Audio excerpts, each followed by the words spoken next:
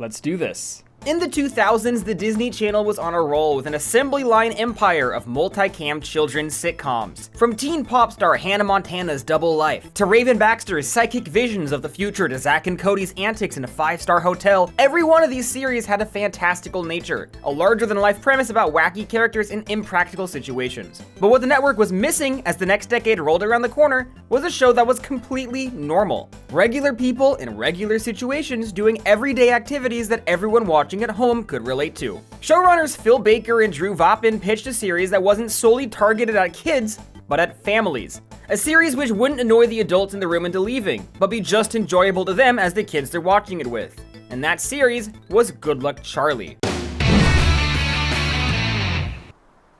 The series follows an everyday suburban family in boring old Denver, Colorado, as they go to school, go to work, deal with crushes, and argue with their siblings. The only thing resembling a gimmick is the series' central framing device, as Teddy, the second child of the Duncan family, makes a series of video diaries to document life and give advice to her new baby sister, Charlie, in the hopes her sister will watch them when she gets older. To fill the role of Teddy, the network eyed Bridget Mendler, who just come off a memorable recurring role in Wizards of Waverly Place as Juliet, Justin's 1,000-year-old vampire girlfriend who had just sadly waddled into the woods to never be seen again, until they brought her back later for no reason. A decision made even more confusing by the fact that she's not in the revival. To play Teddy's older brother PJ, the network eyed another Disney Channel star, Jason Dolly, who was coming off 2 seasons of the short-lived That's So Raven spinoff Cory in the House, has Cory Baxter's guitar-playing but dim-witted best friend Newt, not to mention his leading roles in the Disney Channel original movies Minutemen and Hatching Pete. Teddy and PJ's parents, Amy and Bob Duncan, were played by occasional channel guest stars Lee Allen Baker and Eric Allen Kramer. And to play the youngest 2 Duncan siblings,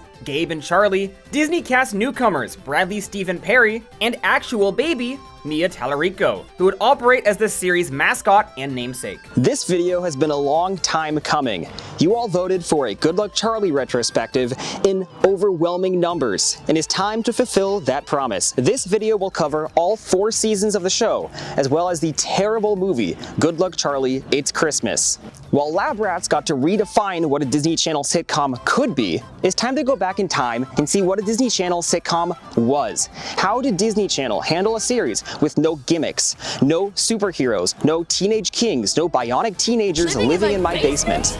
Let's take ourselves back to April 4th, 2010. I'm Bridget Mendler from Good Luck Charlie, and you're watching Disney Channel.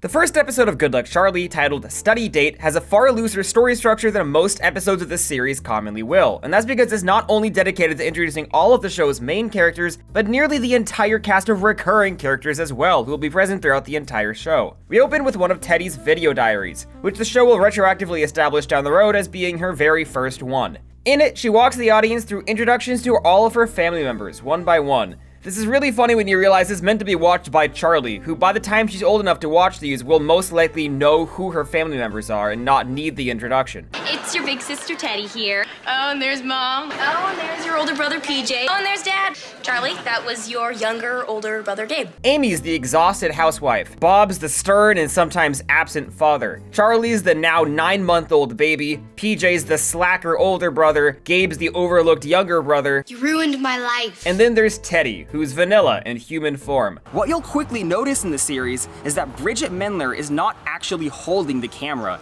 Rather, there is pretty obviously a cameraman in front of her, in this case, famous YouTuber Nick Tendo. And it's pretty common for the camera to just rotate around and she follows the lead of whatever the camera person is doing. Case in point, it's fairly common in this show for the video camera she's supposedly holding to rotate around without her arm moving whatsoever. The main crux of the story is that Amy's maternity leave is coming to an end, and she's returning to her job as a nurse for the first time since Charlie was born. While Teddy wants to have a study date with her crush Spencer at the library, she's forbidden from doing so that she can stay home and take care of Charlie.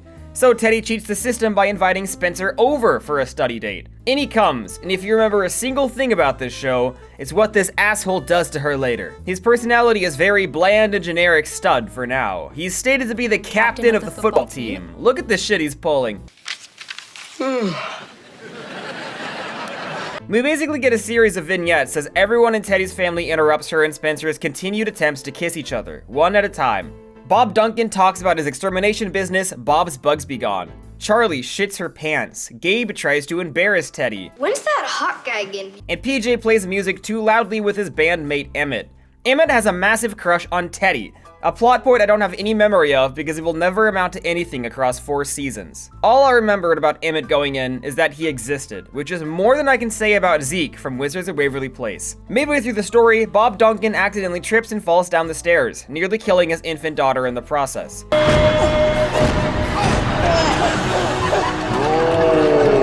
This forces Teddy to be totally in charge of Charlie while PJ drives Bob to the hospital. In his company vehicle and the family's main means of transportation, the bug truck. Bob doesn't want Amy to learn that he completely fumbled the ball on his first night watching Charlie alone, so he and PJ have to make sure they don't run into her. Mom! Living in my basement. Are you sure you're a real doctor? You look kind of young. Well, you sound like my wife. Throughout the pilot, Gabe's clearly upset about being the forgotten sibling in light of Charlie's arrival, not helped at all by his deadbeat father, Bob Duncan. When's my birthday? July 12th. November 23rd. These are aspects of both of their characters that largely disappear before the end of the first season, so it's interesting to see them spotlighted so heavily here. Teddy's babysitting is derailed when the Duncans' neighbor Miss Dabney calls. What you need to know about her is that she's the greatest character in all fiction. Somebody's been stealing my newspapers.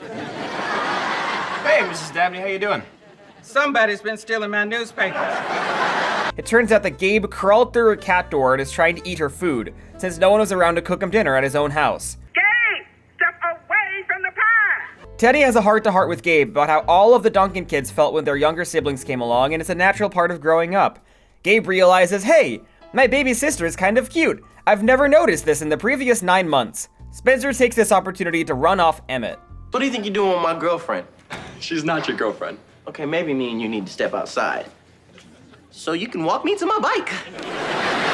Amy catches Bob Duncan in the act and has an emotional breakdown. At this early stage, the show is still treating Amy's emotional state with a degree of respect, which will not be the case as it continues. Bob and PJ return home, Spencer leaves, and Teddy still doesn't kiss him. She records a video diary to Charlie where she finally says, Good luck, Charlie.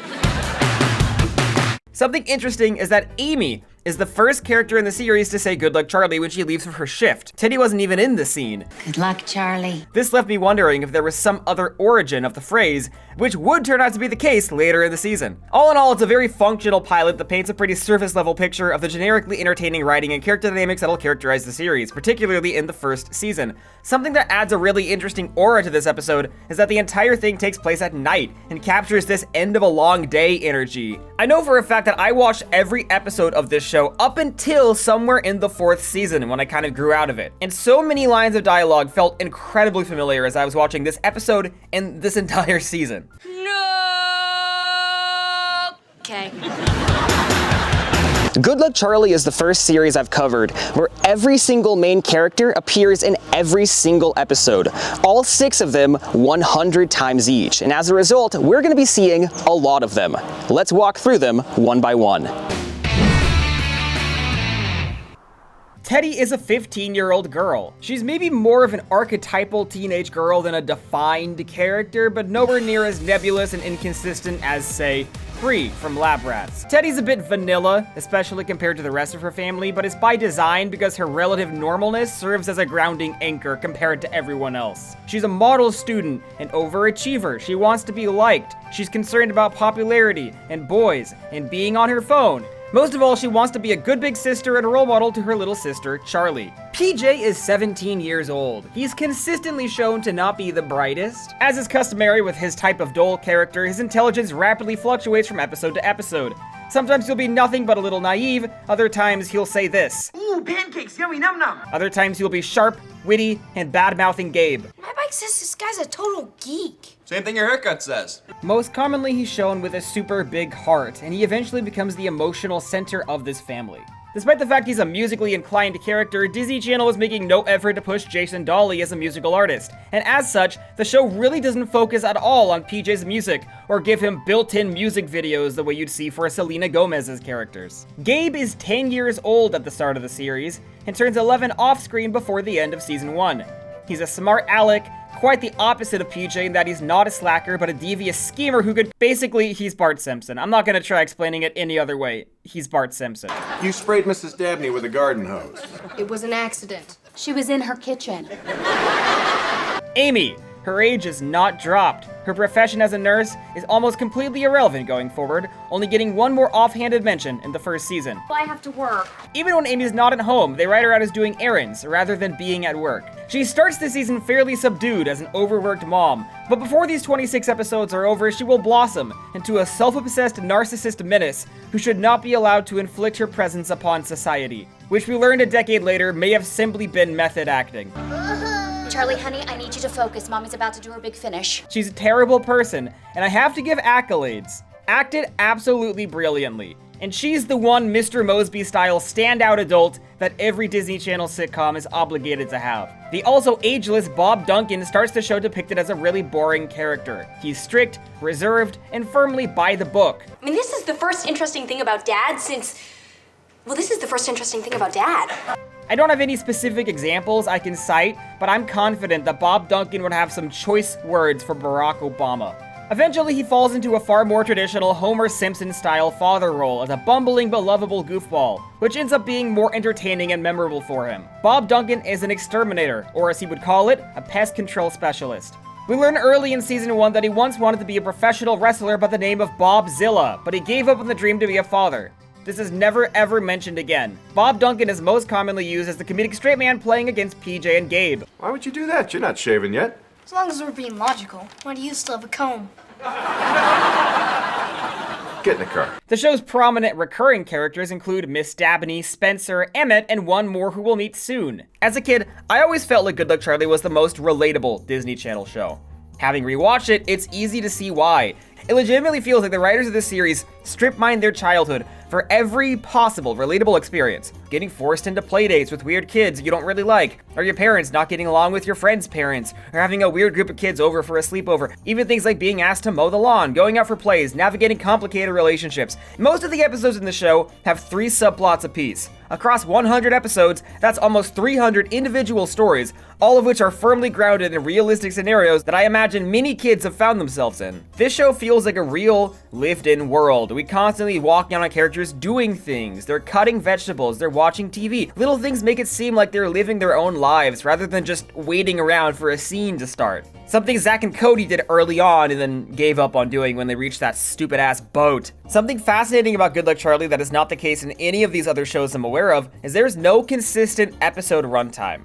Every single episode is a different length, the only through line being they're in multiples of 10 seconds. Episodes like Catch Me If You Can, and Up a Tree, and Teddy's Little Helper are 22 minutes 30 seconds. Dress Mess, 22 minutes flat. Team Mom, 23 minutes 30 seconds. Name That Baby, 22:20. All Fall Down Part 2, 26 minutes flat. Special Delivery, 25:30. Dance Off, 23:30. Episode length waiver rapidly, non-stop across all 4 seasons. And I can't think of any other show in the pre-streaming era where that happens. It's really unusual for network syndication. Every episode of the show ends with a comedic tag, which pretty clearly isn't canon, usually depicting some far-out fantasy scenario rooted in a joke from the episode. As the show paves on, these will become more abstract and ludicrously ridiculous. The season 1 tags are quaint by comparison to what'll come later. Fly high!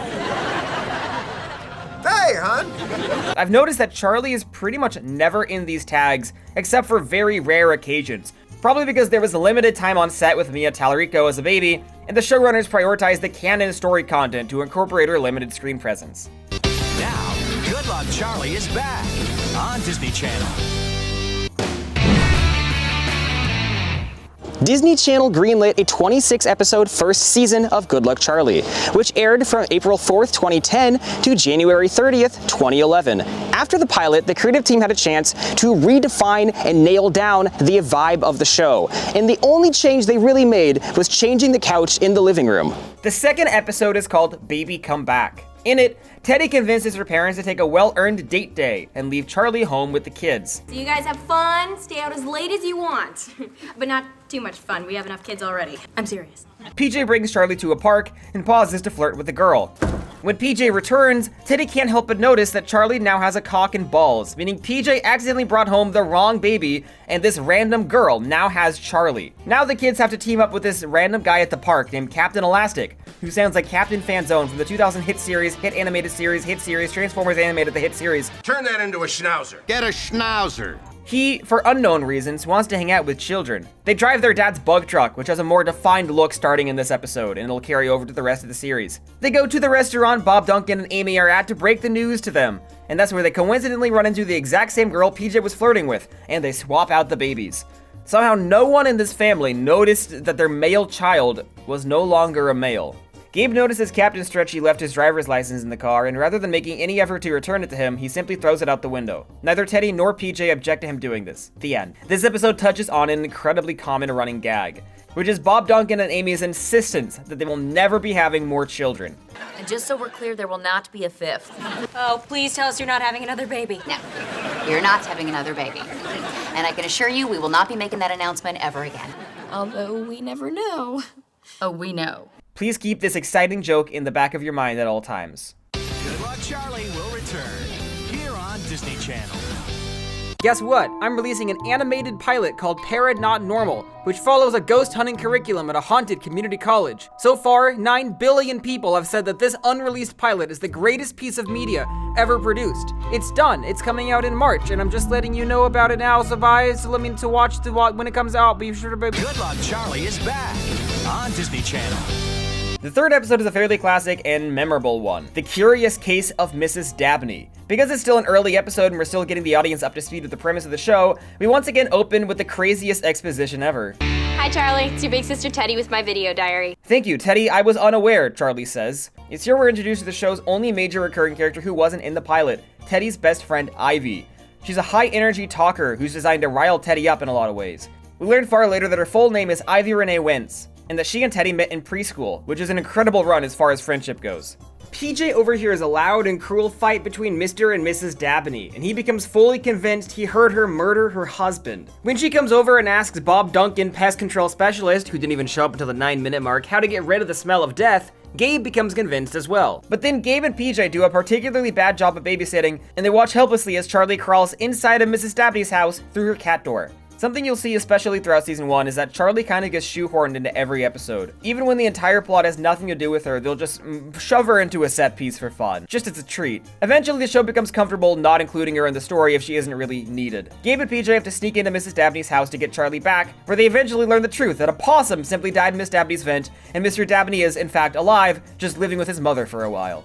Going forward, Mr. Dabney will become this perpetually off-screen legendary figure, constantly mentioned as having the most upsettingly unhappy marriage of all time, and good for him. The B story follows Teddy becoming jealous when Amy and Ivy become friends, revealing a wildly unreasonable and possessive side of Teddy's personality that I don't remember being there. No, I just think it's a little bit inappropriate. Inappropriate? Now you sound like my mother. How would you know what your mother sounds like? You've been spending so much time with mine. She decides that she'll become best friends with Ivy's mom, Mary Lou, who turns out to be so miserably boring that Teddy can't put up with it anymore.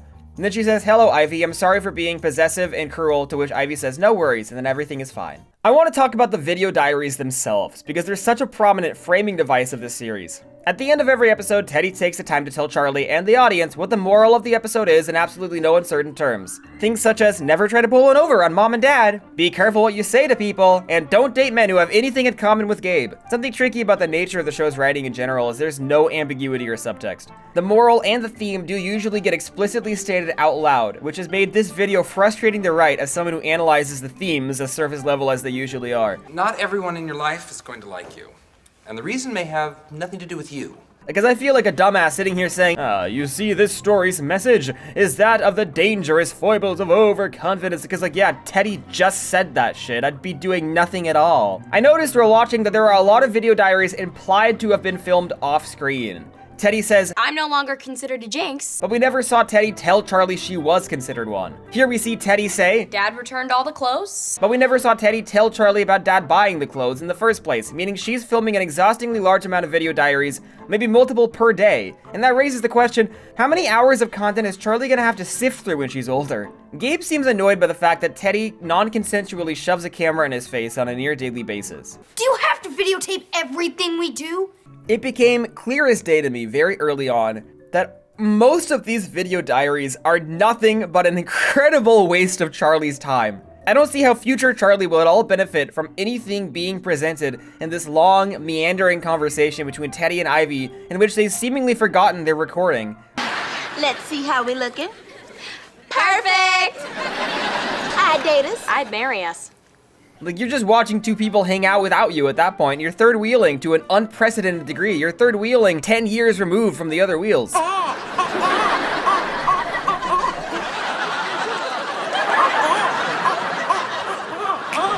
Charlie's gonna ×2 speed this shit if she even watches it at all. Imagine watching a video your older sister filmed for you 10 years ago of her flirting with her boyfriend. How is this beneficial to you? During that episode, as Teddy was cruelly using her friend's mother to make her jealous, I realized the irony that hangs over this entire show. That being, Teddy is in absolutely no position to be giving her younger sister life advice. Teddy will prove to be a genuine menace in this show, and I want you to keep in your head throughout this whole retrospective that if Charlie listens to anything Teddy has to say, she will turn out just as bad and just as deranged. Now, here's more Good Luck Charlie on Disney Channel's Sunday night. In the episode Double Whammy, we learn that Amy used to be the high school's school mascot costume, Whammy the Rammy, back when she was Teddy's age, and that's something she's deeply nostalgic for. Amy pressures Teddy into auditioning for the role of Whammy. Teddy doesn't really want to, so she goes out and intentionally bombs. Unfortunately for Teddy, she gets the part because she's the only person who auditioned. In this episode, we get our first glimpse at the inner workings of Ivy and Teddy's friendship, which is to say, purely transactional and dysfunctional. The whole idea behind this friendship was for you to make me more popular, not less popular. Teddy, not wanting to be lame, quits and breaks her mother's heart. Amy twerks. Apparently, Amy was allowed to keep her mascot costume after graduating. Bob Duncan comes in to protect his wife's feelings and begs Teddy to reconsider. Sometimes the right decision can feel like the wrong decision. And the hard decision can be the best decision. But the good decision... Oh, come on, please just be Whammy! Amy decides to go in Teddy's place, where she gets forcibly kidnapped by the rival school as a form of hazing. Can I at least use the bathroom? Can't you hold it? I've had 4 kids. I pee when I sneeze. Teddy shows up in costume, and Ivy continues to be a really wonderful friend. Right behind you, T. Got your back.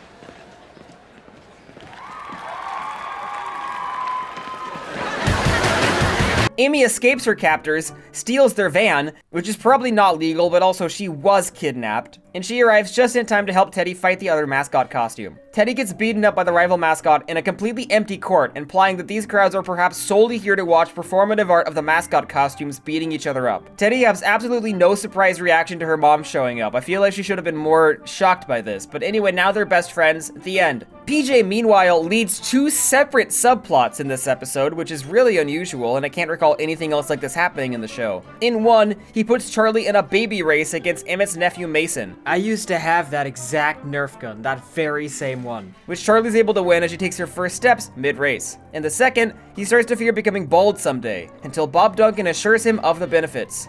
You're gonna have a large baseball cap collection. You're gonna save on shampoo. PJ sleeps on the couch because he doesn't have a bedroom set yet. This episode introduces the first of many Amy Duncan wild backstories. Over the course of the show, an impossible Mr. Mosby-esque tapestry of history will be revealed one episode at a time. Though going forward, they'll be her community college stories instead of high school stories.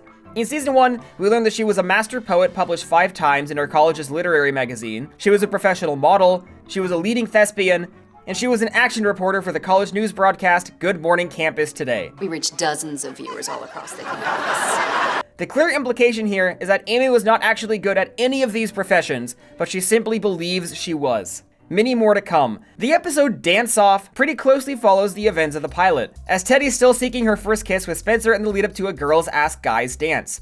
But first, she must communicate very clearly, concisely, and maturely to Emmett that she is not interested in him at all. I want you to listen to me very carefully. I'm not going to ask you to the dance. When you touch me, it feels like electricity.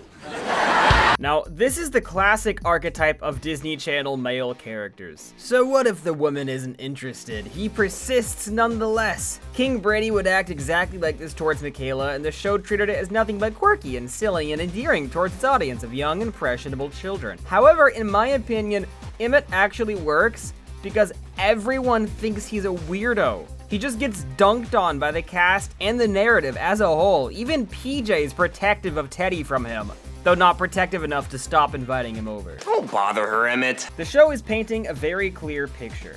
Acting this way is weird, and people will find you weird. There's no vindication for Emmett, no wins for him. He's just a weird loser whose obsession with Teddy leads him to embarrassment, time and time again. We also learn that he's Ivy's ex, which makes his relentless crush on Teddy even more insane. Even though Teddy was over-eager to tell her parents about her crush in the series pilot, there's a bit of a character reset, and going forward, she'll be firmly keeping her romance and school side of her life a secret from her parents, which is probably a little bit more relatable to the average person watching. Pilot Teddy would have told her parents if she were going to a party. Series Teddy will keep that info hidden at all costs and sneak out without telling them. When Teddy sees another girl about to ask Spencer out to the dance, she throws a pizza at her like a normal person would in that scenario. The girl in question doesn't say a single word after this event because they would have had to pay the actor if she did.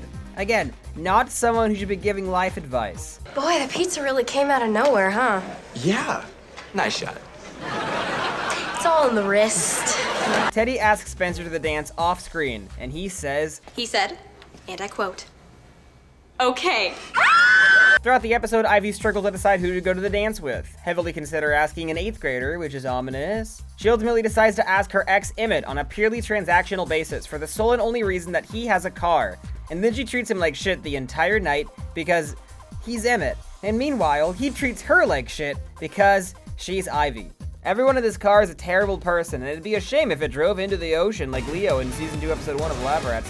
Also, hold on, the new Naked Gun movie had a sequence lifted straight from this episode. Liam Neeson's car is getting autopiloted towards the ocean with him trapped inside. This is Lab Rats' legacy. Emmett and Spencer have a dance-off. Teddy and Spencer finally kiss on the ride home, and then PJ DJs the dance. When you're ready to rock steady, go see Freddy.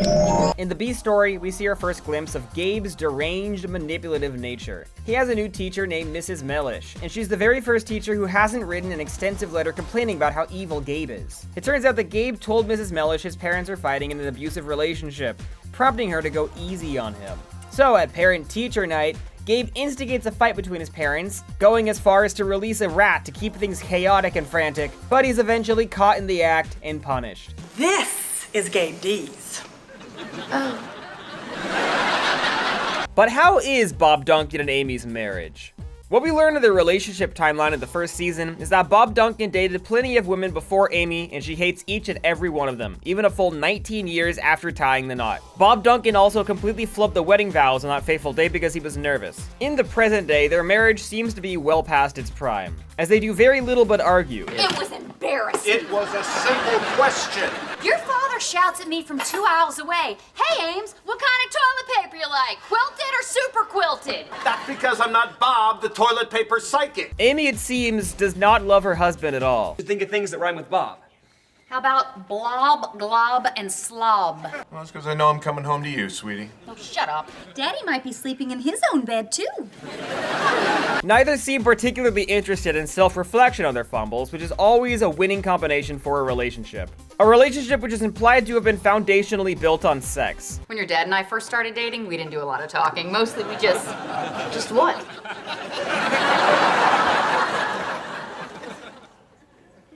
Played checkers.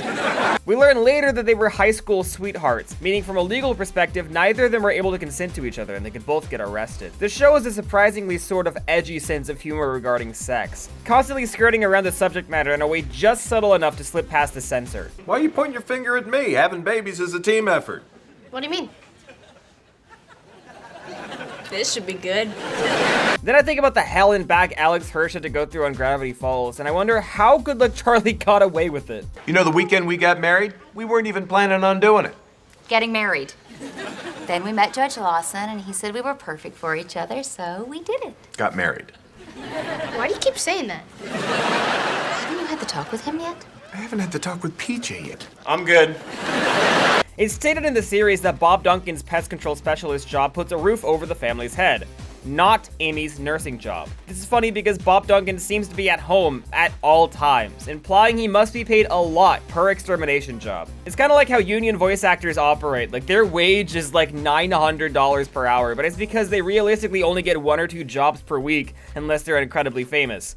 Bob Duncan To be single-handedly breadwinning a 4-bedroom home, I can only assume is making $9,000 for his one job a month. A quick trip to the store. I'm not seeing sunglasses. We didn't get sunglasses. Well, someone did. Call the police. Gets complicated. You're arresting a baby? Okay, we gotta get out of here. You giving me permission to be bad? Let's do whatever it takes. Can they make a clean getaway? I'm gonna make a soda geyser. Let's go, Charlie. We're busting out of here. Why is Charlie's mugshot all over the Ready Mart? Good luck, Charlie. New episode next on Disney Channel.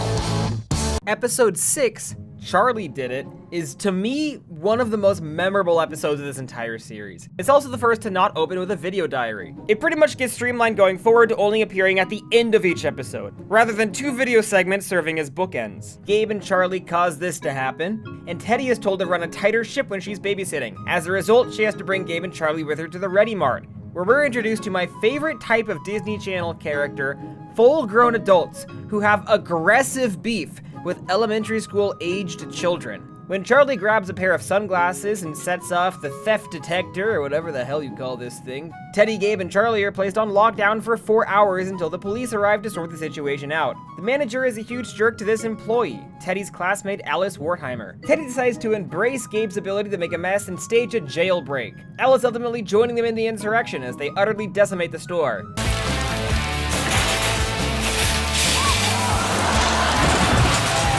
Look at the manager trying to stop these soda geysers. Look, at least he's trying. It was sweet of him that he tried. All the kids escaped, surely leaving the minimum wage employees to clean up all of the mess without any overtime. Clean up an aisle everywhere. The moral of this episode is accidentally just, if someone is mean to you, cause them a great physical harm and ruin their business. Despite committing multiple juvenile misdemeanors, the manager doesn't sue them because this is an episodic series and that wouldn't fit within 22 minutes. After this episode, he will cease to exist. Alice gets fired. The lesson also being, if you injure your boss and destroy his store, he will fire you, which is good to teach kids sooner than later. I have a horrible and traumatic memory of watching this episode, which is that I was at a friend's house in 2nd or 3rd grade, and he had plastic Lego building blocks in his home, and we were playing with said blocks, and his mother called him out of the room for some reason, and that's when I noticed a Star Wars set in an opened box. It was some sort of vehicle belonging to the Confederacy of Independent Systems. My vague memory tells you it was the Vulture droid bomber. He had shoved this thing in the box, so I just slid the box open to let the ruined collection of pieces just fall out that this kid had shoved in there, and then he returns to the room and he sees the broken thing on the ground. He yells at me. He's like, "You broke my Lego set! You have to rebuild this Lego set!" And I was like, "Motherfucker, you broke it when you shoved it into the box. I didn't do shit." I was explicitly gentle, but his mom came in and she took his side. She was like, "Well, Ken, if you broke it, you have to rebuild it." So this motherfucking 1st grade loser went to watch TV in the living room with his mom, and I remember Good Luck Charlie, season 1, episode 6, Charlie Did It, was playing, one of my favorite episodes, and I just had to hear it echoing through the walls as I sat alone in his bedroom, putting together his Vulture droid bomber that he broke. I continued going to his house once a week because it was the only place I could play New Super Mario Bros. Wii. The whole idea behind this friendship was for New Super Mario Brothers. Teddy Duncan has given her baby sister all the advice she can. Good Luck Charlie is next on Disney Channel's Sunday night. The episode Butt Dialing Duncans opens with Bob Duncan bringing home gifts for his children from an electronics store he had a pest control job at, and these gifts lead into 3 subplots. PJ and Teddy both get brand new cell phones, which we're told they've never had before. Cell phones are treated as this incredible brand new piece of technology by the standards of 2010. It surfs the web, takes video, plays music. Teddy manipulates Amy into letting her and Ivy go to a vampire movie called Dusk, an obvious Twilight stand-in. Teddy accidentally butt dials her mother as she and Ivy talk about how lame she is, prompting Amy to team up with Mary Lou to come to the movie premiere and embarrass them. PJ accidentally butt dials the school bully Van Brunt as he and Emmett shit-talk him, and then they become scared he's going to beat them up. Man, I hate getting beat up. You've been beat up before? No, but I've heard bad things. Because Van Brunt's phone was apparently held by a teacher overnight, PJ and Emmett have to sneak in to steal the phone in the morning before the teacher gives it back. In the end, he beats them up anyway. Bob Duncan buys Gabe a remote control helicopter, and Charlie an annoying singing horse doll. I'm a happy horse, happy horse. Gabe uses his helicopter to pilot away the horse forever and fails. Charlie pilots the helicopter and gravely injures her father. I can't even imagine what kind of gadgets they'll have when you're a teenager. Going forward, the show settles into a fairly consistent structure of 3 subplots per episode, which will remain the norm for the full duration of the series. Often you'll notice there's a thematic link between these subplots. For instance, the episode Can You Keep a Secret is about 3 Duncan family members keeping secrets. Sometimes you'll find yourself noticing that the subplots echo each other, like Teddy getting locked inside a donation truck looking for Charlie's lost blanket while PJ gets locked inside the house by Charlie. The disconnected storylines, even if their plotlines don't intersect, do often feel like they belong together, which is a shocking and not even necessary amount of thought to be putting into it from a writing perspective. I have to be honest here when I say that I don't see the value in discussing every single subplot of every single episode. I don't need to be like, Amy becomes obsessed with riding Gabe's new scooter if I have nothing to say about it, which will happen kind of often because these subplots are like 5 minutes of screen time and then the moral gets stated out loud. Butt dialing Duncans was a prime example of one of the show's early hallmarks. During the first season, Good Luck Charlie has a huge comedic emphasis on making the audience cringe. That is to say, putting the characters in viscerally uncomfortable situations. Ivy, isn't that Randall, the boy you think is so cute? Oh, keep your voice down. Hey, Randall, this is my daughter Ivy. She's single and loves to mingle. Hey, everybody! I'm Amy Duncan, Teddy Duncan's mom! It's a very frequent well the show pulls from, which makes it difficult to watch, not because it's bad or poorly done, but because it's relentless in making you squirm and how palpable it feels. A recurring motif in Good Luck Charlie is that of surveillance, framed almost entirely through Teddy's POV, as her parents are always keeping tabs on her, through baby monitors, through nanny cams, through video cameras. Parents. Heard that. Oh, stupid baby monitor. Just ask him about his job and pretend you're interested. Heard that. You're grounded. Baby monitor. Stupid technology. Heard that too. Teddy never raises the question of whether or not stuff like this should exist. She simply accepts it as a part of life and treats it as an obstacle she has to avoid. Amy and Bob Duncan give their almost adult children no privacy whatsoever, monitoring their every word and every move, often without their knowledge. And the show, by not really condemning this as a behavior, pretty much endorses it. If you have a laptop, I'll show you right now. I do, right behind you. Let's look. Good Luck Charlie was airing during a part of our history when every aspect of our society was starting to be heavily surveilled. If you go on a walk in a city, every single second of that walk is going to be captured on camera and stored on a disk or a database. Good Luck Charlie doesn't seem to have any thoughtful commentary on this. It's more so, hey, this exists in society now, and let's see how it works in a story. Got a camera right over there. So it's on all the time? 24/7. So while we're in the mountains, we can watch the feed through Mom's computer and keep an eye on you. Yay! Fairly landmark episode of the series is Charlie is One, the first of 4 seasonally birthday episodes. We celebrate Charlie's family unwrapping her presents and telling the story of when she was born, this acting as a framing device to see the story unfold in real time. 1 year earlier, the family has all of the exact same furniture in their living room. The children do not look 1 year younger, and Teddy has a cell phone, despite the previous episode claiming she's never had one before. The pilot had a different couch in this room, implying that 1 year ago they had this couch, and then they swapped it out for this couch, and then they swapped it out again for the couch that they previously already had. Amy calmly realizes she's going into labor and drives herself to the Menorah Medical Center in Overland Park, Kansas, accidentally leaving Gabe home alone. There, he terrorizes the house and puts on a bald cap that doesn't match his skin tone. Miss Dabney is forced to give him a ride to the hospital once Amy realizes she forgot him hours after leaving. I'm not supposed to open the door to strangers. I wish we were strangers. Let me in. PJ and Bob Duncan are on a fishing trip as Amy goes into labor, and when they discover a bear sitting in the bug truck, they have to ask 2 tough bikers named Francis and Mad Dog for a ride to the hospital. Teddy's putting on a school play she wrote, which is described as being truly terrible because Teddy is a girl failure. She comes to the hospital in costume. When Amy learns that Dr. Singh, who's delivered all 4 of her children, is taking a personal day, Teddy takes it upon herself to bring him to the hospital and entertain his child's birthday party in the process. The family reconvenes at the hospital later to look at an infant, and as I'm typing this, an infant is crying on the plane 2 seats in front of me. He should be thrown out the fucking window. The show treats this as a sincere, cute moment. No laugh tracks, no nothing. And Teddy is giving the honor of naming her younger sister. Can we call her Charlie? Charlie. Oh, I love it. And, as alluded to earlier, we learn the origin of Good Luck Charlie as a phrase. Throughout the entire story, this rude-ass nurse has been terrorizing all of society. So I'm gonna tell it to you slowly. Sing, not coming. It turns out that she coined the term, which the entire family evidently heard and decided to repeat as a catchphrase. Either that, or they didn't hear her, and it's a coincidence. Quite a family you got there. Good luck, Charlie.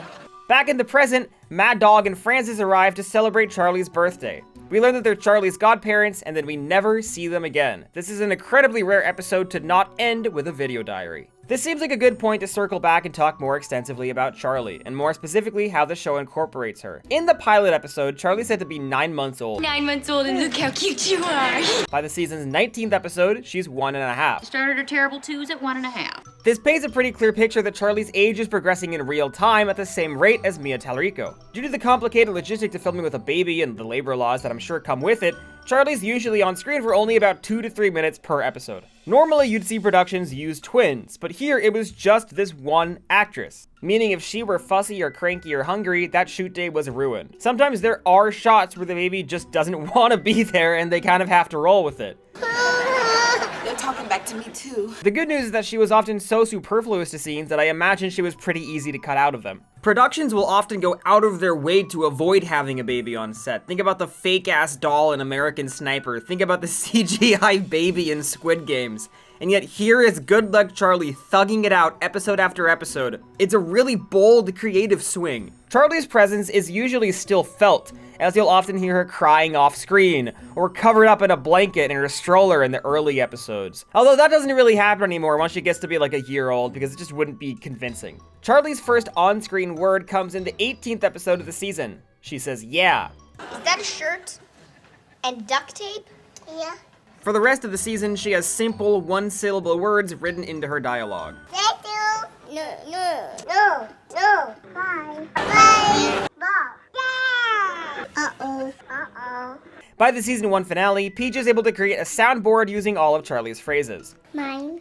Yes. No. Cookie. Other milestones across the first season include learning how to clap, taking your first steps, and drawing on the walls. By the end of season 1, Charlie's able to stand on her own. Due to being a baby, Charlie is more of a plot device than a character. The most constant role she fills is screaming and crying all night long and keeping the family awake, something we constantly hear about but never actually see happen. Shouldn't someone go tell Charlie to shut up? If there's one trope I'd say the show commonly falls back on, his storylines revolving the kids using Charlie to gain social capital. PJ brings Charlie with him on quickie chickie deliveries to get more tips. Her Teddy uses Charlie to thaw the frosted heart of a teacher who doesn't like her. Played by Patrick Bristow, the waiter from The Sweet Life of Zack and Cody, and some random guy from Transformers: Age of Extinction. Swear to God, I am one diaper change away from poisoning his oatmeal. The first episode of the series I have little to no memory of is Take Mel Out to the Ball Game, in which Teddy learns about Bob Duncan's estranged uncle Mel, and frustrated by not being given any more information about him, decides to seek out this lonely old man in a nursing home and be his first visitor in years, solely because she wants information from him about what happened between him and her dad. Teddy's karma comes when Mel views their relationship even more transactionally than she views it, and he tells Teddy he'll only tell her if she takes him out to a baseball game, so they're forced to make a jailbreak. We got a roller! Not on my watch, we don't. iCrime number 43. At the game, he turns out to be a genuine public menace, screaming constantly and mooning the players. Hey, control your grandpa, he's scaring my kids! I think we need to acknowledge the utter gall it would take to yell at this 15-year-old child. Let's kill this woman. Take him out of here, or I take you out of here. Teddy gets Bob Duncan and Mel to make amends as they bond over their mutual sexism. Hugging's for girls. Baby girls. In the B story, PJ and Gabe sign Charlie up to be a professional model for money behind Amy's back, which she only ends up being okay with when she gets to be part of a photo shoot as well. I only mention this storyline because it will randomly get harkened back to late in the 4th season. For some reason, the Good Luck Charlie wiki insists that acclaimed director, actor, and puppeteer Frank Oz plays a character named Ezra in this episode, a character who is not credited, and I can assure you, does not actually exist. Good Luck Charlie is a show that, compared to any other sitcom I've covered, is genuinely kind of hard to criticize. Every single episode is really structurally solid, they're tightly written, every relevant story element is seamlessly introduced before getting paid off, every character arc tracks and feels complete, feels coherent. I know these are low bars to clear, but most stuff on Disney XD legitimately didn't clear that bar. It feels foreign and alien to watch one of these shows that isn't plagued by bizarre, sloppy writing. I don't think anything in the series ages particularly poorly either. That instance of Bob saying baby girls is like the only instance of its kind out of all 100 episodes. In the handful of other instances of sexism, it comes from old curmudgeon-y characters who are depicted in a negative light, who we're not supposed to like, which I might as well give the show credit for. Now why is he dressed like a girl? Oh, because she is a girl. Yes, Charlie is short for Charlotte. Then why isn't she called Charlie? On the Legenipaqua Plus front, obviously explicit themes were never going to materialize in a Disney Channel children's series from the 2010s, yet Sweet Life on Deck very cleverly still found a way to make homophobic and transphobic jokes on a regular basis. Yet here, the handful of instances of men wearing girly clothes are treated like playfully tolerantly, with very little judgment from the characters. Will you make me a dress?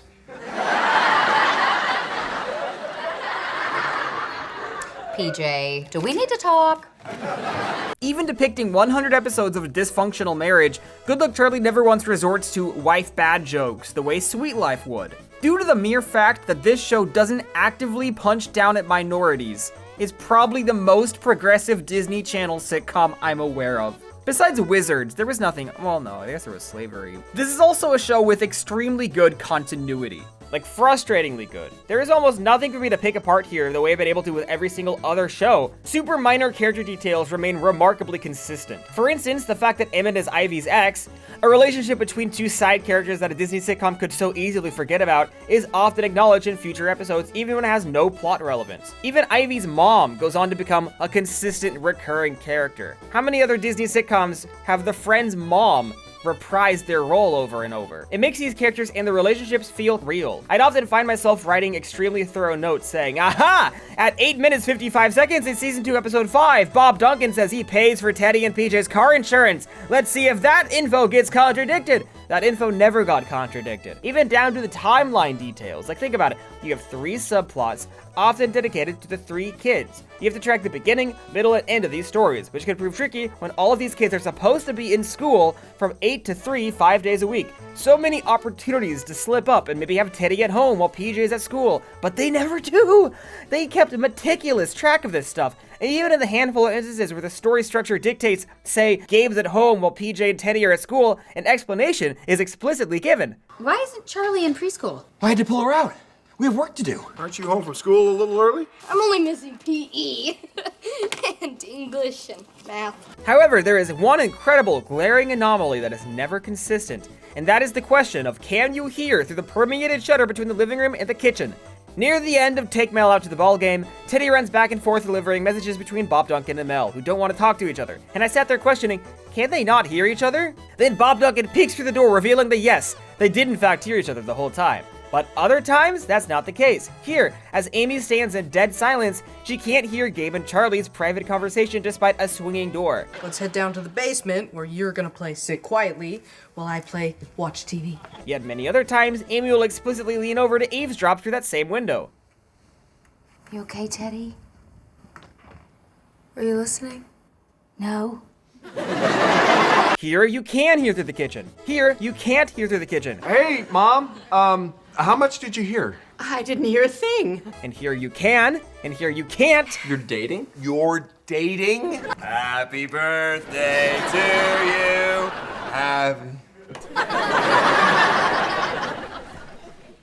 What, did you guys forget the words? And here you can. Gabe, I'm not gonna do that. Why? This was the only significant, distracting flub of continuity I stumbled across in all 4 seasons of television. A trend is that all of these old folks I just mentioned complain that Charlie is a boy's name, and this is a bit of meta commentary. Charlie, Teddy, didn't your dad know any girl names? You give the girls boys' names, he should be Teddy, he should be Charlie, and she should be PJ. We're not renaming the kids, Dad. The show was greenlit by the title of Oops, and later renamed to Love Teddy. At this stage, the baby was going to be named Daisy. But here's the reason the final name was Good Luck Charlie. Disney Channel in the 2000s was desperately trying to shake the image of being a girls' channel. They wanted to steal the young boys audience from Cartoon Network and Nickelodeon, and that's why they created Disney XD, a platform for all of the worst television premises ever conceived in human history. According to series co-creator Drew Voppen, the title Love Teddy was thought to be feminized and exclude boys. The network didn't want the name Baby in the title for the same reason. Producers asked for the baby to be renamed Charlie, because being a generally masculine name, it would attract more boys. It seems the actual expectation and hope was that young boys would see the name Charlie in the title and then simply not notice that the main character and title character are girls. The episode Quickie Chick focuses on PJ's quickie chicky delivery job, which he holds throughout much of the show. He convinces his manager to implement a new mascot, a male model called Mr. Quick, who PJ clearly wants to depict. Meanwhile, Teddy already wants a new phone after getting one only 10 episodes earlier. This old phone is useless. The only thing I can do on this is talk. I love my new phone so much. See, it surfs the web, takes video, plays music. Bob Duncan tells Teddy she'll have to get a job, so she takes up dog walking and just casually leaves all of the dogs outside unsupervised as she walks into Quickie Chicky, which I'm sure would satisfy none of the dog owners. When PJ's manager lays eyes on her, he is concerningly enamored with her and decides to hire her as the Quickie Chick immediately. This causes sibling drama, as Teddy stole PJ's role. Quickie Chicky is implied to be a vast commercialized chain in the vein of KFC, and yet this one branch simply implements a new company mascot without consulting corporate. Even though Teddy wants a phone, she doesn't want to hurt her brother. Instead of kindly quitting like a normal person, she throws a diva tantrum and yells to the restaurant that none of this is real chicken. In the B story, there's a mouse loose in the house and Bob Duncan's on the hunt. Gabe sabotages and gaslights his hunt for fun. This was an early episode to start to paint Bob Duncan as fairly dim-witted, a trait that'll be pushed and exaggerated going forward.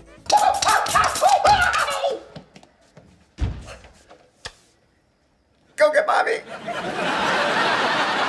I wonder what kids with smart dads do for fun. Meanwhile, Amy takes Charlie to a baby daycare called Mommy and Me, where she aggressively beefs with one of the other moms in her most petty showing yet. This is Brittany. Yes, you are. Oh, that's so adorable. Yeah. You named her after a troubled pop star. As you gathered from the Britney Spears reference, Good Luck Charlie was very keen on dabbling in the pop culture of the 2010s, with a number of musical artists and performers in particular getting name-dropped and painting children's perception of who popular artists were. Howie Mandel's, Julia Roberts, Betty White, Ryan Reynolds, Beyonce's. Zac Efron, Jack Black's, Angelina Jolie. And my girlfriend Taylor Swift. That was Irwin playing, believe it or not, Party in the USA. PJ mentions podcasts at one point, which I did not realize existed all the way back in 2010. I downloaded a podcast on the history of ballet. This foreshadows Bradley Stephen Perry and Jason Dolly's countless podcast appearances. The show even has a trash can shaped exactly like the guys from Among Us, which was starting to gain popularity in 2011. Another classic, memorable episode of Good Luck Charlie is Up a Tree. The episode with the treehouse, which I seem to remember airing all the time. On the next, all-new Disney Channel original comedy, Good Luck Charlie. Dad decides to remove the backyard treehouse. the guy with the chainsaw always wins. And the kids decide they want to keep it. We have to save this place for Charlie. Come on down. We're not leaving. Get down here now or you're grounded. Can't ground someone who's not actually on the ground. The battle is on. I don't like doing this. On Good Luck Charlie. New episode Sunday at 8:30, 7:30 Central. Disney Channel. We open with the family screaming at each other, Bob Duncan and Amy in particular, implying that Gabe was not lying at all when he manipulated his teacher. Can I have a minute? Well, hurry up! You're missing quality family time! The source of the discourse is Miss Dabney's new endlessly barking chihuahua, Hercules. When they confront her, she says the only way she'll bring him inside at night is if Bob Duncan cuts down Teddy and PJ's old treehouse, which is blocking her view. We're told that Gabe never knew it existed. When visiting the treehouse for the first time in years, Teddy and PJ become nostalgic and want to preserve it for Charlie. So they end up staging a protest sit-in. Bob Duncan is not happy about this and issues a formal declaration of war. His barbecue apron says Big Daddy, which is a reference to a line of dialogue from the pilot. Big Daddy's got this all under control. Okay, just because that's on your barbecue apron doesn't make it true. And the Transformer of the same name. No, really, his name is Big Daddy, but in the 2010s they renamed him to Daddy-O because Hasbro are cowards. Both sides of this conflict battle for Gabe's loyalty, which is prone to changing quite rapidly. Gabe, stand down. Sorry, Dad. But I'm a little more afraid of Mom. Bob Duncan is confident that Teddy and PJ will fall into conflict, and we're told They can't be in the same room for 5 minutes without getting into a fight. this strikes me as a clear early characterization growing pain, just because this feels more true to the character archetypes than the characters themselves. Even as they squabble through the episode, it feels non-genuine. PJ in particular doesn't feel like the type of character who would argue like this. My feelings ultimately get vindicated because this idea that Teddy and PJ argue constantly is a dynamic that the show abandons entirely after this episode. Amy, Gabe, and Charlie ultimately join Teddy and PJ in the treehouse. I'd argue Bob Duncan is being considerably louder than the dog, which, by the way, we haven't heard barking at all this entire time since the cold open. When Miss Dabney comes over to nag, Bob Duncan finally decides to join his family, a decision which causes the entire treehouse to tumble to the ground. Get it? Get it? Get it? It's because he's fat. Disney Channel revolutionizes comedy as we know it. Luckily, everyone survives unscathed, including the 9-month-old baby who probably should have been killed by this. Miss Dabney reveals that she's merely house-sitting Hercules for a few days, and she's manipulated them the entire time, prompting the entire family to throw a communal water balloon at her. We end with the Duncans building a new treehouse for Charlie to grow up with, which won't be seen or mentioned again until the second to last episode of the entire show. Throughout Good Luck Charlie, there's a pretty large emphasis on the family's love lives, with many one-off relationships to boot. Gabe's first crush is on Kit, the girl from Mr. Nostalgia's Zeke and Luther video, and I guess more specifically the girl from Zeke and Luther. Gabe is brushing his hair. Amy convinces Gabe to find things he can relate to her with. Gabe takes this the wrong way and claims to also be an only child with divorced parents, a lie he eventually gets called out on. Throughout the first season, Gabe has an enemies to lovers sort of frenemy named Joe, who's basically Gabe in a tomboyish gender-swapped form. She's the girl from Dog with a Blog. Hello, Bob Iger? Cancel the Dog with a Blog reboot. We're doing season 3. It is happening. She recurs semi-regularly, beating him up in her first appearance due to not knowing how to flirt, then creating slander campaign ads for elementary school class president in her second appearance, and creating a papier-mâché volcano with Gabe for class in her third appearance. They're always presented in this childishly innocent way where they clearly have feelings for each other, which they aren't able to fully understand. Thought we were enemies. Gabe, let's not put labels in our relationship. We both know it's complicated. No kidding. I had this dream last week where you... Yeah, it's complicated.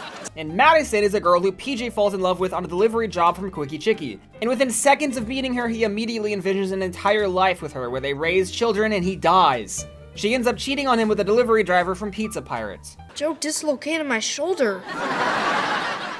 Madison dislocated my heart. PJ's next love life update comes in the episode Pushing Buttons.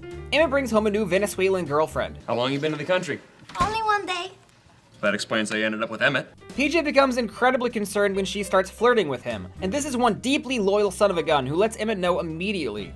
Fortunately, it turns out this was a misunderstanding and that they're twins, meaning both boys get to have a Venezuelan girlfriend. Neither are ever seen nor mentioned again. Also of note in this episode, Teddy writes a production of her life in her film class, and Amy decides to force herself into it as the role of Amy, telling all of Teddy's classmates auditioning for the role that the show has been canceled. Teddy ultimately has to stand up to her mother and tell her to stop taking over her project. This will basically become the template for most Amy-Teddy stories in the rest of the series. These words, they just don't fit into my mouth comfortably.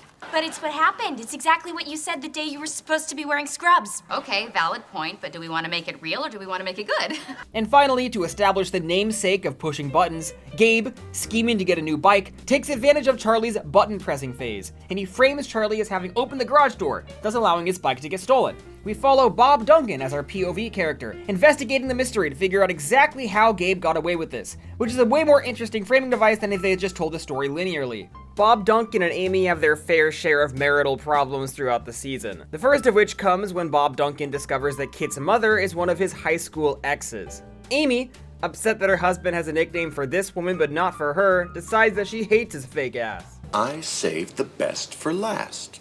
Me too. And I can't wait to meet him.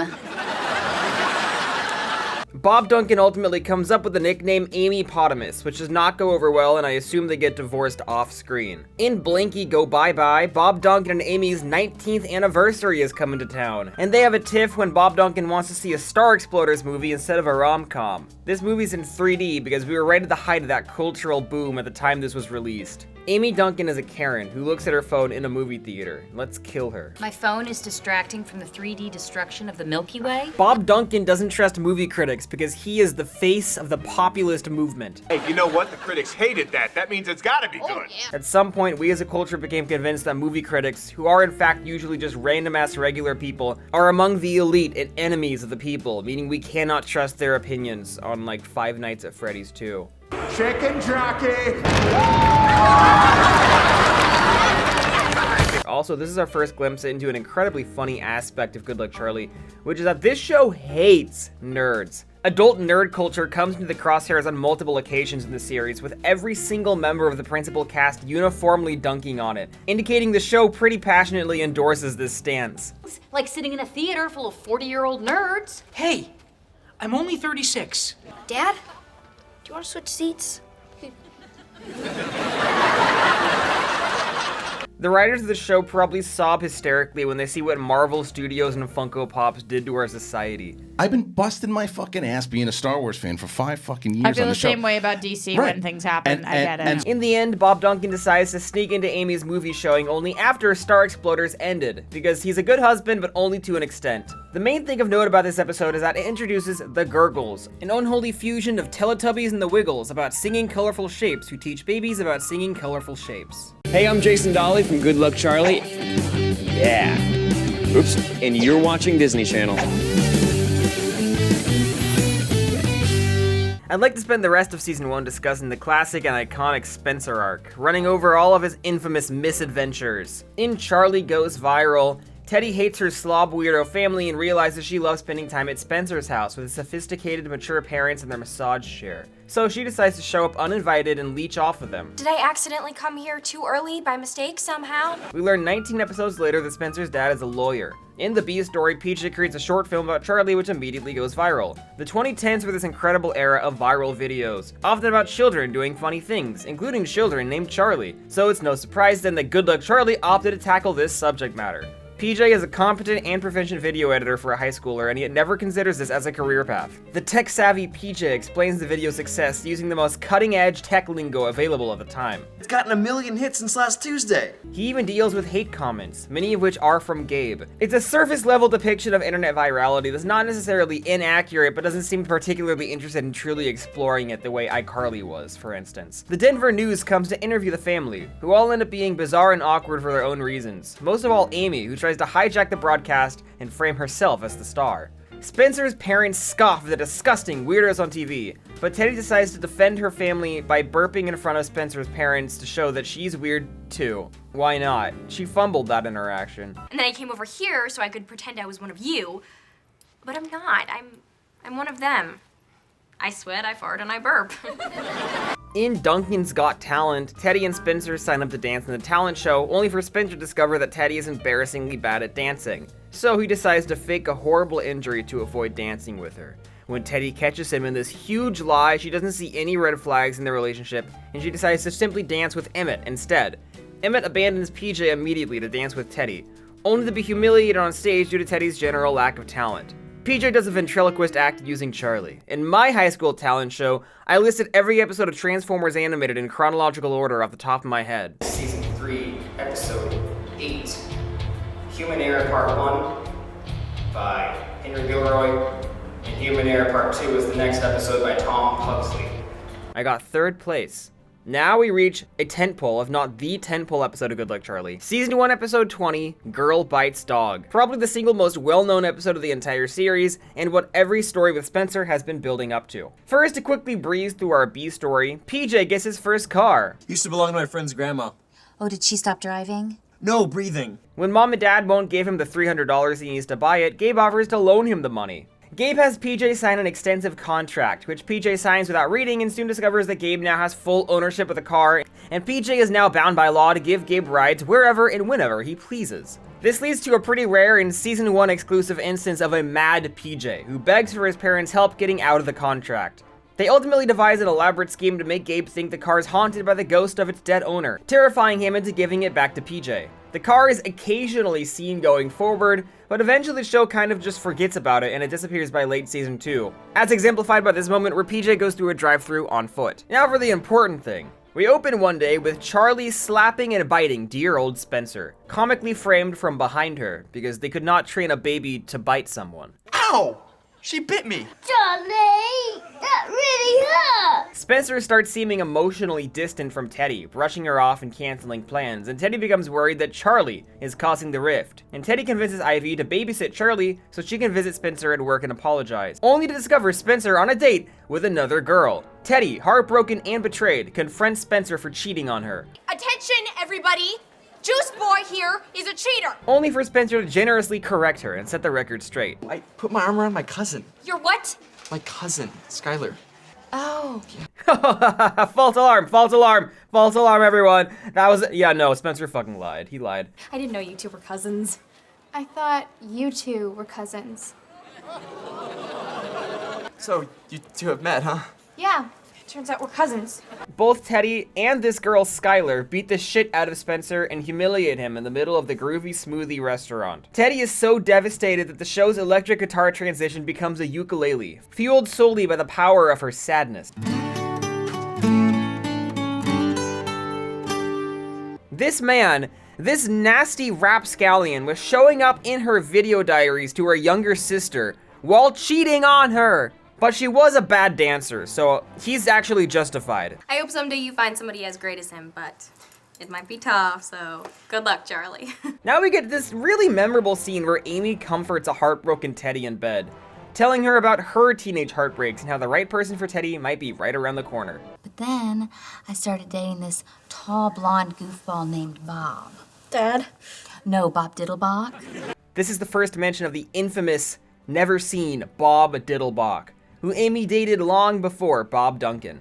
I think this is a great moment because, one, it reinforces the purpose of these video diaries, which are for Teddy to give her life advice to Charlie. The show kind of loses track of this a little bit as it goes on, but also, there was nothing like this on the Disney Channel. As a kid, we felt betrayed with Teddy, and the show went a long way to prepare us for the fact that life has moments like this in store.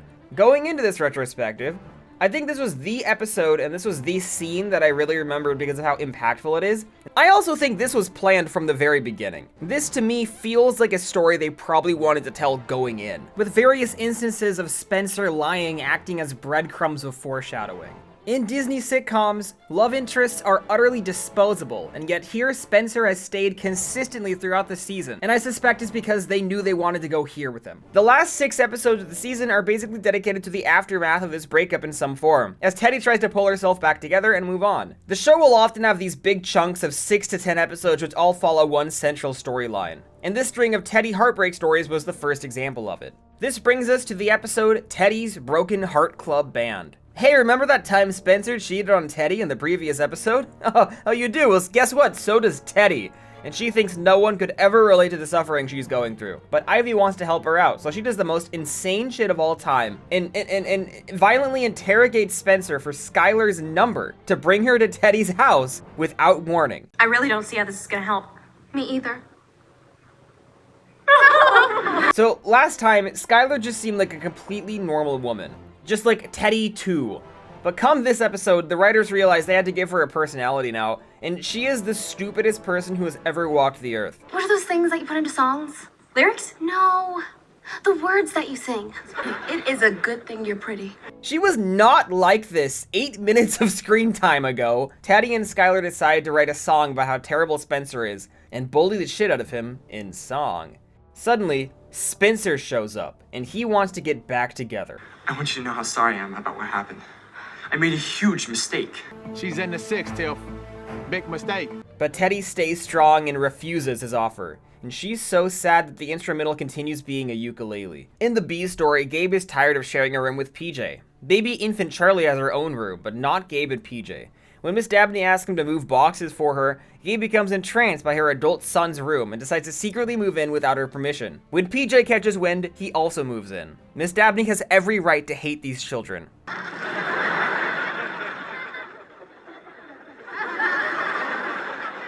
Well, I have absolutely no explanation for this. We also follow Amy as she illegally uses his gym for free childcare while running to a spa down the street, after being reportedly told not to by Fred's mom from iCarly. Next up is the episode Teddy Rebounds, or as the UK called it, Teddy vs. Spencer. A very funny and not at all accurate name. Gabe has a weirdo friend named Austin, and he develops a crush on Teddy and talks like a Discord user. What an exquisite creature. Teddy spends the story rejecting his advances, but when Spencer brags to Teddy about his new girlfriend Nicole, Teddy spins a petty lie that she's dating a boy named Austin. At home, she thinks Spencer completely made up Nicole to get under her skin. When Austin continues to beg, Teddy decides to play nice and pity him. He takes her to his little cousin's birthday party at an ice cream store. which happens to be where Spencer's on a date with Nicole. Spencer very awkwardly stumbles upon Teddy with lion face paint on a date with an 11-year-old, which may be the most awkward position she could ever find herself in, but in her defense, she did this to herself. We never see Austin again, but he does get randomly mentioned in a season 2 episode. Just down the street to Austin's house. For a premise about clearly adult Bridget Mendler going on a date with an 11-year-old, it could have been so much worse.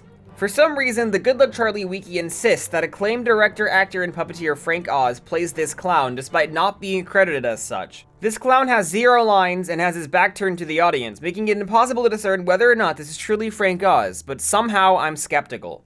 The Duncans have a big announcement. Go on a family vacation! It's a special, brand new 2-part episode of Good Luck Charlie. This time we're going on a real vacation to a ski resort in the mountains. This should be good. And Disney Channel's inviting you to come along for the biggest Good Luck Charlie ever.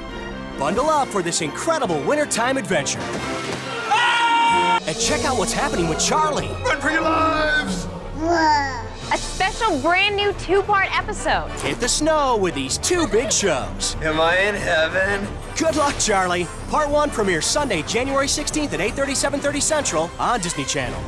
The Spencer saga continues in the series' first ever 2-parter, Snow Show. The Duncan family takes a vacation up to the mountains, the very same resort where Bob Duncan and Amy got married. And here we split off for 5 individual subplots, which I'll list from least important to most important. E-plot, Charlie falls in love with a random baby, only for Amy to keep lifting her away. D-plot, PJ goes snowboarding, only to become a differently dressed stock video of a man falling off a cliff. The show's like, oh PJ, what a goofball. Now this is negligence on the part of the resort. They should be able to know that it snows here. If they posted this signage, they need to have someone on staff to clear it from the daily snowfall that is going to block its message. This is not PJ's fault at all. How could he have possibly known? This is on the resort. He ends up nursed back to health by 2 girls, one of which is Candace from the hit show Pair of Kings, which I have nothing but positive thoughts and feelings towards. PJ then gets chased off by their father and runs into the resort naked. The end.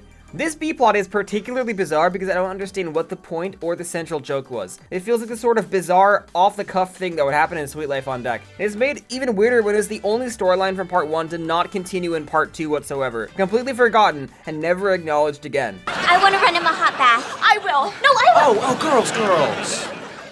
I'm gonna need more than 1 bath. C-plot. Gabe racks up a massive room service bill and ends up getting put to work to pay off his $300 debt. According to Colorado Minimum Wage Order number 27, the minimum wage in the state as of January 1st, 2011 was $7.36 per hour, meaning 11-year-old Gabe would have to clock in over 40 hours of work throughout the course of this vacation to pay it off. Gabe proceeds to fumble his child labor job as a room service waiter off and on throughout 20 minutes. Wow. What? Aren't you a little young to be working? B-plot. Bob Duncan casually discovers the pastor who married him and Amy was a con artist. Guess what? We're not actually married. Would you like to grab some lunch? Amy wants to immediately get remarried, but Bob Duncan wants to wait until after their vacation is over. This causes Amy to have a full-blown meltdown and kick him out of the room because she thinks it would be romantic to get married now! Seen my luggage? Yes, I have. Do you want to tell me where it is? Sure. It's in your room. Your new room.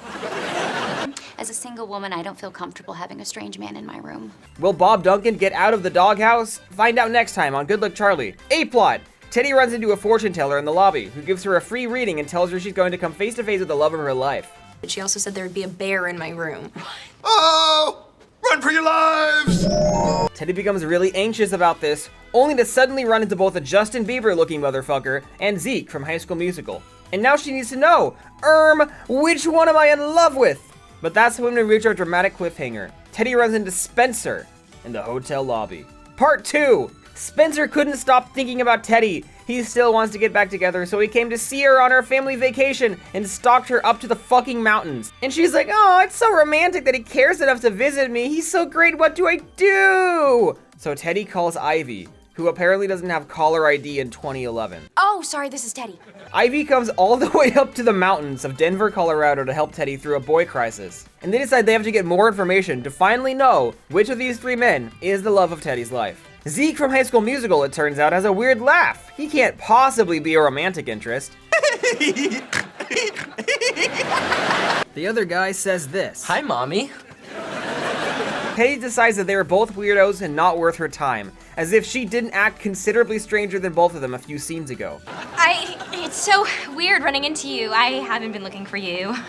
That's when Spencer follows her onto a ski lift, which unfortunately stalls and leaves them both stranded together. Are you following me? Well, kinda, yeah. I miss you, Teddy. I miss us. I came up here because I want you back. Sure, there may be horrible vibes emanating from this man, but at least he doesn't have a weird laugh or a close relationship with his mother. He kisses Teddy. Isn't that sweet, everyone? How sweet that he cares about her enough to follow her onto a ski lift. Teddy's now very much questioning if Spencer is the love of her life, after all. PJ and Gabe's storylines fold together here. PJ gets scammed out of $200 by a random kid on the ski lift, the little brother from Shake It Up in a pre-Shake It Up world. So he and Gabe enter a couple's ice skating competition with a $500 prize, which they win on an incredible green screen. This jacket shows up hanging on a rack in Season 2, Episode 4. Bob Duncan and Amy, meanwhile, continue to have the healthiest marriage ever depicted in fiction or nonfiction. Amy reverts to using her maiden name, Blankenhuber, and tries to make Bob Duncan jealous by flirting with other men in front of him. You're so funny. Hi, Bob. Didn't see you there. Who's your friend? Just some guy I met. What's his name? Well, it's not Duncan, that's for sure. Bob Duncan decides to stage a wedding ceremony in the public lobby of this lodge since Amy gave him no choice and threatened the longevity of their relationship if he weren't to do so. In the end, despite Spencer's advances, Teddy says, "Nuh-uh, no, bippity-bop, kazow. I can't be pressured, no way, no how," and says, "Spencer, we can just be friends." Something that can famously always work with you and your ex, and mind you, incredibly generous of her given he cheated on her. In the end, we learn that the fortune teller has been going around telling everyone the exact same thing because she's a fraud, and this is a very grounded show which isn't even willing to entertain the idea of whimsy existing. It does not. A psychic told me I'd meet the love of my life on this trip. And now we reach our Season 1 finale, Driving Mrs. Dabney. It's Teddy's 16th birthday, and Bob Duncan refuses to let her get her driver's license because he doesn't think she's ready. So Teddy goes behind his back and convinces Mrs. Dabney to give her driving lessons. She and Teddy end up getting trapped in the mountains, causing Teddy to miss her surprise party. Because this show is tightly written and only includes the characters who are relevant to any given story, and Ivy isn't important to this given story, the end result is that Ivy apparently wasn't invited to Teddy's surprise party. In the end, when Teddy finally comes home, Bob Duncan knows she snuck out, blah blah blah, and he explains that the reason he's hard on her is because he cares about her. He's protective of her, and has higher expectations of her than of her loser brother, PJ. I feel like this is the first time we're really seeing this angle of their characters. I was watching this and realizing that Bob Duncan and Teddy have probably been paired together the least out of everyone in the family, which got me thinking, which characters in the first season of Good Luck Charlie actually spent the most and least time together? I've taken the liberty of breaking up the A, B, and C plots by character. So this isn't an exact science, but here's how I categorize this. The subplot that takes up the most screen time in an episode is the A plot, and we go down from there. There is no clear-cut compartmentalization of the characters. They ebb and flow through each other's stories. So let's say there's a Teddy episode where Gabe shows up for a scene and makes a few jokes and leaves. I'm not counting that as a Gabe-Teddy story because he doesn't factor into the plot or the emotional arc. But let's say Teddy and Gabe are paired up and going together on a mission, and they're together for the whole story. That's when I count them together. If Charlie is a plot point or emotionally significant, I'll include her as well. If she's just luggage getting carried through the subplot without acknowledgement, I will not. So Teddy taking Gabe and Charlie to Ready Mart, where Charlie grabs a pair of sunglasses, that is classified as a Teddy, Gabe, Charlie adventure in the A-plot. It's all subjective, but I find it distinctly possible I'm the first man on the earth to ever analyze Good Luck Charlie in such a way so I can do what I want. PJ leads 9 solo storylines in Season 1, while Teddy leads 8. A caveat being that although Teddy is usually leading prominent A-plots, she has built-in scene partners in Ivy or Spencer. PJ is often operating solely on his own in some far thinner comedic runners or C-plots, but they're usually carried by him and him alone. In the season, Gabe gets only 3 solo storylines. Charlie gets 2 in the insignificant story threads of Snow Show Part 1 and 2. Bob Duncan and Amy, meanwhile, get absolutely 0 storylines in Season 1, probably because the show's clear target demographic were in fact children. The 3 most prominent character pairings across this season were PJ and Bob Duncan with 9, Gabe and Bob Duncan with 12, and Amy and Bob Duncan with 13. I think it speaks to the fact that all of these character pairings have such classic comedy routines built in.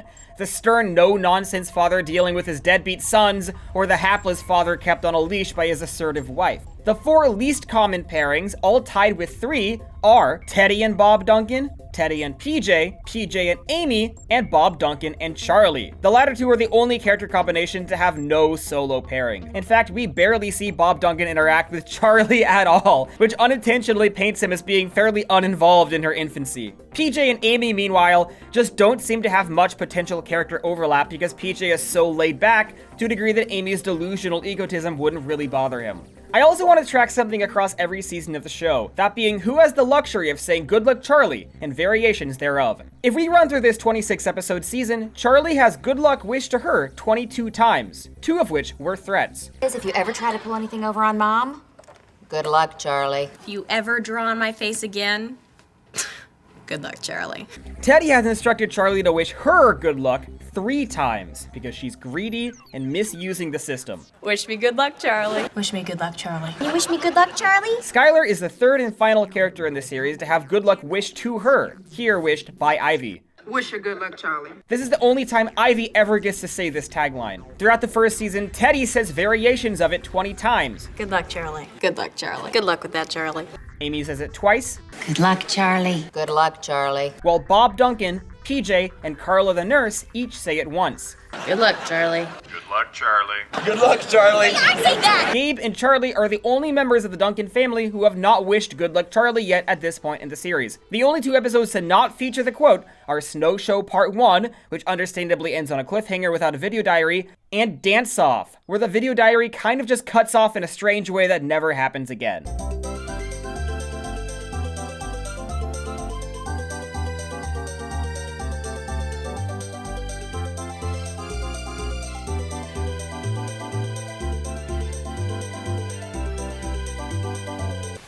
Good Luck, Charlie. We'll be back in a few on Disney Channel. Let's talk about the sets and location design of Good Luck Charlie. This show seems to have a generous budget, and there is absolutely no shortage of new locations that crop up in almost every episode, never to be seen again. There's a huge emphasis on vibrant, saturated colors pretty much everywhere. The school is seen remarkably infrequently, but there's a locker bay and a classroom, and I'm not convinced that these sets even link to each other the way that a lot of Disney Channel schools often work. We also see one recurring porch set, which is most commonly used to represent Mrs. Dabney's house, but often redressed to represent other homes PJ does deliveries at. Let's take a look at the Duncan residence itself. While the real house used in the establishing shots was in Pasadena, California, the interior was a soundstage in LA. On the first floor, we get one long, interconnected set with 4 rooms. The first is the family's porch, which connects to the living room.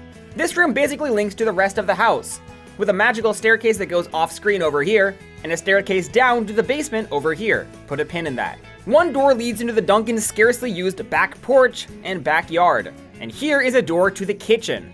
In episode 1, Teddy walks from the kitchen to the living room through what in all later episodes is a wall. There is no door here, and yet she clearly walked through it, and I think they hadn't figured out the precise continuity of this space back in the pilot, and they probably hadn't fully built a wall there yet if the show wasn't greenlit at the time.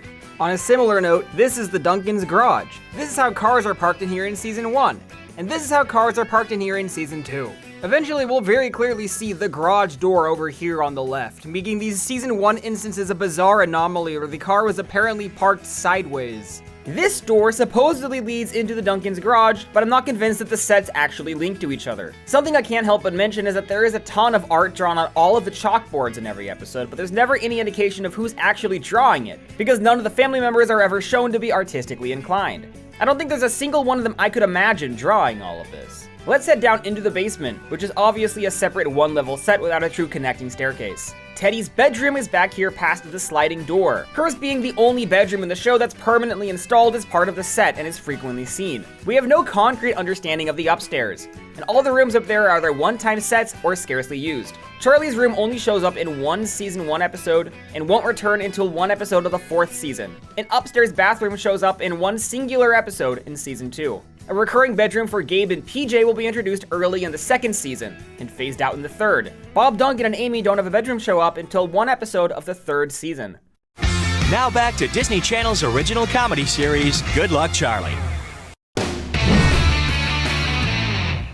After the series proved to be a runaway success, a second season was greenlit with an expanded count of 30 episodes, and these aired from February 20th to November 27th of 2011. Charlie's turning 2 on a brand new Good Luck Charlie. And the pressure's on to make her big day great. But do they all go too far?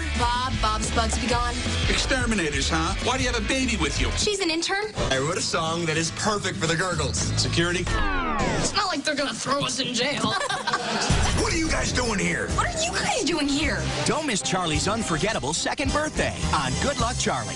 New episode Sunday at 8/7 Central on Disney Channel. Charlie is 2 is a spiritual successor to Charlie is 1 that's once again told primarily through flashbacks. I remember well that this episode opens with the Duncans in jail. I recall vividly, I was religiously watching Good Luck Charlie episodes as they aired at this time, and it made it very clear to my older sister, I'll need the TV at 5 o'clock or whenever when the new episode drops. And then the episode just opened like this, and I legitimately thought that I'd somehow missed half the episode. I was like, this doesn't make any sense. Did it start early? And both my sister and I were really puzzled until the theme song started a minute later. My 11-year-old mind was incapable of comprehending non-chronological editing. I think a factor in why that seemed like an episode's midway point is because the phrase, I can't believe, is used. Can't believe we're spending Charlie's birthday in jail. Which, as I've discussed often on this channel, is usually used to recap events that just happened before a commercial break. Can't believe you stole a llama and brought it here. I was so used to hearing it in that context that on a subconscious level, hearing it as the first line of dialogue is probably what threw me off. Good Luck Charlie actually barely uses this phrase, and the only other instance I spotted is, funny enough, in Charlie is 1. I can't believe you threw up in my car.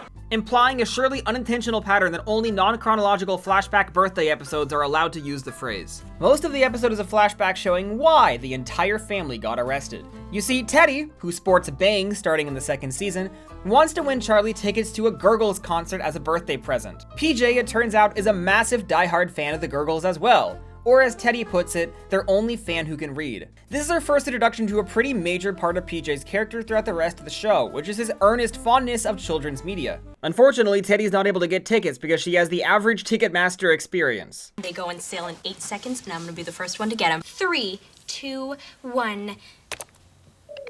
What sold out? So Teddy edits together a video to enter a ticket contest, where she comps Amy's mouth onto Charlie. Much like PJ, Teddy, it turns out, is also a remarkably proficient video editor for a high schooler, which makes sense given her video diaries. The show makes no attempt to explore her interest in audio/visual arts, which does strike me as something of a missed opportunity for her in particular given the general framing device and premise of the series.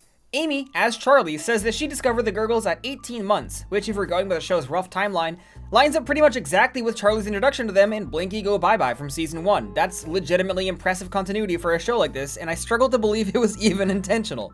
Unfortunately, Teddy loses the contest to a kid who wrote I love Gurgles on his underwear, which is exactly what Gabe suggested they do in the first place. They decide to head to the Gurgles hotel room and beg, PJ knowing exactly where they're staying due to a Gurgles fan site. They harass this man, who refuses to give them tickets. When Teddy leaves, PJ stays behind to sing unsolicited songs at him, causing him to get grabbed by security and thrown in jail. Can't believe I went to Yale.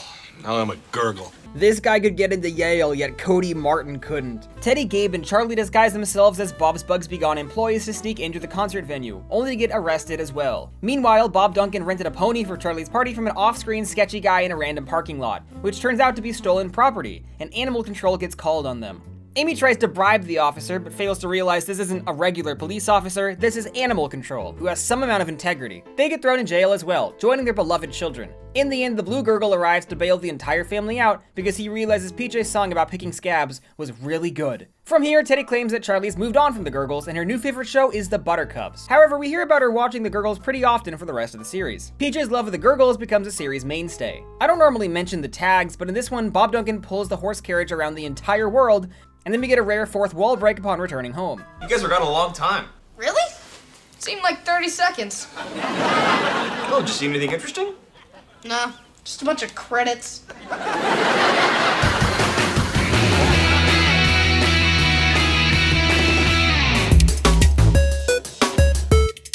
For whatever reason, Disney Channel sitcoms tend to peak with their first season and then fall apart from there. That has been the case in literally every show I've covered on this channel.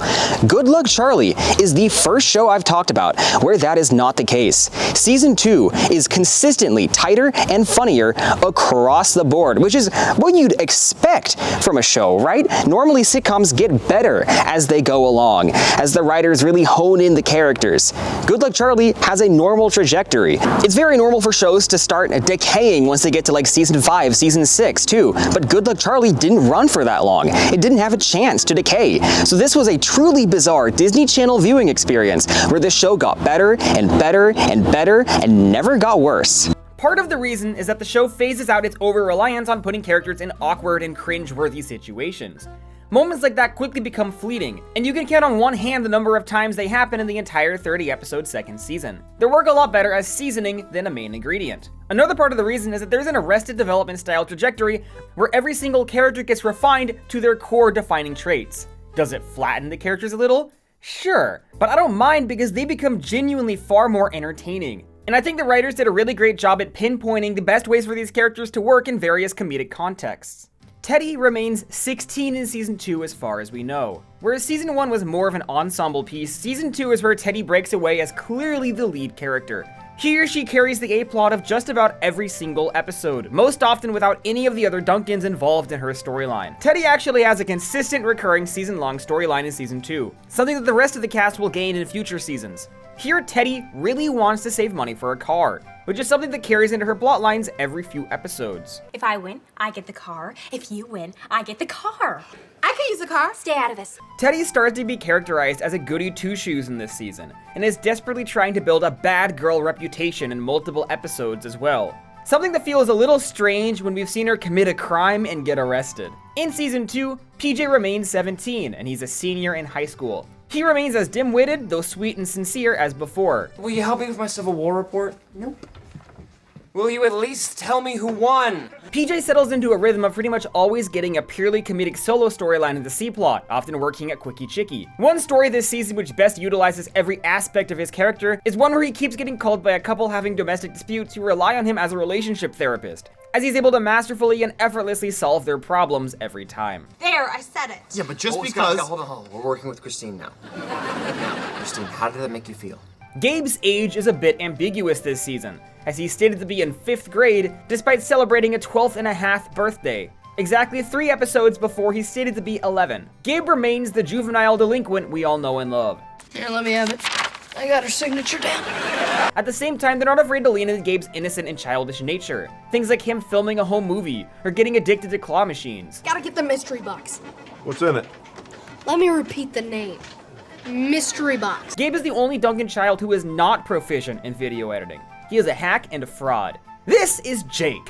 Where Teddy has Ivy and PJ has Emmett, Gabe now has a recurring best friend named Jake, who's nowhere near as iconic as the other two. Gabe is only friends with him because he has a pool. With his siblings usually running solo, Gabe is very frequently paired up with his parents, likely because the slacker son out-scheming his mom and dad has a lot of comedic mileage and a lot of story ideas naturally stem from it. If he's not with them in season 2, then he's likely with PJ, roping him into a scheme, such as selling all of their parents' possessions online to make money. Guys? Yep. Where's the dryer?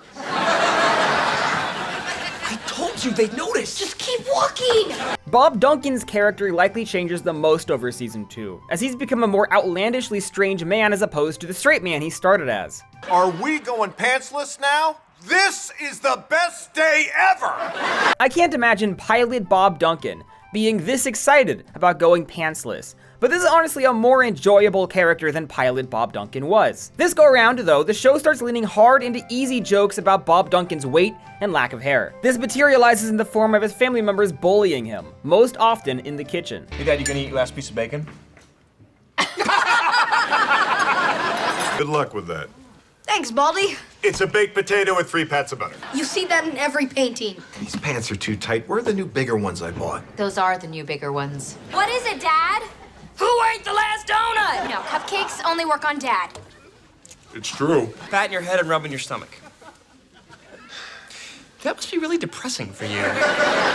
Well, I guess I deserve that for quietly sitting here eating my oatmeal. Bob Duncan's extermination business is showcased a lot more this season, such as a story where PJ sent on an extermination job with Bob Duncan's colleague Vern, a story where Bob Duncan accidentally loses a scorpion in Gabe's class, or a story where Bob Duncan takes Teddy to a bug convention and has her act out the role of Termite Queen at a demonstration. Bob Duncan is actually shown to be a fairly successful and prolific specialist, earning an Exterminator of the Year award right out from under the nose of his business rival Murray. I love bridges! Oh, there's a lot of ants. Like, are there? Here, yeah. Oh my god. Yeah. Are these canon? Wait, Bob's Bugs Be Gone.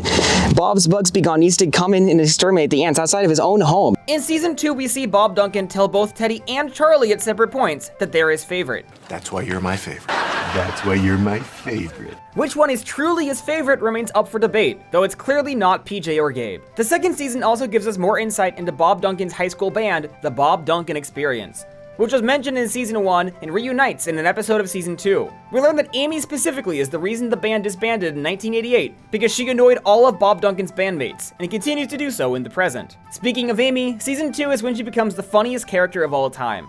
You're right. It's all about the kids.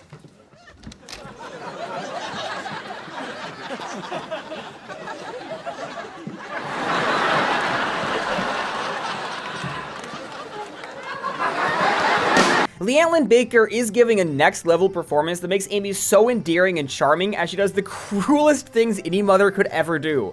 Like trying to criticize her daughter's attempt at writing a book so it doesn't take the spotlight away from her. Or wanting Charlie to cry when she drops her off at daycare so all the other nearby moms will think Charlie really loves her mother. You are so gonna cry tomorrow. Amy's profession as a nurse is finally a bit more relevant this season, with a few more references to it peppered throughout and eventually an entire hospital lobby set created where we see Amy working a couple of times. The second season introduces a running gag that Amy is a terrible cook, something which will get beaten into the ground as the show carries on. And I can cook Thanksgiving dinner!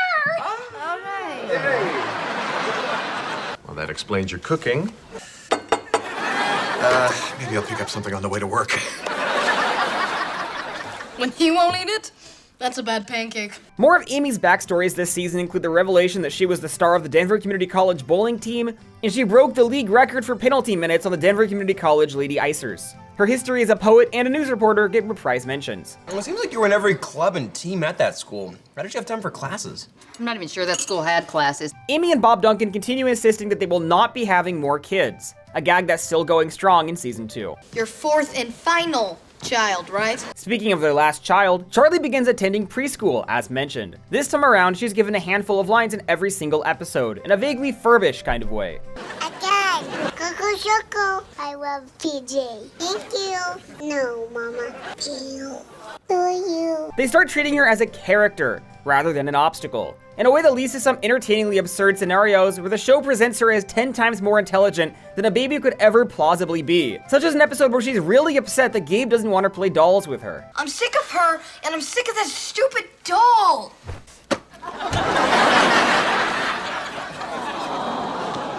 They're really trying to milk an emotional storyline out of a baby who couldn't possibly comprehend the situation, and I love the audacity of that. Charlie, come on. How many times do I have to say I'm sorry? What is it gonna take for you to forgive me? Charlie ends up ordering Gabe to dress as a baby before she forgives him. You baby. Gabe has no way of knowing that's what she meant. Bro just did that. Although she still doesn't have much of a characterization per se, the show settles on a personality for her that it explicitly states to make sure no one misses it. I mean, Charlie is the perfect combination of all of our kids. She's got the intelligence of Teddy, the sweetness of PJ, and none of Gabe. And now we return to Good Luck Charlie on Disney Channel. In the second episode of the season, Something's Fishy, Bob Duncan gets upset with Teddy for going over her cell phone texting limit, despite barely caring when PJ scratches his truck. Teddy says, why is she so hard on me but not my brothers? To pay off her phone, she gets a job at an ocean-themed play area called Otto's Grotto. But when she gets stuck in those crawly tubey things, she's forced to call Bob Duncan for help. He enters the tube to break her out, only for him to get stuck as well. Earlier in the episode, attention was specifically drawn to Bob Duncan being overweight. Now it pays off. Chekhov's obesity. Bob Duncan has a conversation with Teddy about how the reason he's harder on her is because he has the biggest expectations for her. It's literally the exact same arc they did 2 episodes ago when Teddy turned 16. only this one has Bob Duncan getting stuck in a tube, so as a kid I liked it more. Then we get a fairly dangerous stunt, I feel, as this entire play area collapses. This episode also gives us Gabe and Amy's first major solo pairing, as Amy becomes obsessed with a non-licensed equivalent of Wii Tennis, and won't let Gabe do anything else but play. Put that book down and pick up the controller. Dad, Mom won't let me do my homework. You can do it when you finish playing. In the end, Bob Duncan unplugs the game after they both become obsessed with it, so Amy and Gabe decide to break into Gabe's friend's house to finish the game. I know where they had the spare key. Meet you in the car. The episode Let's Potty follows the family in a power outage after Bob Duncan accidentally destroys a fuse box. This particular A-plot is super Ivy focused, as she has a video chat date with a boy she met in class named Raymond, who she's very nervous about. There's an interesting timeline glitch here, which is that Charlie's birthday is said to be on June 24th. It's already passed again this year, meaning we're past June 24th, but Ivy says Raymond's the new kid in our class. This implies that the entire summer was contained within 2 episodes. However, we don't see Halloween until the 25th episode of the season, implying the next 23 episodes all take place within 2 months. When the power outage causes them to miss the call, Teddy simply invites him over. Why they don't go to Ivy's house where there's electricity is never once raised as a question. Teddy, you'll notice, never once gives Raymond an address, but he arrives nonetheless, and he's the dude from Ned's Declassified Survival Guide podcast. Ivy, not able to see him in the dark, is now confident enough to make her move. Meanwhile, Gabe and PJ siphon electricity from Miss Dabney's house to play Aaron Stone, the video game, in an insane bit of cross-promotion with the Disney XD series of the same name.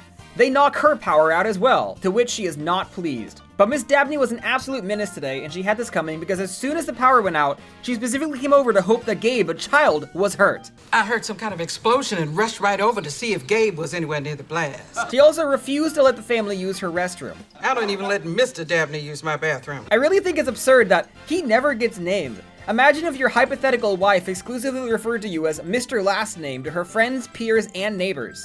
Hi, I'm Bradley Stephen Perry from Good Luck Charlie, and you're watching Disney Channel. Whoa. The episode Appy Days, which is fairly unremarkable in the grand scheme, sees Teddy and Ivy use vocal apps to trick their mothers and letting them go to a party. It's at my friend Josh's house. You know Josh, right? I like that boy. He's very nice. If Good Luck Charlie took place in the present day, Teddy and Ivy would be using AI for this, and upping the electricity bill of their entire neighborhood by $9 million. Amy and Mary Lou project a siren illegally. The episode Duncan vs. Duncan takes place during winter for absolutely no real story reason. It isn't even acknowledged in dialogue, and I kind of love that. Regular-ass things do happen in the season of winter that aren't related to it being winter. According to the timeline glitch we established, that means it must have been snowing in September, or the timeline of the show was not that deep and I'm overthinking it, which is unlikely. When their parents are set to take a weekend getaway, PJ and Teddy decide to throw a party. This episode sort of introduces the idea that Teddy's a goody two-shoes who never breaks rules, which I've never really seen to be the case. When do you ever do bad things? I can't be bad. I can be very bad. Cannot. Keep in mind that in the last episode, she committed identity fraud with AI voices, and 4 episodes ago, she broke into a concert venue and got thrown in jail for it. But for some reason, the show will continually claim going forward that she's a goody two-shoes, something that has never been and literally never will be the case. She will remain a menace. Unfortunately, their plan is derailed when Amy and Bob Duncan have a huge fight in the grocery store. If they had a nickel for every time that's happened, they'd guess how many nickels they'd have? 2. And through this entire ugly confrontation, your father stood there like an oaf, eating a donut. I was trying to get us down to 15 items. With their parents no longer going on their vacation, Teddy and PJ are forced to improvise. They throw a silent party downstairs in the basement, where no one is allowed to make any noise whatsoever so as to not alert their parents upstairs. PJ implies there's an exterior entry to the basement, something we never once see. Amy, meanwhile, sees that Bob Duncan is sleeping on the couch, so she decides to send every couch in the house out to be cleaned and pops the air mattresses. It's so evil. It's not until she sees Bob Duncan freezing to death on the porch that she finally apologizes to him. You know there's a secret party going on downstairs. Yeah, of course I do. Bob Duncan and Amy, who knew about the party all along, decide to humiliate their children by dancing. Publicly shaming your children seems to be a pretty common punishment in this family. And if I had a nickel for every time that's happened, I'd have 2 nickels. In the B story, Joe begrudgingly invites Gabe to a manners cotillion, and they seem to realize, ew, yuck, we have feelings for each other. I don't want to be your boyfriend. Well, I don't want to be your girlfriend. Good. Good. I'm out of here. Fine. Their relationship is still healthier than Amy and Bob Duncan's. Bradley Stephen Perry broke his wrist IRL. That stands for in real life, is a little acronym I came up with. So Gabe's just in a cast for the next 3 episodes. Are you sure I'm gonna cast? No. Broke my finger. See, I was playing baseball. Okay, now back to me. Something similar happens a little later in the season when a little cut on Mia Talarico's chin persists for multiple episodes and gets this explanation thrown in. Okay, Pirate Charlie, let me see your boo-boo. Not a good idea to wear a patch on both eyes. In all of these Disney sitcoms, there's this iconic trend of side characters who walk off screen, only to never be seen or mentioned again, with no explanation given for their absence. Jo is the only character in Good Luck Charlie who this ever happens to, and it's because she was pulled to join the main cast of Dog with a Blog. She will never show up again, leaving her multi-episode building storyline with Gabe to abruptly vanish without a resolution. In Battle of the Bands, Teddy and Skylar enroll in a Battle of the Bands against PJ and Emmett. Matters are complicated when Spencer's also competing. This episode introduces 2 major character dynamics of the second season. First of all, Good Luck Charlie will recharacterize Spencer as a brazen, sleazy asshole. A complete personality 180 from his scene-to-scene demeanor in season 1. Spencer, have you seen Skylar anywhere? Nope, but it's almost time for me to win. Compete. Secondly, this is when PJ and Skylar start to fall for each other. PJ has spent the entire episode singing the lyrics, "I like girls who are hot, hot, hot, better than girls who are not, and Skylar thinks into herself, this is the man for me. As a kid, I shipped the hell out of them, and rightfully so. I feel like it makes a lot of sense. They're not the brightest, they're both shown to love the Gurgles as well. They're both very sweethearted, genuine, and too unintelligent for anyone else in the dating pool to find them appealing. Besides Spencer. Yeah, that's what everybody wants, a straight couple. They're on slightly different wavelengths because Skylar's general inability to pick up on social nuances makes her come across as more on the spectrum than PJ ever seems. But that kind of creates a nice character contrast where they're both challenged in different ways. Let's just pretend our first date never happened. What first date? The one where I puked in the picnic basket. Oh, it's an expression. Puked in the picnic basket's an expression? Teddy is distraught to learn that Skylar is quitting Battle of the Bands because she doesn't want to compete against her boyfriend PJ, leaving him with no ammunition to beat the nasty Spencer. But it's a duet. So? So, I can't duet without you. Luckily, Teddy suggests combining their bands. With no practice whatsoever, they're able to win the competition and defeat Spencer, who continues being a dick as people named Spencer often are. Then we get a B story where Amy's taking a painting class, and the teacher personally comes to her home to tell her that she is the single least talented student she's ever had in her entire career. I have been teaching art for many years, and I've always believed that everybody has artistic ability, no matter how deeply buried. And then I met you. A little earlier this season, PJ dated a girl named Kayla, who's named Kayla as a reference to my sister, who's named Kayla. PJ came to suspect she only cared about Charlie, which was confirmed as he stumbled upon her cheating on him, having a playdate without him. But now Skylar becomes who the show pretty clearly views as PJ's OTP, and she'll be a season-long partner going forward the way Spencer was to Teddy in season 1. Skylar, would you... PJ, what are you doing? Some of their storylines include Skylar's ex challenging PJ to a fight, which he wins by wearing thick armor until he wears him down, and Skylar's father questioning PJ's integrity until he stands up for himself and proclaims his love for her over the loudspeaker at Quickie Chickie, something he faces no repercussions for. Skylar and PJ are shown to celebrate every milestone of their relationship, no matter how trivial, with specific episodes dedicated to their 1-week anniversary and their 3-week anniversary, respectively. Battle of the Bands was our first check-in with Emmett in the second season. I even asked my mom to come. Oh, sorry to disappoint her. Oh, no, it's okay. She said no. His relevance as a character drops off a cliff in season 2, going from appearing in 1/3 of the episodes to 1/6 of the episodes here. That said, he is able to safely recover in season 3. Strangely enough, Emmett almost solely interacts with Teddy in season 2, temporarily leaving the orbit of PJ side characters and joining the orbit of Teddy side characters. One such example is when he forces her to go to homecoming with him due to blackmailing her with a video from April 19th, 2004 when she agreed to go. If I say yes, will you get out of my face? Teddy tries desperately to pair him up with another girl, but is unable to because he's a loser. Teddy says yes to prom.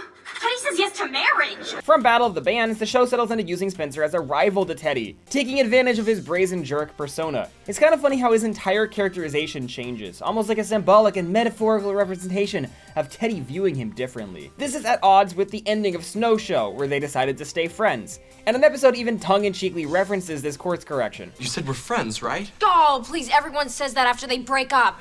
So we're not friends? No, of course we are. Ivy, for some reason, seems to think Teddy should still be dating Spencer. Look at those two. We could be double dating if you were still going out with Spencer. Ivy's partner Raymond ends up becoming best buddies with Spencer, which throws a small wrench into Ivy and Teddy's friendship.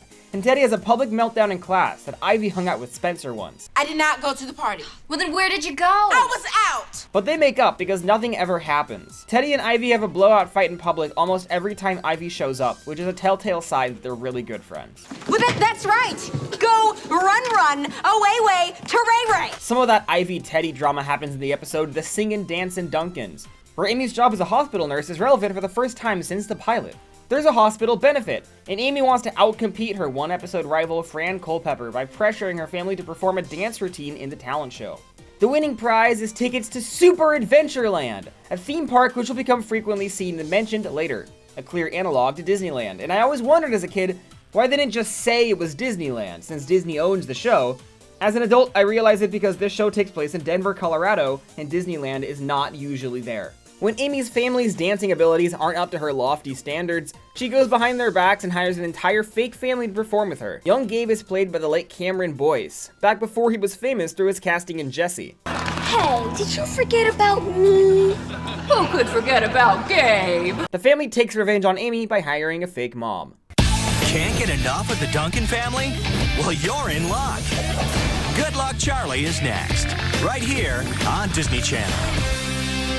The episode Teddy's Bear is one that I remember very well. Yet another I remember watching the night it aired, as I likely was with all of these. When Teddy's teacher, Mr. Piker, marks a test question incorrect because she didn't fill in a bubble all the way, Amy Duncan comes to the school to give the teacher a piece of her mind, in her most caring showing yet.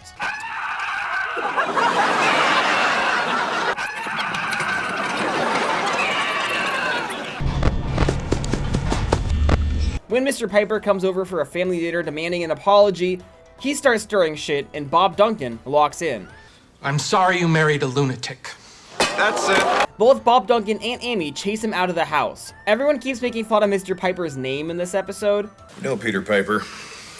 You're gonna be picking your pickled peppers. Dad! In high school, I had a teacher named Mr. Little, and he would get a little upset when my classmates and I made fun of his name. No, like this man was just Bert in real life, and when you act like Bert, high schoolers cannot help but become Ernie and rage bait you. His reactions were so funny. He got so mad. Like, bro, you've got to change your name. That's on you. Shout out, Mr. Little. In the B plot, Bob Duncan cosplays as Petey Piranha. With Spencer out of the picture, Season 2 has a wider range of love interests for Teddy, who's now a free agent with traditional feeling crushes of the week. These include a cute guy named Evan, who she's horrified to learn is into Pokemon, or as the show calls it, Pokio, because they don't have the license. This completely shatters her view of him, and it's giving Carly losing interest in a guy for collecting Beanie Babies. This is yet another example of the show absolutely despising nerds. That cute hot guy's a secret nerd. No one's perfect. Everyone has their flaws. Teddy decides to lie to Evan and pretend to share his interests, only to be horrified as he takes her on a LARPing date. She insults everyone there and leaves, teaching young girls to say no to dating men with nerdy hobbies. You brought that girl here on a date? Yeah. So, it's almost as if I were on a date. The season also features Jean, who flirts with Teddy and seemingly believes he has chemistry with her, but is firmly mistaken. It's not fair. Life isn't fair. You can't do this. Kiss me. No, thank you.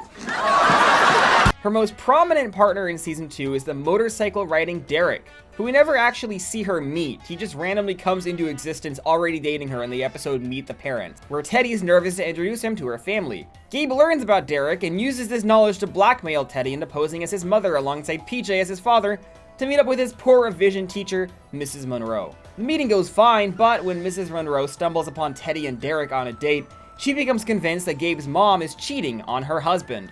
She comes to warn PJ, only discover him on a date with Skylar. This family has some healing to do, which I would like to do just with my parents and their dates. Meanwhile, our goats Amy and Bob Duncan buy a play structure for Charlie. We see a "we must read the directions" aspect of Bob's character, which hasn't been seen since he and Gabe assembled a helicopter in early Season 1. However, Amy stubbornly insists that she can do this herself. She seemingly does, only for Bob Duncan to learn that she hired a contractor behind his back and lied to him. If you'd like to reflect your satisfaction with a tip, I'd take That says a lot about our culture and society, but I'm not sure what. So Bob Duncan stages a grave injury and a structural collapse, forcing Amy to confess that she didn't really build it and hired help. Bob Duncan's emotionally gaslighting his wife, but she deserves it. Then Bob Duncan calls the handyman into the yard, argues with Amy in front of him, and tells him to rebuild the play structure. This is the environment Charlie is being raised in, dude. She is cooked. You don't know what you're doing, and somebody might get hurt! Derek appears a couple more times, but eventually Teddy realizes it isn't working out and wants to break up with him. In an episode appropriately titled The Breakup, she spends the plot completely missing out on opportunities to call things off until finally she does.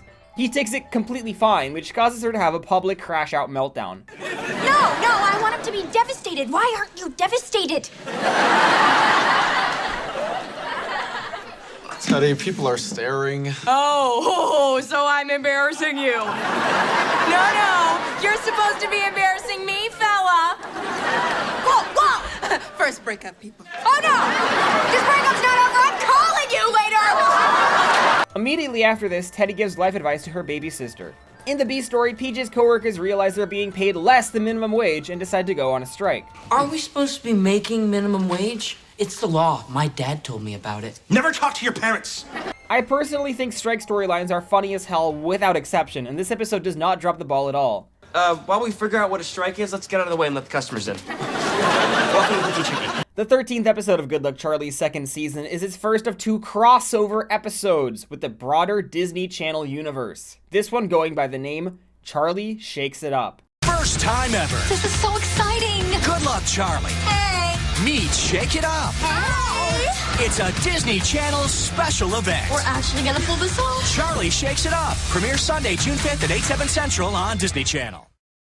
When Amy, Teddy, and Charlie fly to Chicago to visit their rich aunt, they follow a man with signs reading Duncans, all the way to the Shake It Up headquarters, where it becomes clear they've been mistaken for famous dancers called the Duncan sisters. Amy decides to go along with it, citing that she's always wanted to be on TV, and she's willing to cheat and lie in order to do so. This episode is cringe overdrive for the first time in a while, as Amy and Teddy are plunged into this bizarrely uncomfortable situation of scamming their way onto network television for the love of the game. In comes Club Penguin star Zendaya and that other one. I haven't watched Shake It Up since it was airing, and the first thing I immediately noticed is that their character dynamic is just copied and pasted from Sam and Carly and iCarly. We'd like to come by and welcome our guest stars. Yeah, and make sure your gift baskets have arrived safely. Ooh, brownies. I also noticed that all of the characters in Shake It Up are infinitely more obnoxious than the characters in Good Luck Charlie. The only thing I actually remember about this show is that they ate a large meatball once. In comes this little kid, who you'll recognize was just at a ski resort in Snow Show 16 episodes ago. In the time since then, this little actor was cast as a series lead in Shake It Up. He recognizes the fraud that's being presented. They ain't them. These are. Amy spills her heart out about wanting to be on TV, and for some reason Zendaya decides that they should really help them because it'd be, quote, a nice thing to do. When the real Duncan sisters arrive, this dude locks them in a dressing room against their will. Even though Teddy has been protesting her mother all episode and could just say no, she nonetheless performs with her live on stage. Then they get chased out by security and flee back to Denver. Zendaya and her friend recognize how fucked Charlie is with this mother, and they say, Good luck, Charlie! Meanwhile, Gabe, PJ, and Miss Dabney do something. There's one for each of them. The episode Bye Bye Video Diary is the 42nd episode of the series in production order, and Teddy claims that this is the 50th video diary. This is your 50th video diary. So, I went to double check. There are extra video diaries in the first 5 episodes, plus number 9, 11, and 27. Then episode 24, Snow Show Part 1, doesn't have one. That actually adds up perfectly! What Teddy claims to be the 50th video diary is literally the 50th video diary we've seen. An absolutely bonkers level of attention to detail, which also implies that there are no off-screen adventures. We are witnessing every second of material Teddy has ever filmed for Charlie. But when Charlie accidentally runs Teddy's laptop through the dishwasher, all of the video diaries are destroyed, leading to a really devastating moment in which Teddy gives up on the project entirely. There's 2 years worth of video diaries just down the drain.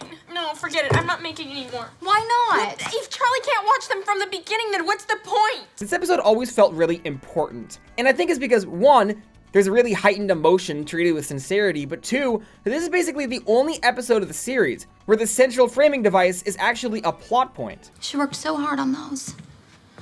And I was in so many of them. That night, Teddy has a dream which takes place in the far distant future of January 7th, 2026. 16-year-old Charlie declares that she's dropping out of school and running away with her boyfriend Snake once he gets out of jail. Future Charlie calls Teddy a clump nugget. Plump nugget.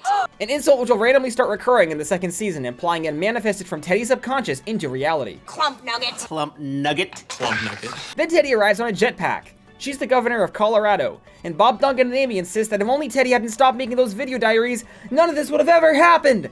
Teddy wakes up. Then she and Amy take it upon themselves to manually recreate every single video diary. How they plan to do this without the involvement of the other family members is unclear. Confusingly, they then recreate 3 video diaries that we've absolutely never seen before. Amy hula hooping to prove Gabe's friend Jake wrong, Teddy with her arm stuck in a vase, and Charlie putting a bunny in Amy's purse. It's funny that the creative team seemingly put in all of this time and energy to maintain perfect continuity with the 50th video diary, only to say and throw it all away within the same episode. In the B story, PJ gets accepted into Quickie Chickie University, a 2-day training program. They only accept the top 90%. So only 10% don't get in. I don't know, they didn't tell us that part.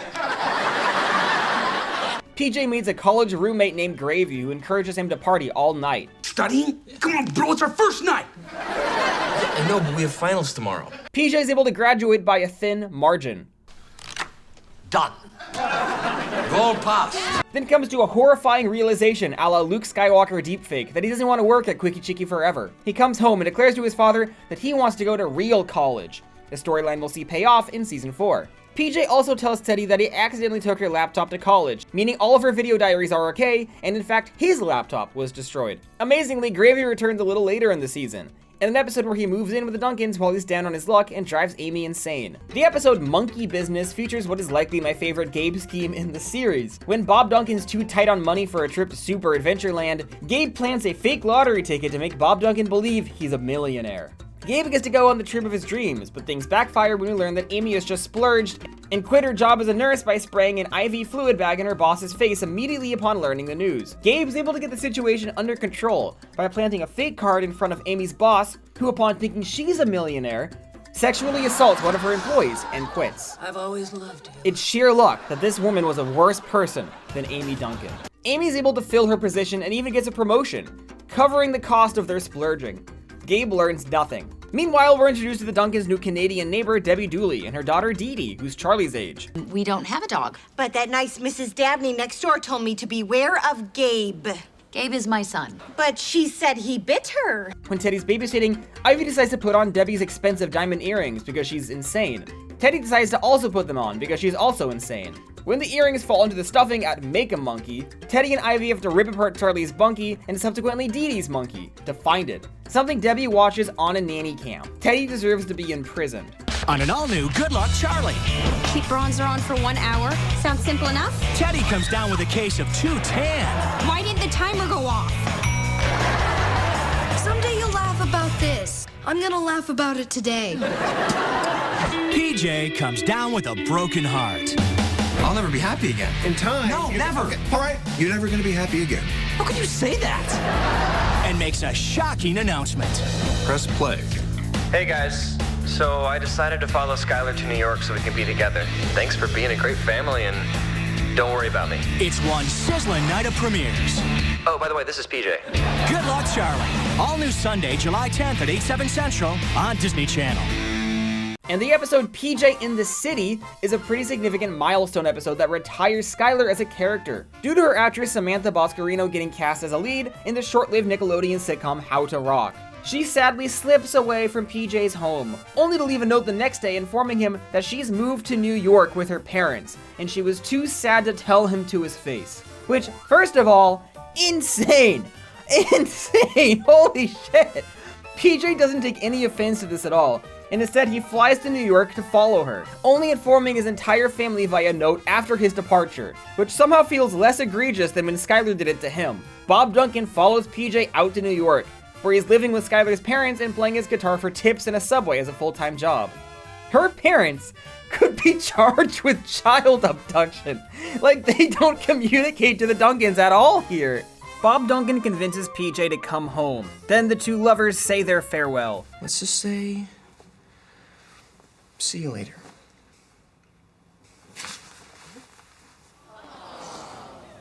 As a kid, I was really sad that Skylar left. I always felt like her and PJ were really good together, and as an adult, oh my god, she moved without telling him? Something I appreciate about Good Luck Charlie, especially retroactively, is that it depicts some of these bittersweet, less represented ways relationships can end, like as preparing kids for these eventualities. In the B story, Amy eavesdrops on Gabe and Jake talking about a hot girl named Heather.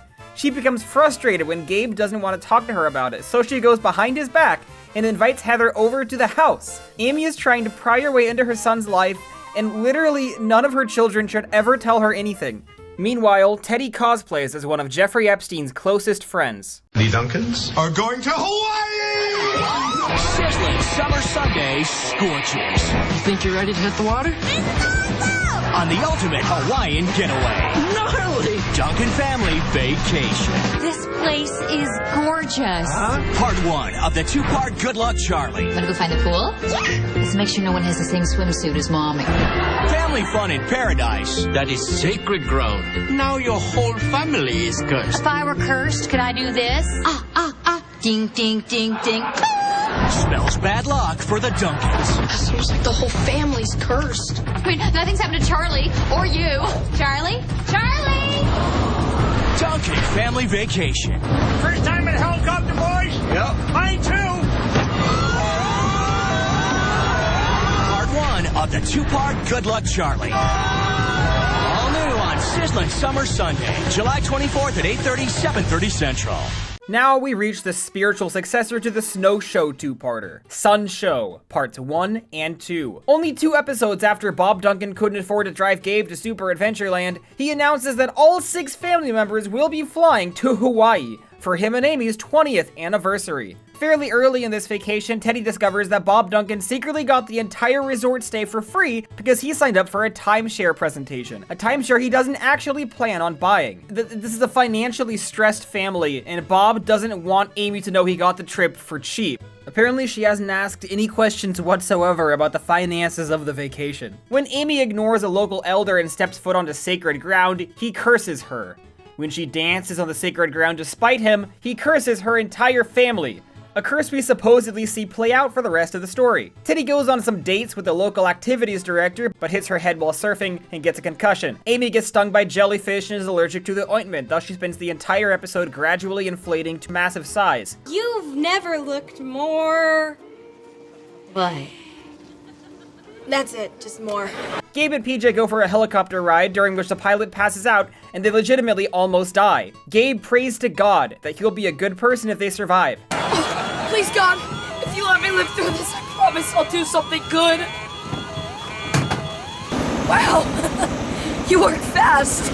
Throughout the series, there are scarce mentions that the family attends church. As a kid, I always questioned how we see like hundreds of days of their lives, but never see them at church, a location they supposedly be at 1 out of 7 days per week. In part 2, part 1 kind of just randomly ended. Bob Duncan learns that if he doesn't attend a 6.5-hour timeshare presentation with his wife, he'll be forced to buy it. So he makes Teddy attend it with him, posing as his wife.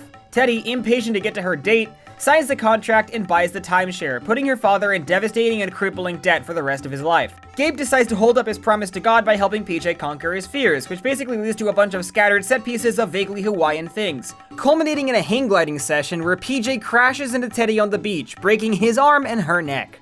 Amy confesses the curse to her family, and Gabe tracks down the elder who reveals he made the entire curse up and that all of this has just been a coincidence. Once again, no whimsy will ever occur in this series. So Gabe convinces him to stage an anti-curse ritual. First, the family, except for the youngest male, must circle the mother, hopping and chanting, big and gross, big and gross. She's the one that's cursed the most. Big and gross, big and gross. She's the one that's cursed the most. The timeshare contract accidentally gets burnt by a tiki torch off-screen, which is a crazy narrative bailout. And then we cut to some time later. Amy's swelling's gone down, PJ's broken arm is healed, Teddy's broken neck is healed, making me wonder how long they've been in Hawaii. We learned that Gabe Duncan, the only family member who has not yet said good luck Charlie, doesn't even know the quote in the first place. Goodbye, Charlie. Good luck, Charlie. Whatever. In Amazing Gracie, Teddy convinces Ivy's father, Mr. Wentz, to sell her his beloved old car, Gracie. This seems to solve her season-long storyline of wanting a car. And then she immediately crashes it on the drive home after she stopped to save a squirrel and got rammed into by a garbage truck. She's temporarily shunned by the Wentz family, but she's able to make things right by staging a memorial service for the vehicle. Teddy totaling his car goes on to be directly referenced in multiple future episodes, making it pretty much the only specific event of the show where that's the case. Recently, a car I owned for 20 minutes was sadly wrecked. How do I ask my parents for another one? Wow, that's almost exactly what happened to you. I know. Bought this one right after you wrecked my old car, Gracie, in less than 20 minutes. Remember that? Sure do. Speaking of fascinating continuity, in the B story, PJ and Gabe try to avoid an annual fishing trip with Bob Duncan. Making annual basically retroactively ties into the trip seen in Charlie is One. Back then, it was only PJ, and dialogue in this episode seems to rectify that. I went last year, it's your turn to go. This year, I rented a bigger boat, you both get to go. In the episode Ditch Day, Teddy learns that the entire school has assigned her a nickname, GG, which doesn't stand for good game, but rather stands for goody goody. I've been bad. I've broken rules. Like when? Like the time. Okay, I've bent rules. Like when? Like the time. Oh man. How about the time you committed identity theft on live TV or got all of your siblings arrested? Teddy would much rather be known as, and I quote, a baddie baddie. She decides that in order to prove she's a baddie baddie, she and Ivy should skip school. The girls go to Super Adventureland, which we finally see in person for the very first time. But when Teddy catches a pickpocketing ring among Super Adventureland staff, the sheriff of Super Adventureland shows up at her school for some reason to praise her. Guys, I'm bad!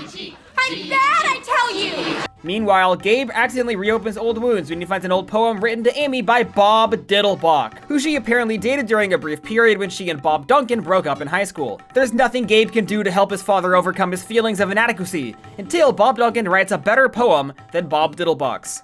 At this point, Bob Duncan and Amy have been together for 20 years. Do you think that Bob Diddlebach knows he's living rent-free in Bob Duncan's head? I hope he does.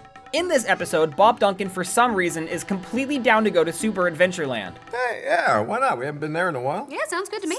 However, it closes down due to Teddy uncovering the pickpocketing ring, ruining Gabe's entire life. On a monstrous night of premieres, Us Duncans take Halloween very seriously. the Duncans get in the Halloween spirit on a new Good Luck Charlie. I'm Herb. Well, if it isn't Ashley Tisdale. I'm Mom. But PJ takes it too far. Are you sure about this goth thing? I'm still the same guy you know and love. PJ is gonna be just fine. Forgot my nail polish? New Good Luck Charlie, Sunday, October 9th at 8/7 Central on Disney Channel's Monstober. The series' first Halloween episode comes in the form of Scary Had a Little Lamb, where we open with an out-of-character scene where Bob Duncan and Amy seem to love each other. You're gonna love mine more. No, you're gonna love mine more. Teddy, who hands out veggies instead of candy because she's a square, dresses as Mary and takes Charlie as her little lamb. The little Bo Peep costume wasn't appropriate. There was not enough Bo, a little too much Peep. She contends with a neighborhood jerk named Carl, who scares Charlie on his front porch. She and Ivy decide to take revenge the next day by scaring him back. PJ, meanwhile, goes out with a goth girl and changes his entire personality to match her. Amy decides to snoop on his date to the cemetery, something PJ really doesn't mind her doing at all. Paying my respects. He died in 1928. Time does not heal all wounds.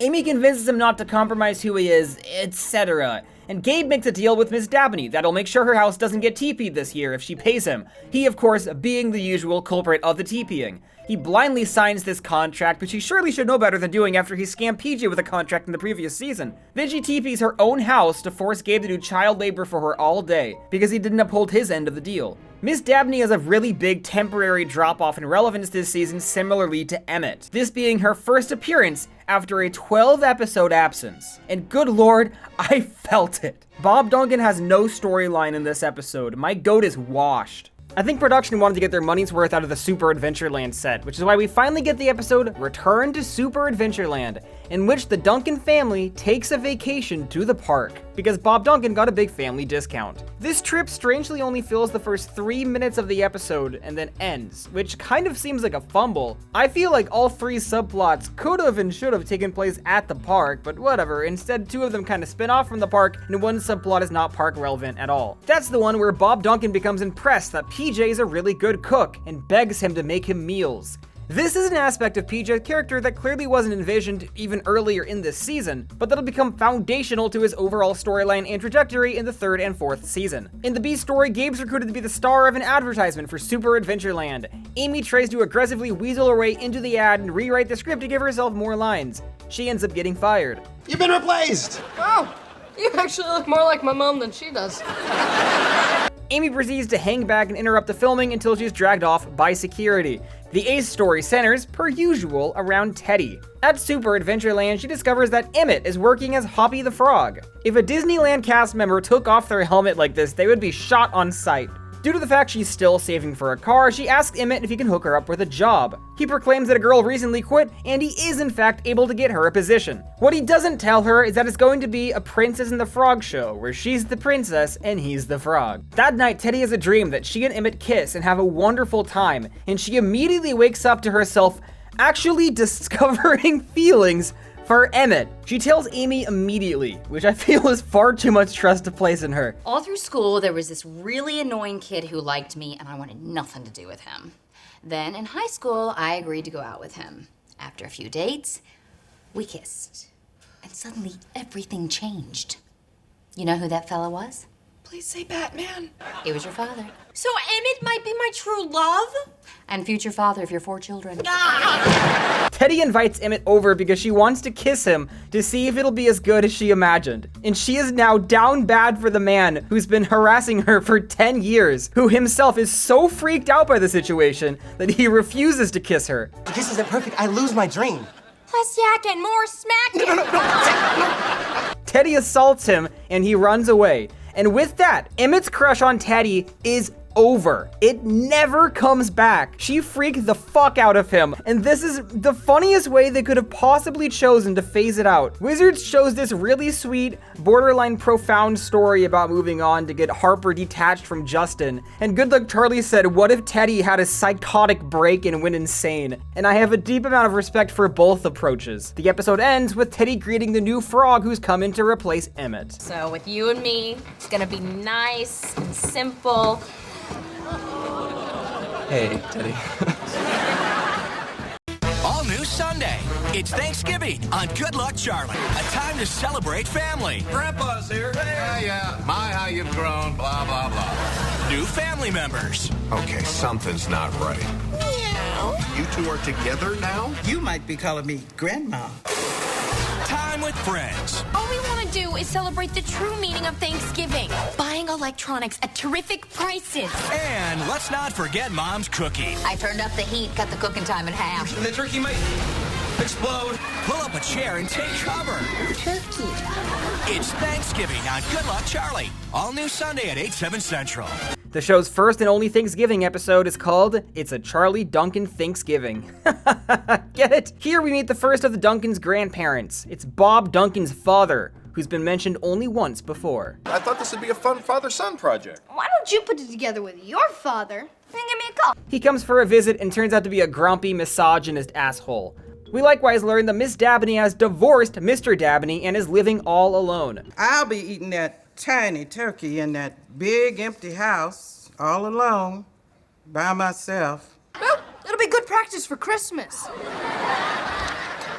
After you. Miss Dabney and Grandpa Duncan end up falling in love with each other and declare that they will be getting married within 15 minutes of knowing each other. Gabe and Bob Duncan have to desperately prevent Miss Dabney from becoming their grandma and mother, respectively. Mrs. Duncan is evidently out of the picture, which will be verified when we meet her early in season 3 and see her flirting with other men. Bob Duncan is a child of divorce, and we get no insight whatsoever as to how that affected him. Meanwhile, PJ's exquisite culinary ability is juxtaposed with Amy's lack thereof. PJ tries to secretly cook the Thanksgiving dinner himself, but simply let Amy think she did it. Teddy decides to skip out on Thanksgiving dinner to wait in a Black Friday line for an iTab, where she has to contend with her rival Carl from the Halloween episode. This is literally the most chemistry Teddy ever has with any man in the show, and we never see him again. Amy turns up the pressure on the turkey pot, causing it to blast up into the air and give Teddy her comeuppance by landing on her head. It speaks a lot to the grounded nature of Good Luck Charlie's writing style that Teddy ends up in the hospital after this. If this were a Pair of Kings or Sweet Life, Teddy could hit the ground from 50,000 feet in the air and be fine.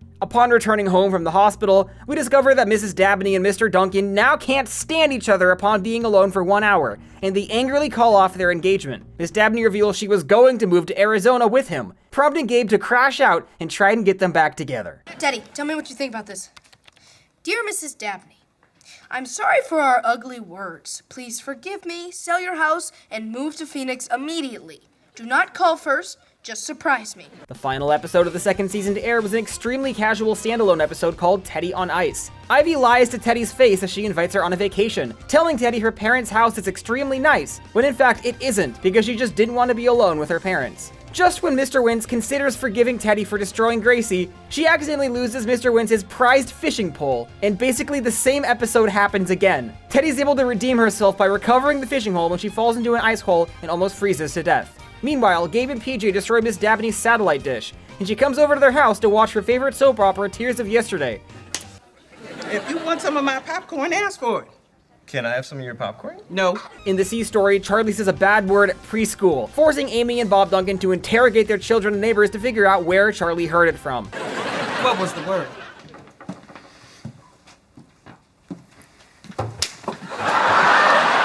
I wasn't saying it to you. You sure won't be saying it twice.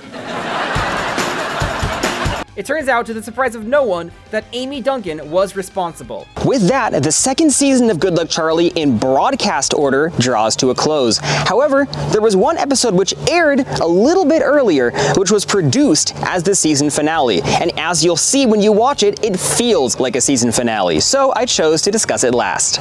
Nothing is what it seems on a new Good Luck Charlie. Hey guys, what you talking about?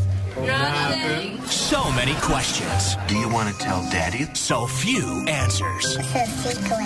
Will Mom and Dad reveal the truth to PJ? It finally happened. We knew this day would come. Will Gabe give up the goods to Dad? Well, why would you want to keep this a secret? I don't know what you're talking about. Will Teddy come clean with Mom? I have to tell you something. There's a secret I've been keeping from you guys. Can you keep a secret? The truth is... So can we. Good Luck Charlie, Can You Keep a Secret event. All new Sunday, November 6th at 8, 7 Central. It's PJ's 18th birthday, and he wants to take a study abroad trip to study Spanish in Mexico. A free trip to our neighbors to the north. South. Not on the way back.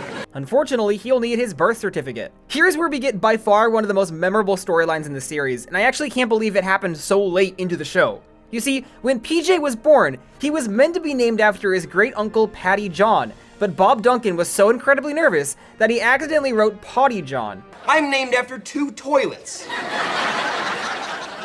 Legally. When PJ's birthday comes, Bob Duncan fixes the birth certificate, but he messes it up again and writes PP Duncan. The entire storyline is pretty much just these 3 scenes and 2 jokes, yet I remember it vastly more than anything else that happens in this story. It's PJ's own birthday, and he still gets nothing more than the C plot. Gabe, meanwhile, tries to fundraise money to secretly buy PJ a nice guitar, but he doesn't want Bob Duncan to learn what he's doing. This is the beginning of what will become Gabe's storyline in the second half of this series, as a softer, more caring side of him begins to materialize against his will. Well, why would you want to keep this a secret? Because I can't have people thinking that I've gone soft or that I love my brother. And in the A story, we follow up the Spencer storyline established at the end of Return to Super Adventureland. Teddy's not enthused about having to kiss the man who cheated on her, but she's desperate to save up for a car. Unfortunately, when she kisses Spencer, she realizes the kiss was really good, and she's flabbergasted by this revelation and runs away mid-show because she is not a professional. Spencer swings by the house uninvited to talk to Teddy, and they both awkwardly acknowledge this performative stage kiss in front of children was really good actually. But Bob Duncan and Amy want to save Teddy from having to kiss her ex, so they surprise her by buying her a car. It's incredibly nice, it's everything Teddy ever wanted, but she realizes she would rather date Spencer again than have this car. So she lets her parents know that her and Spencer are back together.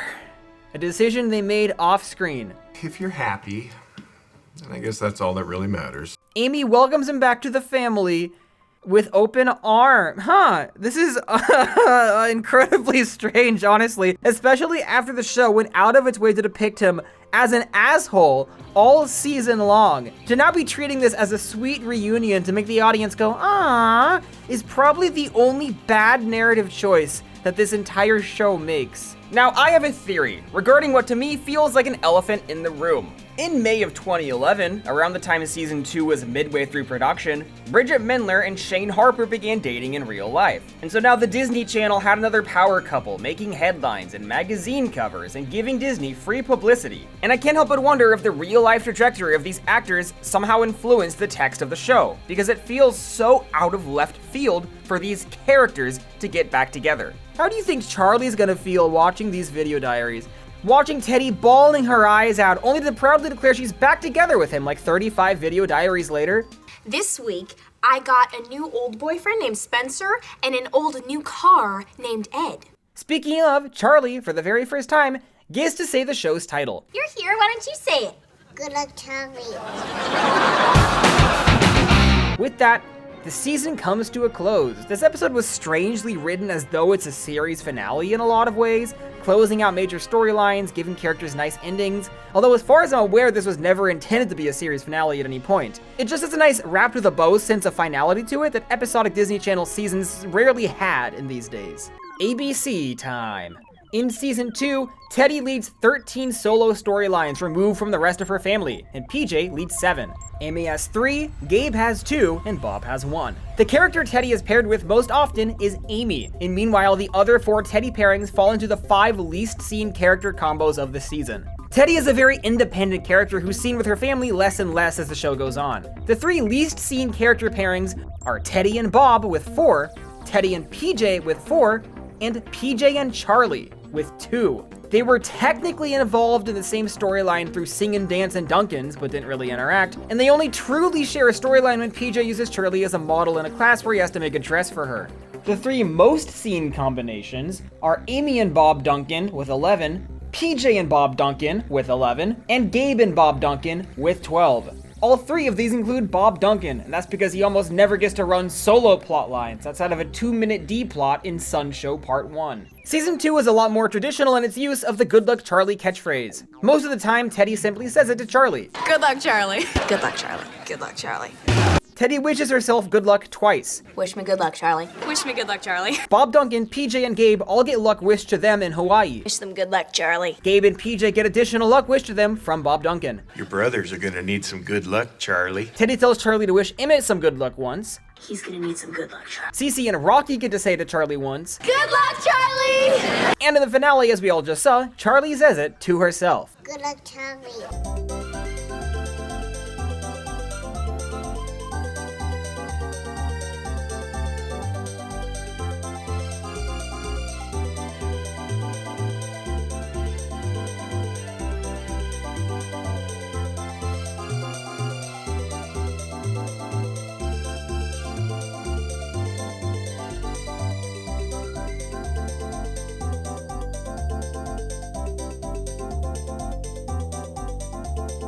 It took Zach and Cody 6 years to get a movie, and meanwhile it took Good Luck Charlie less than 2.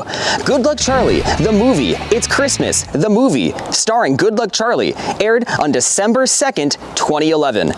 This Christmas, Their flight leaves in 2 minutes. Go! Run! the Duncans are taking a trip. Where's your mom?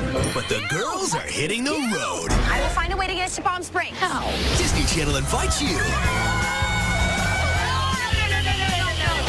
Come on. To a family Christmas like no other. Not the time. Good Luck Charlie, It's Christmas, a Disney Channel original movie. Premieres Friday, December 2nd at 8, 7 Central.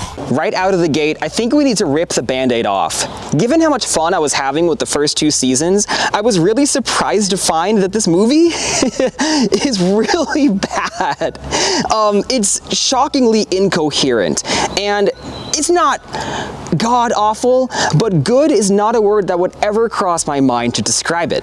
Set during the week of Christmas, they've CGI'd snow into Pasadena, California. The Duncans are preparing for a trip to Palm Springs to visit Amy's parents, who we finally get to meet after countless references through the first 2 seasons. Oh, hi, Grandma. Isn't that adorable, Grandma? Bob, she thinks I'm just as uncool as I thought my mom was. Oh, Gabe, hey, do you want to say hi to Grandma? You are gonna have to put that online so Grandma can see it. Grandma knows how to go online? PJ, you're gonna have to put that on a DVD so Grandma can watch it. Grandma got a DVD player?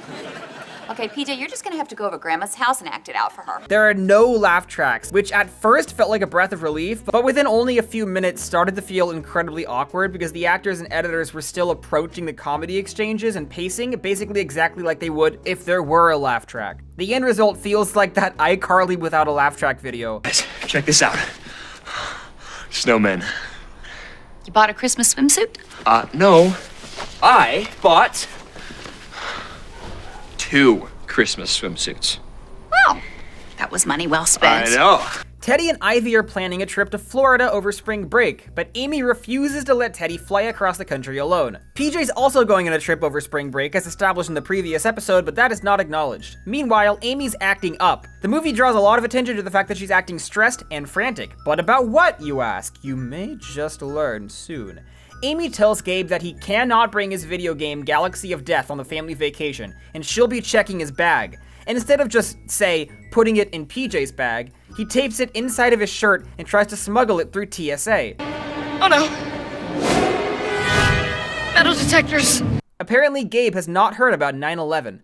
At the airport, the entire family starts running for no reason, as we get the first of many and bizarre out-of-place needle drops, this one to Run Run Rudolph. On the plane, a flight attendant reports that the trip's overbooked, and they're looking for one passenger to get off in exchange for a free trip of their choice. Teddy, seeing her opportunity to get to Florida, leaves the plane. A flustered Amy follows her, causing them both to miss their flight. Amy proves to be a horrible Karen, and she hits this woman in the face. Mom, you shouldn't have hit her. I didn't hit her. I was gesturing for emphasis. Mom, you gestured her right in the nose. So now, Teddy and Amy hop on a public bus, on which Teddy films a video diary, surely to the inconvenience of everyone around her. And this is when the cracks of this movie start showing. There is no cause and effect in the entire main plot. Amy and Teddy are on a bus, and then in a rental car, and then they're hitchhiking, and then they're on a bike, and there's no real chain of events. Amy and Teddy get kicked off the bus after Amy assaults the driver, and then the only rental car available in the entire Rocky Mountains is one of the villains from Cars 2. What's a Yugo? It's a car that's 10 years older than you, built in a country that no longer exists. It doesn't even feel in character that Amy would immediately know what a Hugo is. So they drive for a while, and then the writers are like, well, time for the car set piece to be over.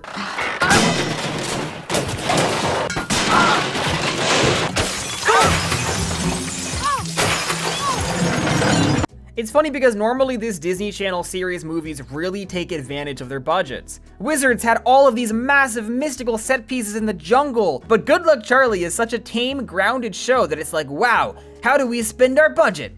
They'll go to the airport and drive a car. And it's like, sure, the driving a car here looks a little better than driving a car in the show, but they still drove cars in the show. Nothing too fancy is really happening here. The show's established that God exists. They should have used the budget to have him show up. Teddy and Amy go hitchhiking with strangers who end up being nut jobs and conspiracy theorists. And they pressure Amy into admitting the following. Now you have either been abducted by aliens or you're pregnant. Surprise!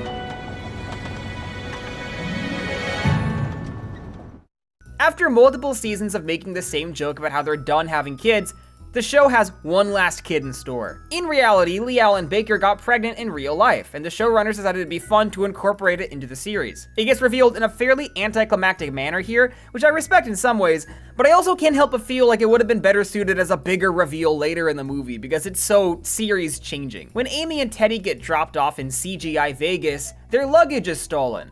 Then they have a huge fight because it's the end of Act 2 and that's when that's supposed to happen. But then they reunite immediately, and they dance in public, drawing in a huge crowd. Is this really the most interesting thing happening in Vegas, guys? Then they find the girl who stole their luggage, and she's like, oh, I got in a big fight with my mom because I wanted to go on a trip over spring break and I booked a flight alone and now I'm all alone. It's exactly what happened to Teddy. And Amy is randomly way nicer to this girl than almost anyone else in the movie. They reunite her with her mom, and then Amy and Teddy bike from Vegas to Palm Springs instead of just getting a rental car because the show already used that set piece. In the B story, Bob Duncan has to contend with Amy's mother. Grandma hates Bob Duncan and thinks he's a terrible parent. When Charlie is prone to wrecking things in her terrible twos, Bob Duncan gets all of the blame. Bob! What are you doing with my reindeer? You've just been raising yourself, haven't you? You want to come live with us? The ignorance. It's like you've been raised by wolves. Fat wolves. Grandma seems to completely overlook the fact that Amy was involved in raising this child. Don't be ridiculous. Just tell her not to touch them. You did have kids once, right? Yes. Ours were well behaved because we knew how to parent them. She locks Bob Duncan in a room for timeout overnight, giving him no access to food or water. You just sit there and think about what it means to be a good parent. Gabe, meanwhile, teaches his grandpa how to play Galaxy of Death. Grandpa ends up completely obsessed with the game, and it's pretty much the same story as when Amy got hooked on Wii Tennis. It's for your own good. This is for your own good. PJ in this movie is kind of done dirty. He gets no subplot, he just gets sunburnt off screen. Bob Duncan eventually decides to take PJ and Gabe to look for Teddy and Amy. Grandma is left behind to watch Charlie. While driving, PJ has them take a shortcut and it ends with them getting captured by ICE agents. I'm gonna need to see some badges. Badges?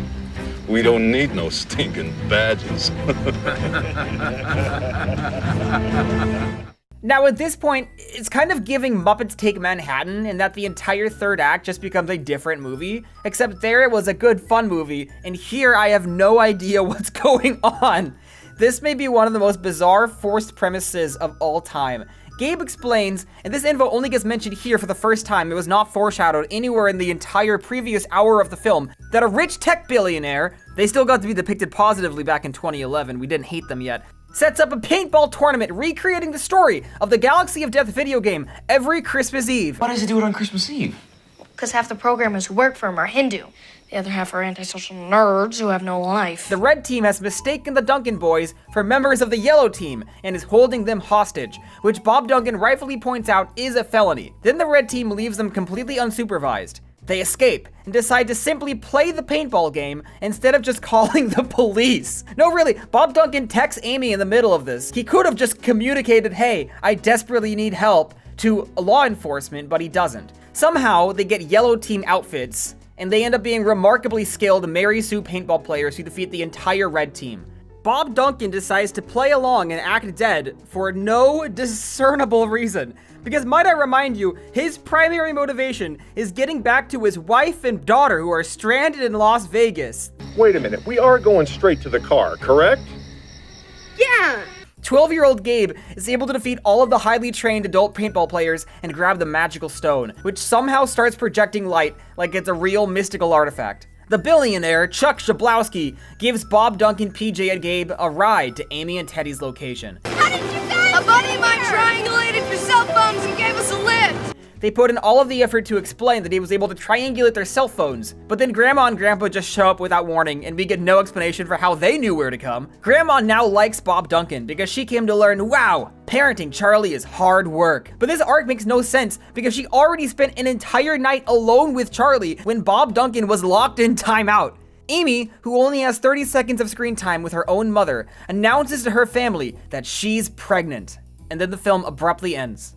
What was this movie? It's a horrible contrast to the show, and I can't help but feel like the culprit may be the screenwriter, who did not ever work on the series in any capacity, which was a common trend in these Disney Channel movie adaptations of the series for some ungodly reason that I cannot discern.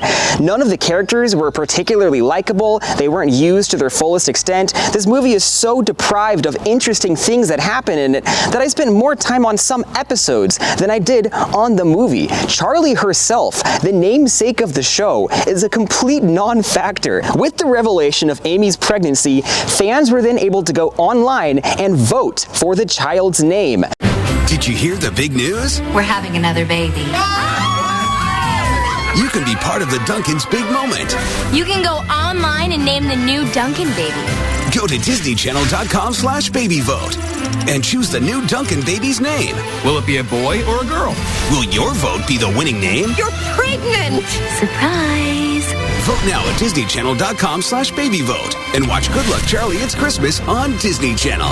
This is the best Christmas I've ever had. The names, which I remembered off the top of my head, are Sydney, Erica, Mallory, Talia, Jenny, Noah, Jonah, Toby, Bobby Jr., or Bo. All I remember for a fact is that I voted for Toby. On August 29th, 2011, a full 3 months before Good Luck Charlie the movie, It's Christmas, the movie aired, Disney Channel greenlit a 3rd season of Good Luck Charlie with 23 episodes, designed to coincide with Lee Allen Baker's real-life pregnancy and introduce the 5th Duncan child.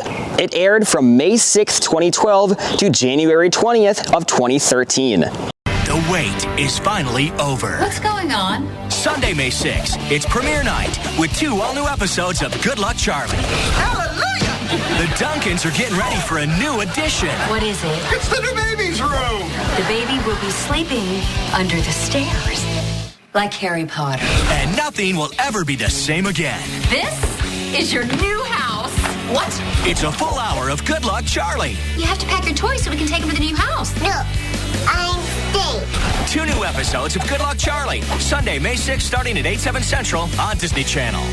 The 3rd season picks up with Make Room for Baby, as Bob Duncan tells his kids to tread lightly around the frightening mood swings of a visibly pregnant Amy Duncan. I thought you guys were gonna stop after 1 kid. I was hoping 2. 3. 4. Right off the bat, you'll notice Charlie's able to participate in dialogue scenes and conversations more than she ever was in the previous 2. You go downstairs and pick up your toys. No. What did you say to me? Yes. Amy decides on a whim the Duncan family needs to move because they're short on space in their massive goddamn house. He or she should have their own room, right? That's a crazy thing to say in front of PJ, who doesn't have his own room. In our A story, Bob Duncan and PJ try desperately to convince Amy that they don't need to move, but her heart is absolutely dead set on moving into medium shot exterior of a large house in countryside HD stock video on Getty Images. This is exactly what I would expect the interior of this home to look like. This is your new house. What? We're really moving? I remember watching this as a kid, and I genuinely wholeheartedly expected them to move here. Hannah Montana had traumatized me when they randomly moved houses for no reason. And my 10-year-old ass was sitting here like, no, I like this one. I like this one. Normally you sell the old house first, but now we own 2 houses. Yay. Amy spends the episode dictatorially forcing everyone to move, until, only after emptying the entire house, she has a flashback to bringing PJ home from the hospital for the first time. The fact PJ was born in this house means Bob Duncan and Amy bought a 4-bedroom house as a newly married couple in their early 20s. With that, she decides that they're canceling their move and staying home. Carried all 4 kids through that door. I want to do the same with number 5. We're not moving. We're not moving. Hey! Unpack the truck! So now they just sell this house immediately after buying it. With Amy's pregnancy, Bob Duncan starts walking on eggshells around her, a dynamic that sticks for the rest of the series even after the baby's born. Meanwhile, Miss Dabney's been celebrating the imminent departure of Gabe, and they've each been trying to have their last laugh, with Dabney putting glue on his hat and Gabe putting glue over her entire porch. Those parents have really done nothing to stop Gabe from messing with her, have they? I feel like we were missing an obvious moment where Miss Dabney finds out the family isn't moving and yells, no! Like, I know it's an obvious thing to happen, but it's also an obvious thing to happen. You've made my life more interesting. You kept me young. I haven't done a very good job. We also follow Teddy and Spencer working at Super Adventureland, and they're so glad and happy to be back together. I'm so glad we're back together. Me too.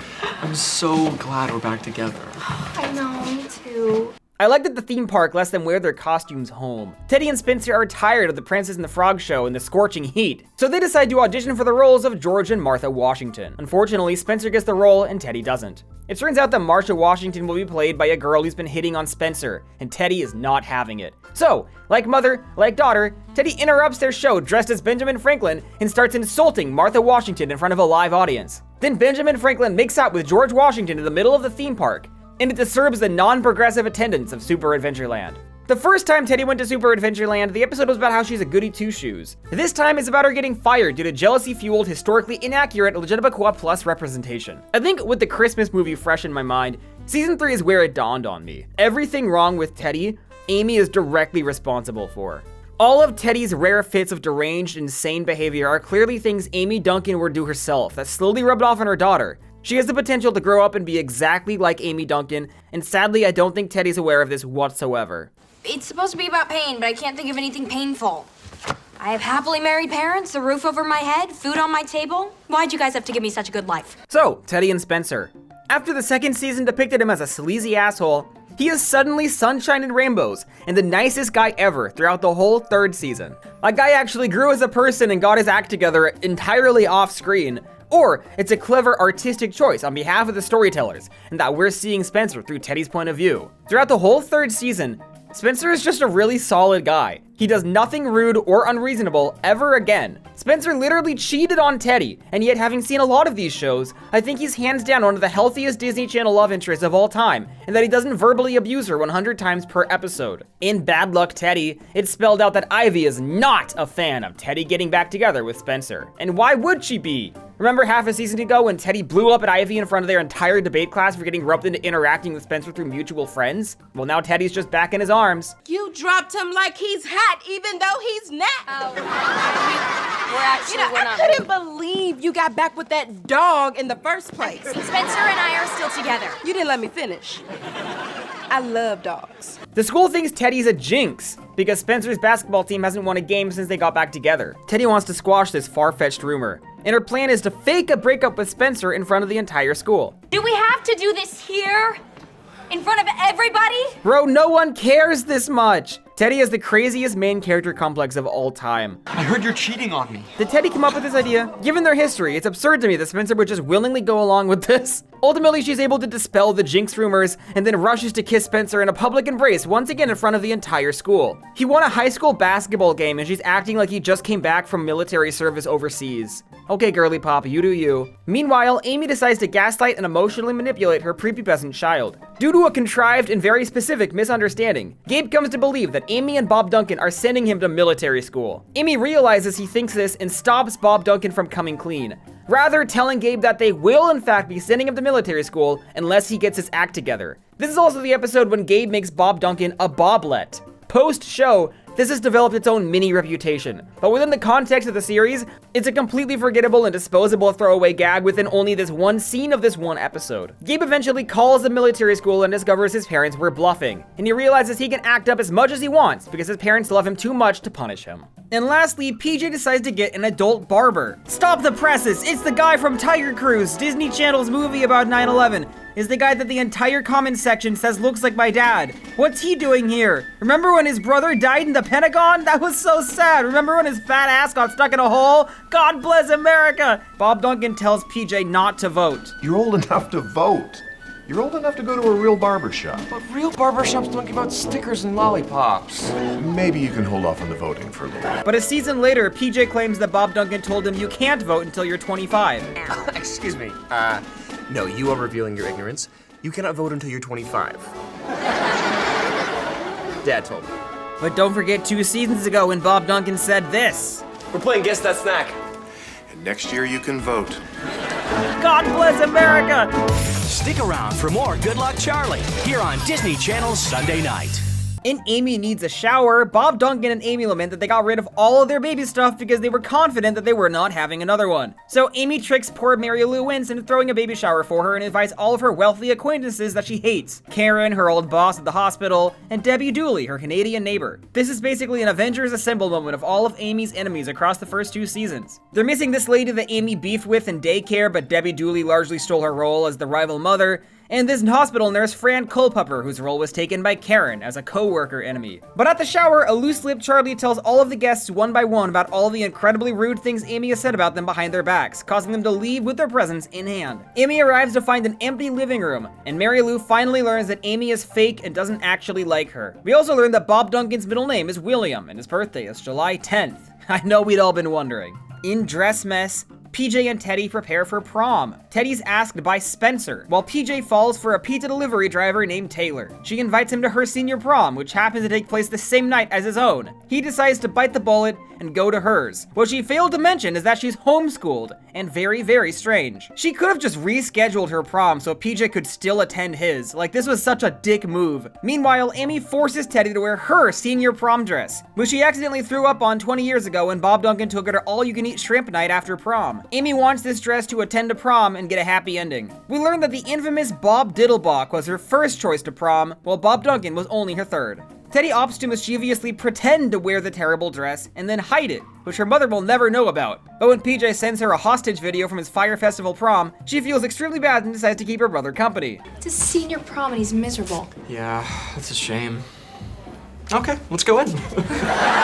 Unfortunately for her, PJ invited Amy too, but Teddy cleverly spins a lie that the dress is just too beautiful for her, and thus Amy should wear it herself. Bob Duncan, meanwhile, leads a C-plot to round up the story. Amy doesn't want to know the gender of the next child, but Bob Duncan does. So since the doctor refuses to give him the ultrasound, he reluctantly asks Gabe to help him out because he's evil. Gabe breaks into the doctor's office, hops behind the desk, and steals the ultrasound, as a bit of a devious lick. Tragically, Gabe nabbed the wrong Duncan family's disc, and this leads Bob Duncan to believe they're having triplets. He rushes to the prom to tell Amy the terrible news, which causes her to throw up on the dress in the exact same spot as before. I love the episodes where all three storylines intersect, and they're all very cleverly interwoven here. This one's very fun, and I remember Bob Duncan's storyline particularly well. The misunderstanding is resolved off-screen, and PJ never talks to this weird woman again.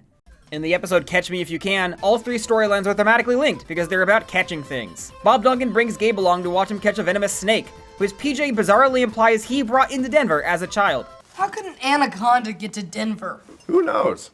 Maybe some kid went to Florida on vacation with his grandparents, brought a baby snake back. Maybe the kid named him Snappy. Maybe when Snappy got too big, the kid freaked out and set him free. Just a guess.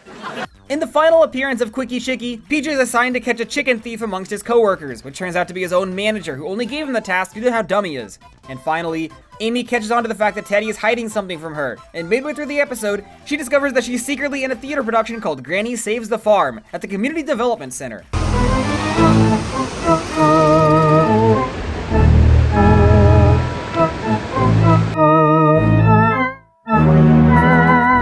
This was a 7-hour drive.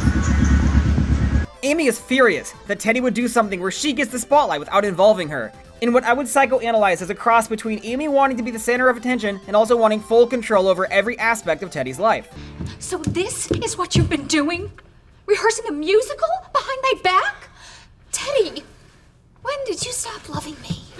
Mom, I would like for you to not make this about you, just this one time. Please, could you just be my mom? Like, moms bring flowers, they sit in the audience, then they watch their kids quietly. Well, I'm sorry I've been such a terrible mother. Me when I emotionally manipulate my daughter? Poor Teddy feels the need to apologize for this the next night, which she literally shouldn't have to do, because she is right. In the end, a co-performer injures himself during the show. Luckily, Amy's around to take his place, and all's well that ends well. Good Luck Charlie will return here on Disney Channel. The episode Name That Baby opens with the Duncans suggesting names for their annual family naming contest, something which clearly didn't happen with Charlie when Teddy named her on the spot after her birth. Everyone in the family suggests the names that were available as part of the online poll. Despite the episode being called Name That Baby, the contest is not relevant whatsoever to the rest of it. Our A story follows a now 13-year-old Gabe cruelly warning Charlie that once the baby is born, she'll be completely forgotten about the way he was. Amy and Bob Duncan become concerned that they haven't given him enough Gabe time and decide to stick by his side, much to his severe annoyance. Meanwhile, PJ has flunked PE and he won't be able to graduate high school. The PE teacher, Mr. Hammerstone, tells him that he'll only be able to pass if he can memorize a square dancing routine overnight. Luckily, this is the dumbest story in the entire show. We learn that Bob Duncan is an expert square dancer, maybe one of the best ever, and Mr. Hammerstone can't believe he's meeting him. Are you Do-si-do Duncan? Bob Duncan teaches his son how to square dance right there on the spot, and PJ passes with flying colors. This backstory is predictably never mentioned again. You've got square dancing in your blood. That's racist. Your soul. That's racist. Also of note in this story, we get to see how Charlie pictures her siblings as part of a fantasy sequence where she struggled to contend with the fact that they were once babies. This information had never dawned on her before. Is she stupid? The event of the year. The moment everyone's been waiting for. 9 months in the making. Fans around the world went online and voted to name the new Duncan baby. Is finally here. Disney Channel has a special delivery. Disney Channel goes backstage during rehearsals of the Good Luck Charlie special delivery event. Big things are happening this season on Good Luck Charlie, if you know what I mean. It's happening. Will it be a boy or a girl? Oh, Mama's having a baby child. The cast gave an exclusive inside look at this all-new one-hour event. But the biggest question of all? I wonder what the baby will be named. Something like 26 million votes? You'll have to watch and find out. I do know the gender of the baby, but I can't say. The event of the year is finally here. Tune in to find out which baby name was picked. I can't believe the baby's coming. The all-new Good Luck Charlie special delivery one-hour event. Sunday, June 24th at 8/7 Central, only on Disney Channel. And now we reach the two-part event, Special Delivery. According to this 13-year-old comment's prediction, they will probably have an issue, like the baby being born premature, and that being the issue. And Teddy keeps doing the diaries for Charlie, and she tells her about life with the premise and the wacky family. Is user @DarkEpicPhoenix correct? Only one way to find out. With Charlie's 3rd birthday and Amy's due date approaching, the family makes their final preparations for the new baby's arrival. Amy is concerned that she'll have the baby on Charlie's birthday, so Teddy takes it upon herself to induce her labor. They bounce on exercise balls, do belly dancing, go to a restaurant to eat special ranch dressing which is said to induce labor. Hundreds of pregnant women get into a violent brawl for the limited supply. Amy also uses her unborn embryo as a short-range weapon against Teddy, and I should hardly be surprised by this woman. Teddy and Amy's A-plot is another sequence of set pieces story, but it works better in a 22-minute framework than a 90-minute framework of the film. All efforts fail, and Amy dreams of the family completely forgetting about Charlie while celebrating the new baby's birthday. It's my birthday too. Oh, and Daddy loves you. That's right, Daddy Lulu. I'm sad. Amy wakes up on Charlie's birthday, and her goal now pivots to fiercely fighting at all costs to not give birth today. Meanwhile, Bob Duncan assigns Gabe to buy Charlie a new doll for her birthday, bizarrely overlooking Teddy, who's in the room and clearly a more reliable person to ask. Okay, mission accomplished. 2003 moment. At the mall, Gabe and Jake decide to spend Charlie's birthday money on the new video game Attack of the Zarshans. But eventually, Gabe becomes plagued by guilt and tries desperately to return the game, to no avail. Gabe, showing slow signs of maturity, refuses to steal the doll despite Jake's devil-on-the-shoulder attitude, instead opting to fess up. Meanwhile, Bob Duncan decides to hit the dealership to buy a new car, since the family struggles to fit in the Duncan minivan as is. This is clearly a made-up problem, since Teddy and PJ have their own cars. We even see Teddy's car in part 2. A used car salesman coerces Bob Duncan and PJ into buying a brand new van that they discover does not fit inside the garage. So they spend the story painstakingly trying to squeeze it in. And it's at this moment that this happens.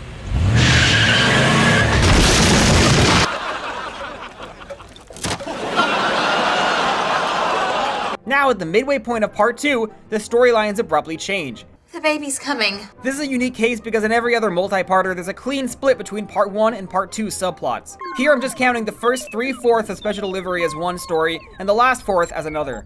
Teddy and Bob Duncan try desperately to escort Amy to the hospital, while PJ and Gabe are left to entertain Charlie on her birthday. We get an everyone is here moment of countless of Charlie's toys from previous episodes of the show, sadly missing the charred remains of the Happy Happy Horse. Charlie tricks PJ and Gabe into performing a princess show for her, and they happily oblige. When Teddy runs out of gas, Bob Duncan convinces an ice cream truck to drive them to the hospital, but it's too late.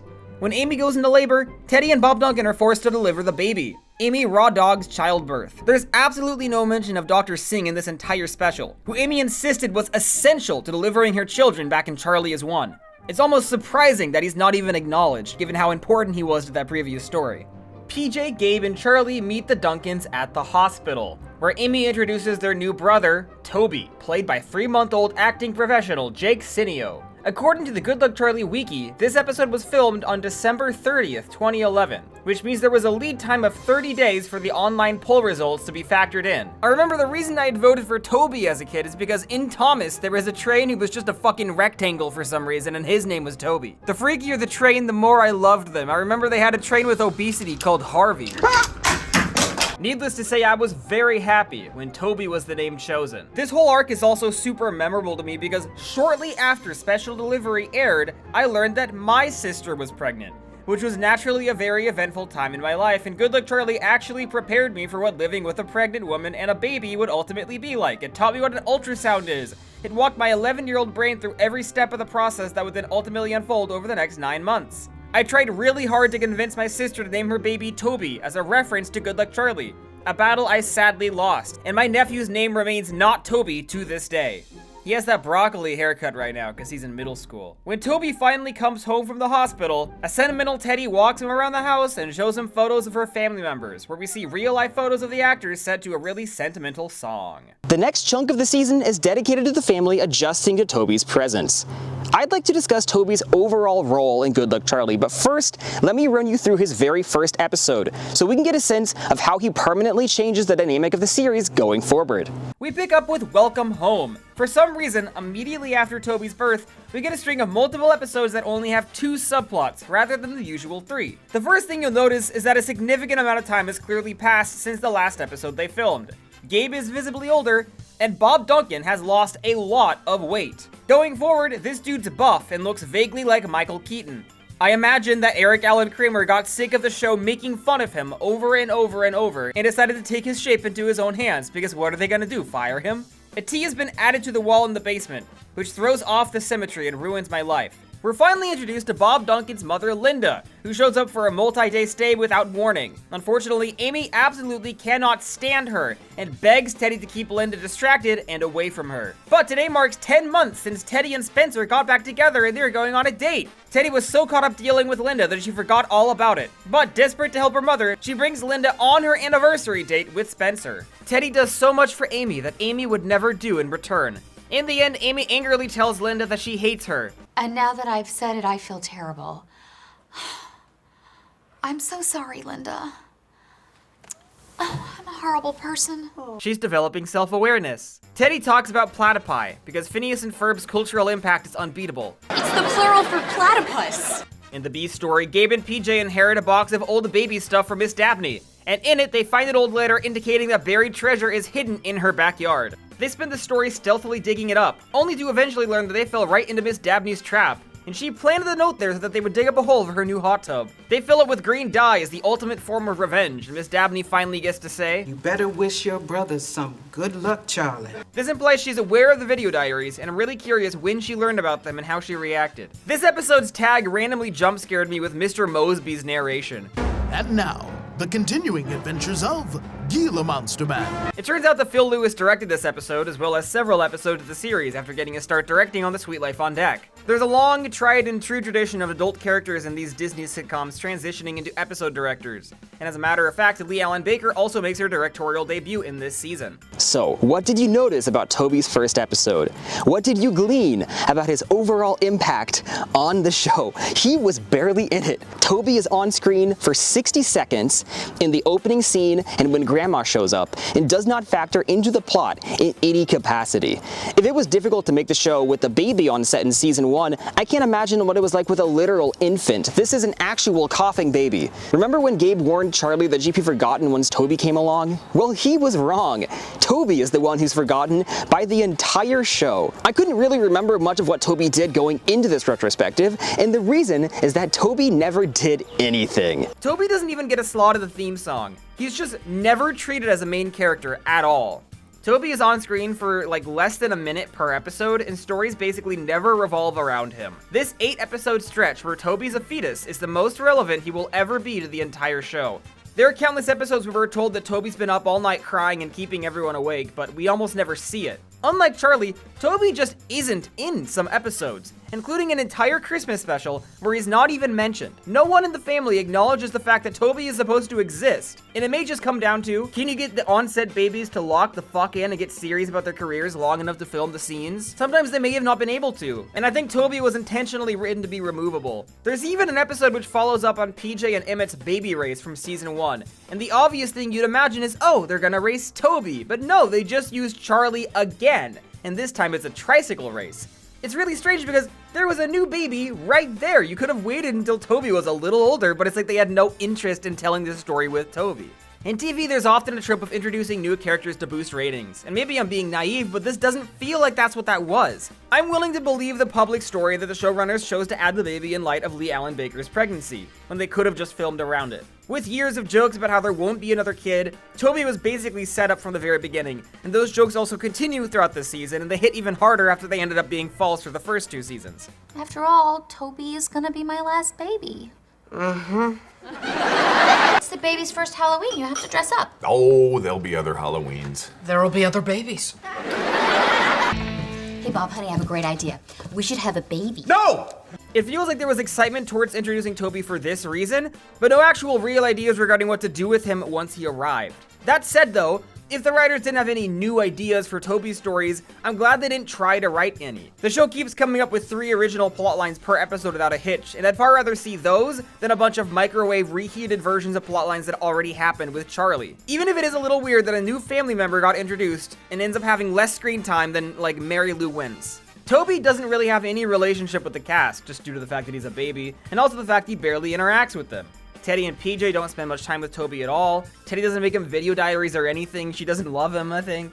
Gabe probably has the closest relationship with Toby, which is kind of depressing given that he forgets his name at one point. Can't just let anybody babysit for,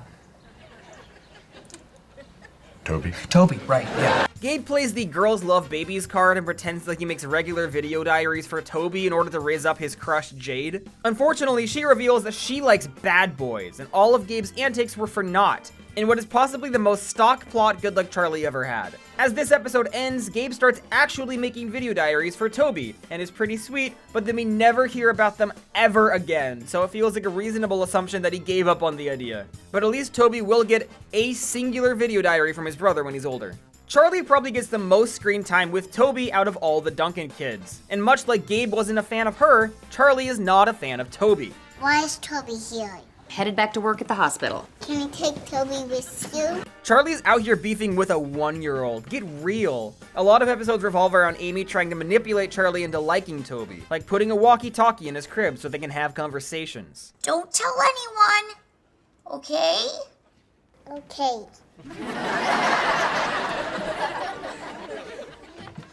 Hi, Charlie. Toby talks. Charlie's issues start randomly happening without warning in the episode Baby's First Vacation. In it, Bob, Duncan, and Amy forego their usual summer vacation to take the kids to a cabin up in the mountains at Dead Man's Lake, which I believe I've actually found on Airbnb, by the way, in the middle of bumfuck nowhere in Ketchum, Idaho. The only reason Idaho even exists is so you can drive through it to cooler, better states. Dead Man's Lake turns out to be creepy and haunted, as Gabe and PJ contend with slamming drawers, a creepy housekeeper, and a newspaper telling of a murder that just happened in this cabin. After their warnings fall on deaf ears across the episode, the Duncan family eventually wake up in the middle of the night to a floating candelabra, ghosts, and blood dripping down the walls. Gravity Falls fans go, "Oh, look how grown up our show is! It's not for kids at all!" This happened years prior on Good Luck Charlie in a live action. Given that young babies aren't able to be on set too much, Charlie and Toby aren't in the scene as the Duncans try to flee this house. And it's a glaring and hilarious oversight, because it creates the impression that Charlie and Toby were completely abandoned as the rest of the family tried to run away. At this point I was like, oh, is Good Luck Charlie abandoning his convictions of being grounded? Are there real paranormal elements in its canon? I couldn't remember. It turns out that is not the case, because they were caught up in a reality show called Scary House, which tricks guests into believing their vacation destination is haunted. You wanna know how the Duncan family could solve their money problems? Sue the shit out of these producers! What the hell? There are 3 children here, and PJ, who's mentally a child. Fortunately, Amy Duncan always has her kids' best interest at heart. You made us look like fools. You people are disgusting. We're gonna be on TV, you say? And if you were wondering where Teddy was, she led the B story. She faked being sick so she could stay home for the family vacation and throw a party. Unfortunately for her, Bob Duncan recently installed a home security system to keep tabs on her, so she has to do the unthinkable: interact with a nerd. Now we get introduced to the show's greatest character, Victor. Victor is the only nerd character that the show doesn't vehemently despise, but nonetheless he is bullied for existing. You know, T, at some point we have to ask ourselves, is it worth it? I don't think I need to introduce Victor's personality. You can look at him and tell exactly who he is. This is also the guy from the infamous and incredible Bud Light product placement scene in Transformers: Age of Extinction. You better have insurance. It's your car? Huh?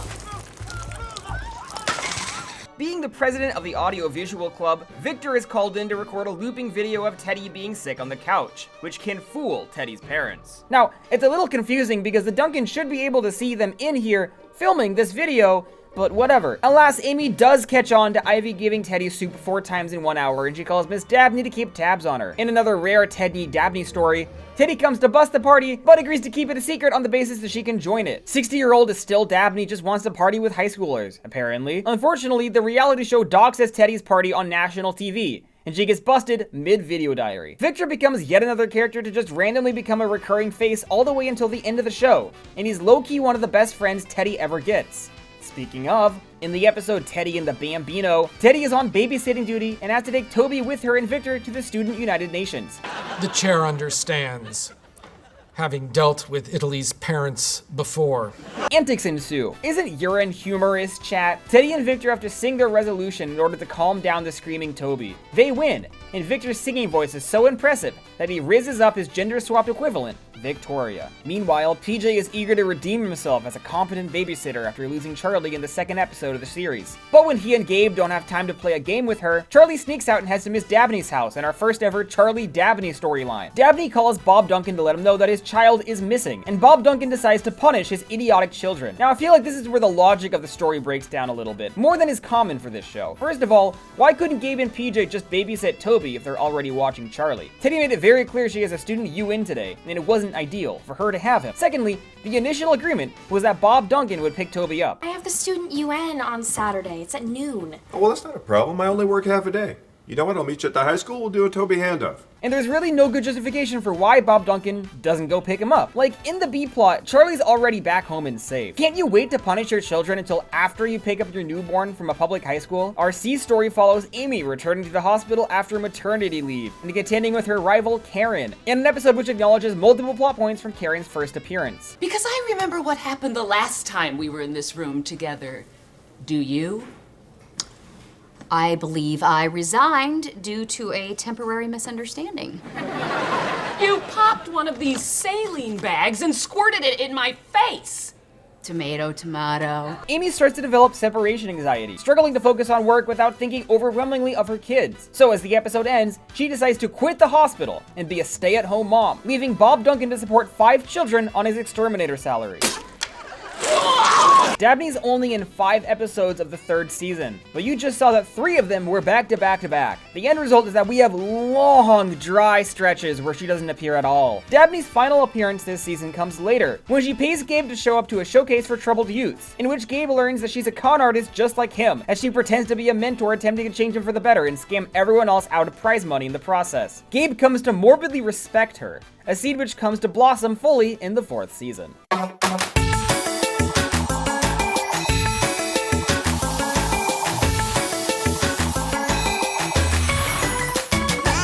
In the episode Baby Steps, all 3 subplots are notable for different reasons. In the C story, we get a very intentional echo of the series premiere. As we recall, Bob Duncan tripped and threw Charlie down the stairs in the very first episode, and now he finds himself terrified of walking down the stairs with Toby. Bob Duncan practices walking down the stairs with Gabe throughout the episode and finally succeeds in making it down without throwing a child, only for Toby to nonetheless get flung through the air when Bob Duncan's smacked by the kitchen door. They cheaped out with their digital editing this time. If they weren't cowards, they would have catapulted this infant for real. So what if he gets injured? Find another infant.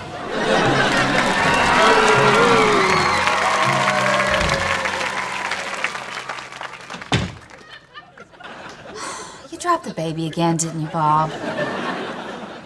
What? By this point, Toby's stated to be 6 weeks old. Bro still doesn't have a job. This useless freeloader offers no value to our society. In the B story, Spencer's mom comes to pick him up because I guess he can't drive? What a loser. This useless carpooler offers no value to our society. It's been so long, in fact, that Spencer's mother has changed her appearance and name. Previously, she was named Linda and looked like this. Now she's named Lynn and looks like this. Now, it's possible that Lynn is just a recast of Linda, and Lynn is a nickname, but the wiki nonetheless speculates that Spencer's parents may have had a horrible divorce off-screen, and this is his new stepmother, perhaps implying that Paul Walsh left his wife Linda and fell for a very similar-looking woman named Lynn. The story revolves around Teddy's anxiety that she and Lynn have no chemistry and nothing in common. Teddy tries to win her over, but it goes horribly wrong because Teddy is a socially awkward disaster. How about that weather? It's like it's not too hot, not too cold. Temperate, you might say.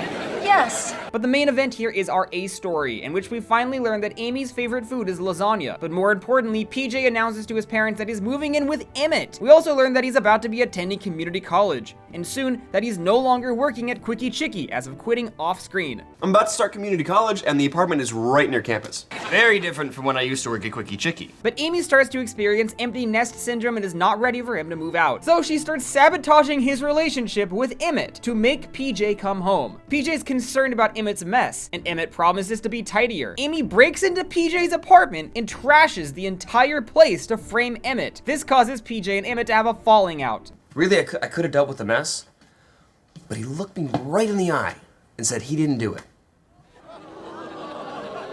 Best friends don't lie to each other. Amy Duncan has done a lot of insane things, but ruining and ending PJ's relationship with his lifelong best friend because she doesn't want her son to move out is up there as maybe her most deranged act of all time. She eventually feels bad and confesses her sins, and then PJ forgives her. You're a good mom. No, she's not! Going forward, PJ's apartment is a mainstay of the series, and we now transition from the Toby's Born chunk of the season to the PJ's apartment chunk of the season. No, really. Toby basically doesn't factor into any stories going forward, and PJ moving into a new apartment has just as much narrative importance as the birth of a new child. Multiple episodes revolve around the clown car's worth of clowns living in the apartment directly across from them and PJ's horrible irrational fear of them, which was set up in the Hawaii two-parter Sun Show. Throughout the next several episodes, we also cycle through every member of the family spending a storyline at PJ's apartment, all of them with the intention of getting away from the rest of their family. Bob Duncan starts sleeping over at PJ's without permission to get away from the crying baby. Gabe invites himself and his friend Logan over for a sleepover to get out of doing yard work. Charlie and Toby come over to be babysat, prompting PJ and Emmett to open an illegal babysitting clinic that they had from the building's owner.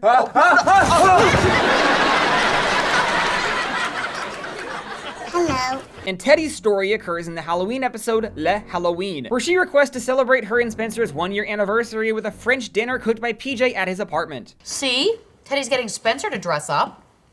Can't compare me to a 17-year-old. Well, that's for sure. All new Good Luck Charlie. Happy Halloween! Sunday at 8/7 Central, part of Monstober Sunday on Disney Channel. We learned that Teddy and Spencer met in French class, and their first ever conversation was about how they both wanted to go to France someday. So PJ and Emmett get to work, and Emmett's only interaction with Teddy in this entire season after his character largely revolved around her in the previous. Hey, Emmett's here. Another thing we didn't discuss. Girl, he lives there! Unfortunately, it turns out that Spencer reasonably doesn't remember this innocuous one-time first interaction with Teddy and has no clue why the dinner is France-themed, prompting Teddy to unleash her inner Amy Duncan. I can't believe I went through all this trouble and you don't even remember. Wait, where are you going? As far away from you as I can get. You can see it in Spencer's eyes. He's thinking of cheating on her again. It's especially egregious because Teddy herself literally forgot about her and Spencer's anniversary dinner 6 episodes ago. No! Today's our 10-month anniversary dinner. I totally forgot. Well, when you get older.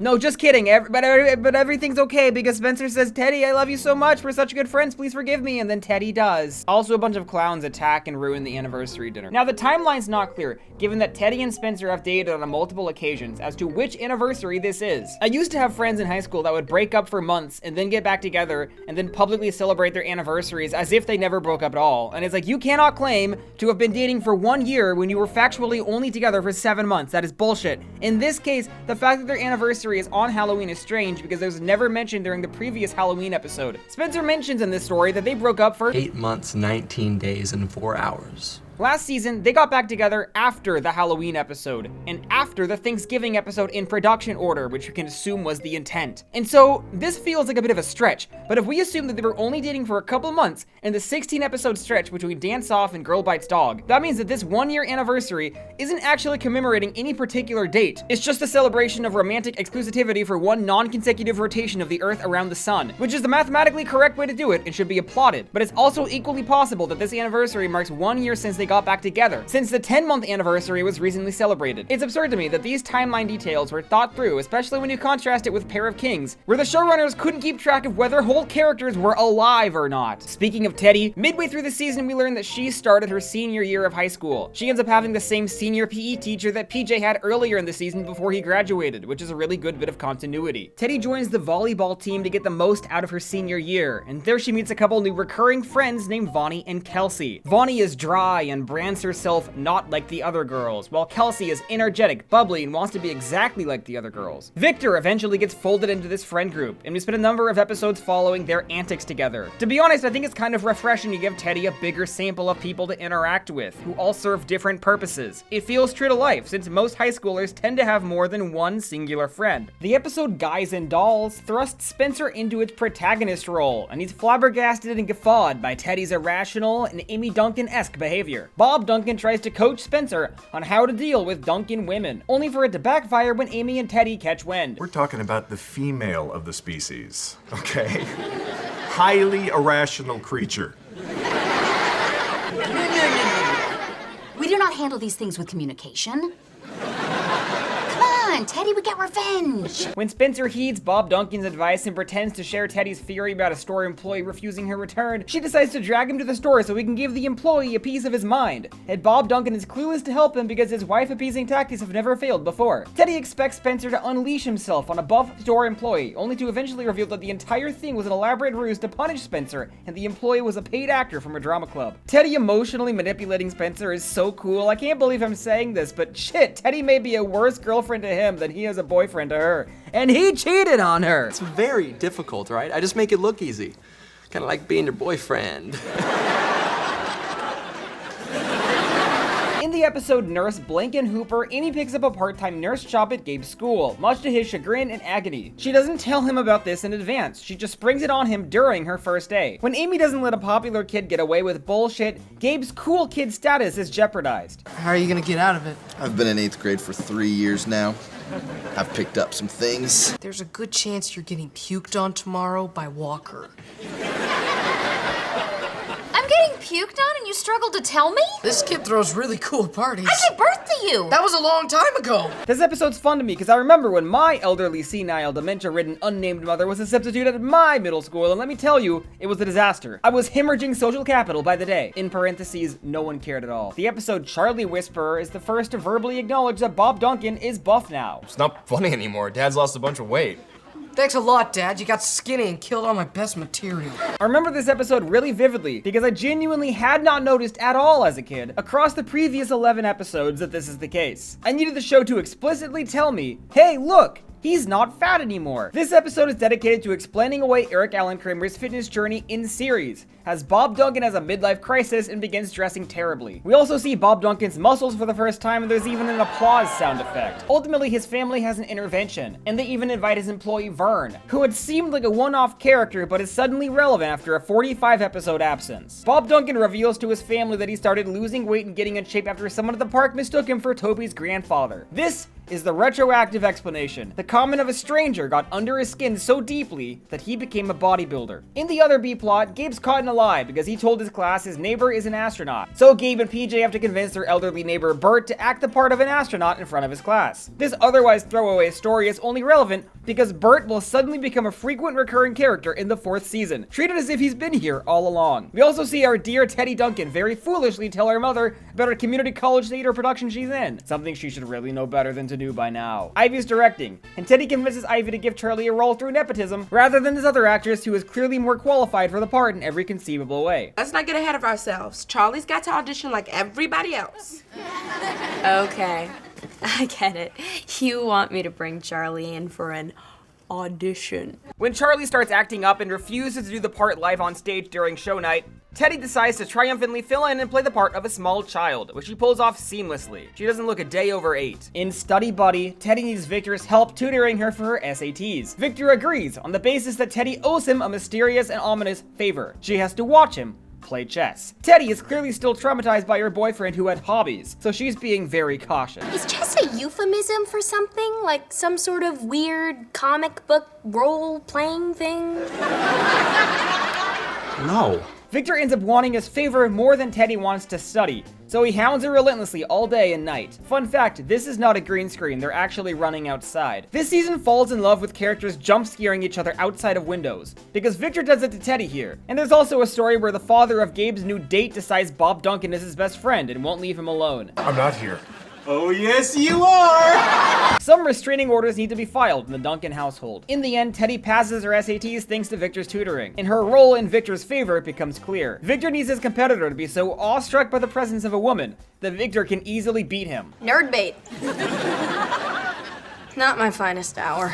We also see Bob Duncan move into Gabe's room trying to get away from his crying child that he refuses to raise. In this series' first Christmas episode, A Duncan Christmas, Bob Duncan's mother Linda returns for Toby's first holiday and competes with Amy for a spotlight in the talent show. It's becoming clear that Bob Duncan married a woman very similar to his mother, while Amy married a man nothing like her father. Merry Christmas, everybody! Is this character worthy of studio applause? In the meantime, Teddy and Spencer return to Super Adventureland after their humiliating homosexual public firing to get Charlie a photo with Santa. Teddy's main character complex kicks into gear when she blows up at Santa for taking a break right before they get there, prompting her to injure him and get thrown in Super Adventureland jail. The shadow of Amy Duncan looms large over Teddy, even in episodes where they don't interact. The Super Adventureland sheriff sides with Teddy because he doesn't like the guy who plays Santa, and Teddy learns nothing. The end. You're guilty.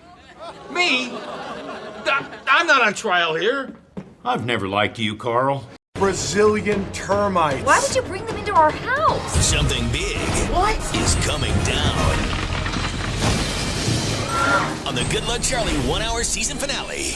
Sunday, January 20th at 8/7 Central on Disney Channel.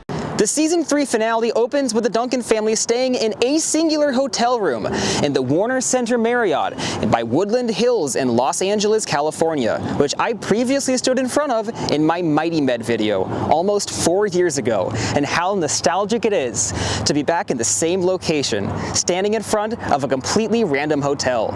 So why is the Duncan family staying in a singular hotel room, you might ask? Well, let's find out. We learned that a week earlier, Spencer got accepted to a performing arts college in Boston. The timeline's a little wonky because Teddy's senior year has already started by the time Spencer, a grade above her, learns he's accepted to this college. Spencer should have graduated alongside PJ way earlier in the season, but the timeline of Spencer's life is irrelevant to us, the audience, so who cares? Teddy and Spencer try to make a long-distance relationship work, video calling and chatting, but it's difficult. Teddy assembles her troops to tell them about her struggle, as Ivy interacts with Vonnie and Kelsey for the first time. She hates them. For some reason, boys find me weird and off-putting. Not just boys, sweetie. Teddy decides to secretly fly out to Boston under her parents' noses to pay Spencer a visit. And this time she has a far easier time booking a secret flight unapproved by your guardians than she did in the movie. Nothing screams goody two-shoes like a 17-year-old flying across the country without her parents' permission to spend the night with her college boyfriend. Unfortunately for her, Spencer flew to Denver to surprise her, meaning neither of them will get to see each other this weekend at all. On the flight home, Teddy sits by the legendary Fred Willard, a man who was in every single piece of children's media in the entirety of the 2000s, and notably played Swindle in Transformers Animated Season 2, Episode 8, SUV, The Society of Ultimate Villainy, written by Dean Safon, in Season 3, Episode 10, Decepticon Air, written by Michael Ryan. Everyone who watched my high school talent show performance knows that. He gives Teddy some unsolicited advice. All long-distance relationships are brutal. You try to make them work. You email, you text, you video chat. There's no substitute for being in the same place together.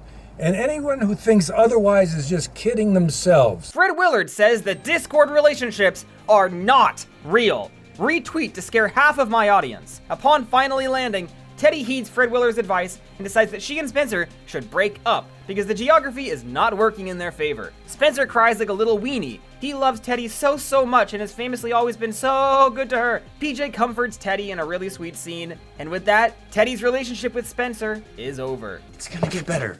It's gonna get better. I know, because I've been through this. Remember when Skylar moved away? I thought my world was over, but somehow I managed to move on. You will too. In the B story, Bob Duncan has brought home some hyper-rare Brazilian termites, the first to ever be discovered on American soil, and this will surely make him Exterminator of the Year. In his hubris, he brings them home so he can keep an eye on them, only for them to get loose in the house and gradually start demolishing it. Bob Duncan spends the story hiding the existence of the termites from Amy. To the Bugmobile! Upon learning about Debbie Dooley's new mommy blog, where she writes wholesome stories about her kids' antics, Amy wants to outcompete her and starts her own mommy blog about her crazy household with her 6 kids. Fun fact, Amy Duncan only has 5 kids. However, that doesn't stop her from completely fabricating the existence of a 6th child named Skippy, who is a whole lot of trouble. Amy gets a call from Good Morning Denver who wants to do a segment on her wacky household. and then her stunt double eagerly accepts. Amy had previously mentioned wanting to work for Good Morning Denver in a throwaway line from season 2, which is now paying off. Gabe, meanwhile, is disheartened to learn that Toby is going to be moving into his room with him. The episode says Gabe and PJ started sharing a room when Gabe was born, which apparently means Charlie's bedroom sat vacant and unoccupied for 10 years. Gabe spends the story finding all sorts of goofy and clearly unsustainable solutions, until PJ suggests the attic. We have an attic? Wait, why didn't I know we had an attic? You didn't know we had a treehouse either. You gotta start looking up. Despite this most humorous joke, it's worth noting that Gabe has spent an entire previous episode cleaning junk out of the attic off screen. You two are gonna clean out the attic by yourself. Gabe gleefully makes the attic his home, solving his housing crisis. And PJ is holding on to a deep, dark secret. He eventually reveals the truth to Gabe. He dropped out of college. What?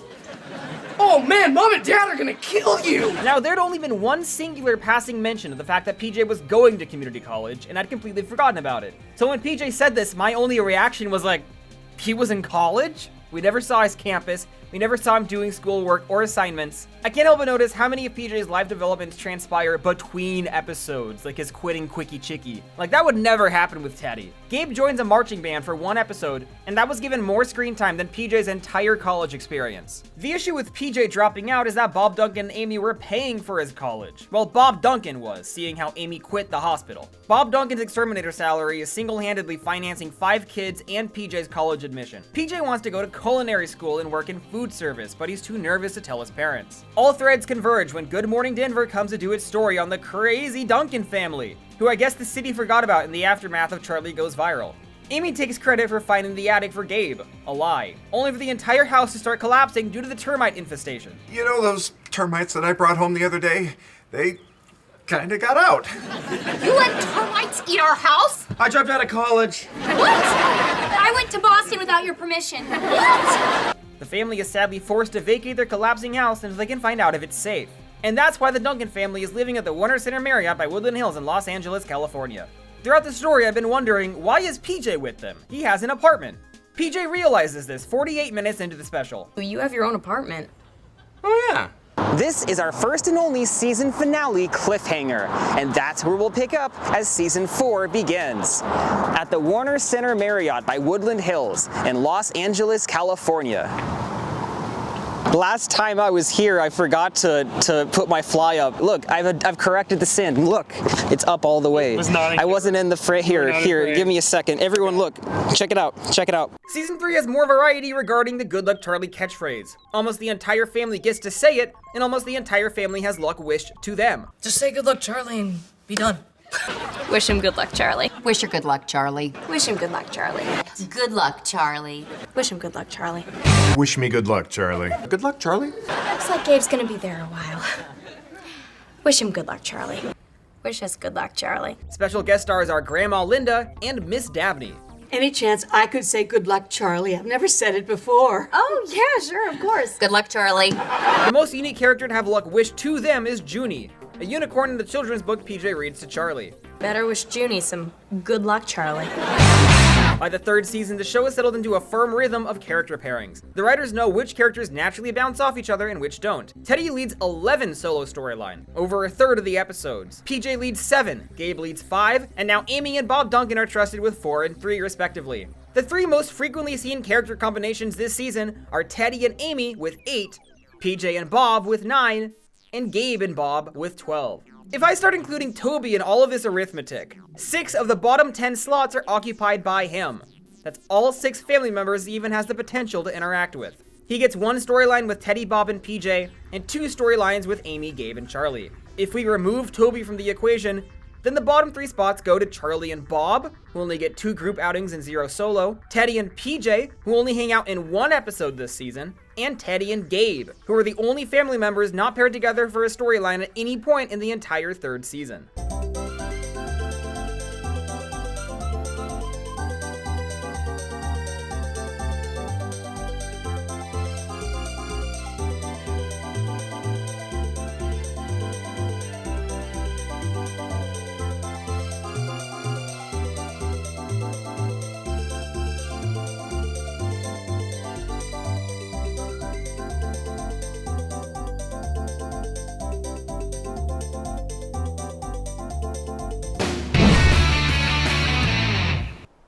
On June 11th, 2013, Deadline reported that a 4th season of Good Luck Charlie was in production, this being the last and the shortest. But with 21 episodes, this shortest season of the show is the length of many episodes' longest season. Many shows would dream of a full 21 episode season.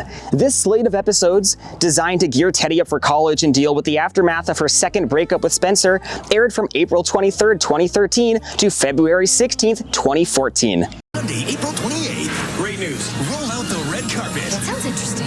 For one big Disney Channel premiere. Good Luck Charlie is back with an all-new season. It was not my fault. Right. Their house is in shambles, and the hotel life is one big mess. I can't believe I went from having my own room to being stuck here with you people. Aw. Too bad. Now they're moving on. He's up to something, isn't he? Yeah. With a little help. Hello, Teddy. Kermit, is it really you? From the Muppets. You can't do a musical number without moi.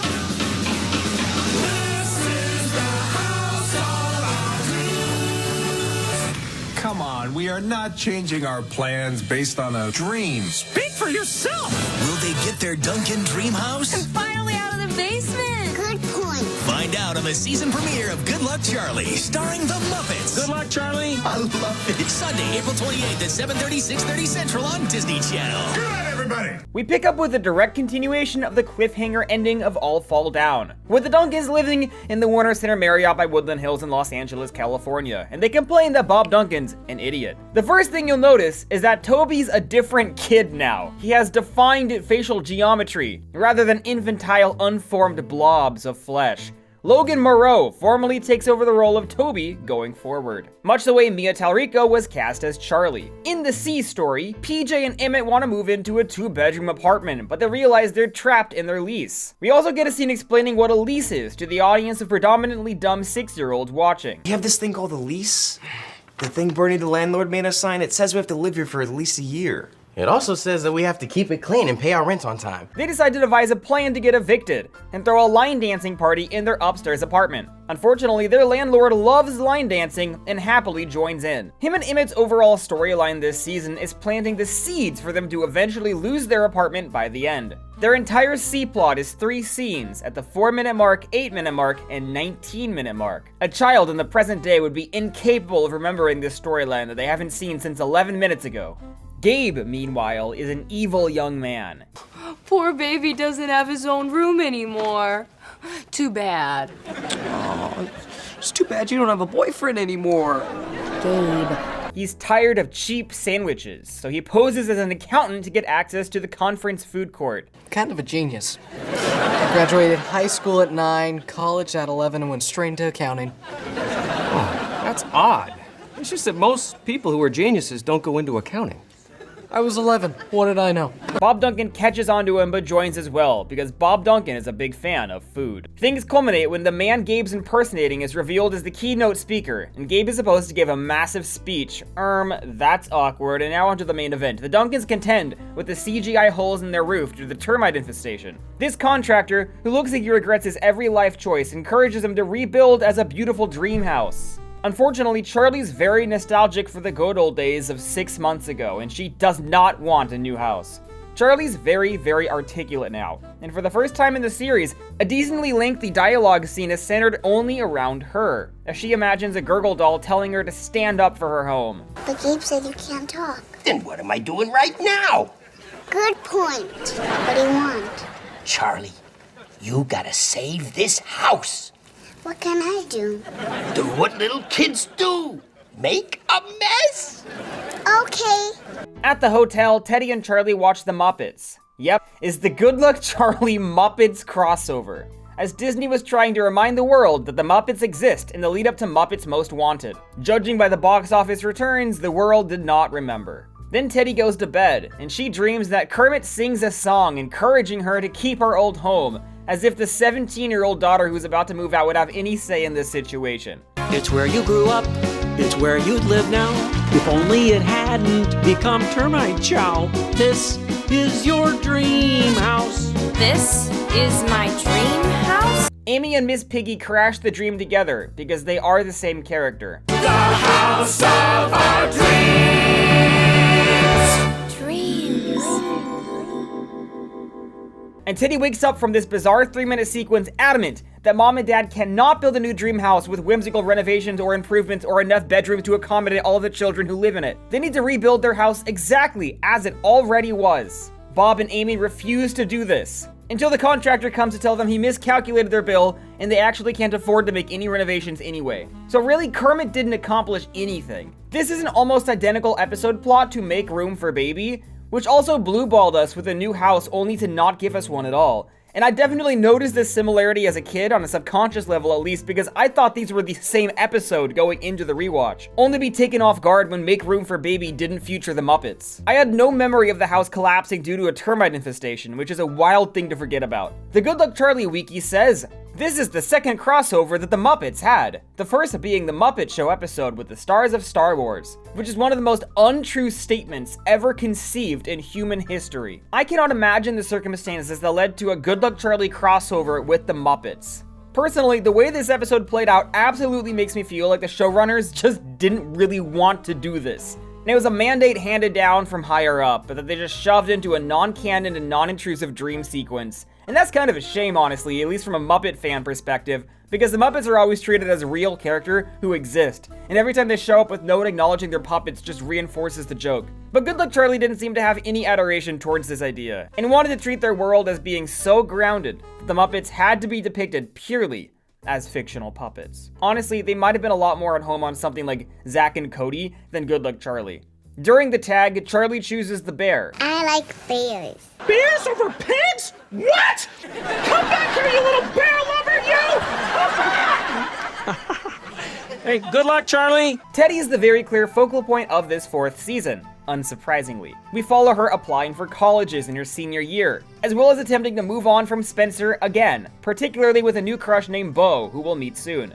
As far as life developments go, Teddy joins the cheer team in one episode, though we never hear about it again. There's also a story where she decides to write her college admission essay about her video diaries to Charlie. Only the second instance where the framing device factors into the story as a plot point. Okay, good luck, Teddy. Good luck, Teddy. That's it!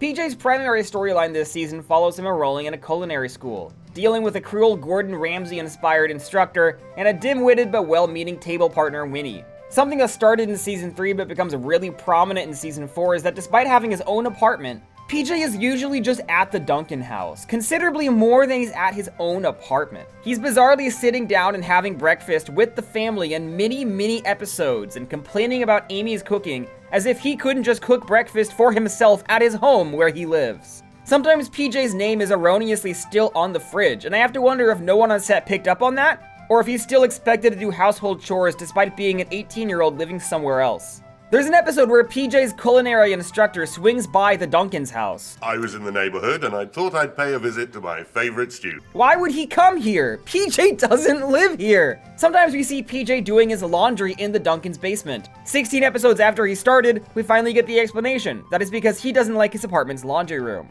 And you never, ever go in the laundry room when she's in there. You never go in there at all. You do all your laundry at our house. Well, if I did go in there, I would not go in there. I really like the direction that Gabe takes in the final season. He's 14 now, and he starts to slowly age out of constant pranks, much to his own disgust. He starts getting one-upped and tricked by younger generations in the neighborhood, who are determined to take their crown for themselves. With all due respect, sir, what happened to you? You know, I have no idea. I come from a really nice family. The show triumphantly returns to a Miss Dabney hot streak through the 4th season. In fact, despite this being the shortest season, this is the largest number of appearances she ever has in a single season, with 8. But here's the main thrust of Gabe's story. If Teddy's season 4 can be defined by the word college, and PJ's season 4 can be defined by the words culinary school, Gabe's season 4 can be defined by the word Lauren. In the episode Demolition Dabney, Gabe develops a mutual crush on a new neighbor named Lauren, before coming to the horrifying realization that she is Miss Dabney's granddaughter, who's staying with her. The specifics of why are never mentioned, but her father is only acknowledged once as he takes her camping for the weekend. However, Lauren proves to be Gabe's evil counterpart he's been missing, and they both team up to pull pranks and scams. If Skylar was PJ's OTP, Lauren is Gabe's. But Lauren and Dabney have a genuine fondness for each other too. She really likes her grandma, and Lauren's fondness for Gabe further warms Miss Dabney up to Gabe over the course of the season. Amy's mommy blog, introduced at the tail end of season 3, becomes a massive part of the 4th. Skippy, the fake child, is never mentioned again, which is an odd thing for the show to forget about, but the blog itself and its blatant lies continue taking the spotlight. According to this, every morning at the breakfast table, the Duncan family takes turns saying what we're grateful for. One problem. We don't do that. We also spend a lot of time covering Amy's recurring terrible segments on Good Morning Denver. She just has a camera crew following her around in several episodes, and it honestly gives her character a rejuvenated sense of purpose. It's really fun. And of course, she continues to be a psychopath. What? Are you kidding me? On what planet is that considered a strike? You are the sorriest excuse for an hub I've ever seen! Bob Duncan, meanwhile, is at his dumbest. He is really just Homer Simpson now, but that's okay because Homer Simpson is funny as hell. And Eric Allen Kramer plays this version of the character perfectly. I'm Eric Kramer. I play Bob Duncan, exterminator, and quite possibly the most abused father on television. I think the show has also brought him down to Amy's level, where both of them are equally clueless in social situations. There's a story where the Winces go out of their way to blow off Amy and Bob Duncan, who are bumblingly ignorant of this. You want to hear something really funny? We actually thought you guys were trying to avoid us. Season 1 Bob Duncan would have had the level-headed clarity to sense that his presence is unwanted, but Season 4 Bob Duncan does not. And the reason I'm okay with this is because it makes me laugh. Right out of the gate in Season 4, Charlie's able to speak in articulate sentences and participate in dialogue scenes like she never has before. Toby's not gonna stay in the hotel. No. Can we talk about it? Good night, Toby. Charlie, it's your bedtime too. No, it isn't. Yes, it is. Mama said I could stay up. No, she didn't. Yes, she did. A lot of the lines given to Charlie continue making me laugh because they're so clearly not things a 3-year-old would ever say, let alone this 3-year-old. Dinner sounds great. What do you think, Charlie? I can eat. I'm gonna need a bigger light bulb. Charlie seems to have an actual personality now, and I would describe her as a uniform cross between her 3 older siblings. She bears Teddy's intelligence, PJ's kindness, and Gabe's mischief, despite what Amy said last year. And have you been a good girl? She also seems to pick up and possibly even surpass PJ's culinary prowess, as an episode sees PJ pass his culinary class assignments by taking food cooked by Charlie in her quickie bake oven. Chef said it was light, tasty, and displayed a childlike simplicity. You're welcome. Throughout this season, Charlie starts to understand that Amy Duncan is an unusual woman, which is liberating to see. That doesn't sound like me. Yes, it does. Charlie also celebrates her 4th birthday this season, like why Toby celebrates his 1st in an episode appropriately titled Charlie 4, Toby 1. And Toby continues to be an afterthought, with little to no impact on anything happening, other than a couple of one-word lines here and there. Charlie's first words were a big deal. Toby, meanwhile, just nonchalantly started talking at some point off screen, his first word being in a non-canon tag. Do you think they bought it? Yep. What do you think, Toby? Should I trust her? No. I can't help but observe the actor was clearly missing the comedic intent of these lines. Both should have been delivered with a far sharper sense of sardonic wit. The 4th season continues to show us constant recurring jokes about Bob Duncan and Amy never having more kids. Oh, he's so adorable. It makes me want to have another. No! Shoot, I forgot to have a baby this year. Nothing really scares me anymore. Nothing? Well, except for when Mom says, I know we said we'd never have another baby, but... Season 4 adopts a sort of look how far we've come attitude about itself, commonly referencing and flashing back to Season 1 episodes to either follow up on their storylines or show how different the characters now are. In the episode Go Teddy, we get our first reference to Teddy's temporary stint wearing the Whammy the Rammy mascot costume in the series' 4th episode. Charlie, honey, have I ever told you about my years as Whammy the Rammy? Coming. Remember, in those early days of the show, Amy wasn't insane yet. She was just a normal woman. So the show makes a pretty entertaining retcon to bridge that past version of her character. Mom, I'm kind of surprised you chose mascot since your face was hidden under a giant head. I struggled with that.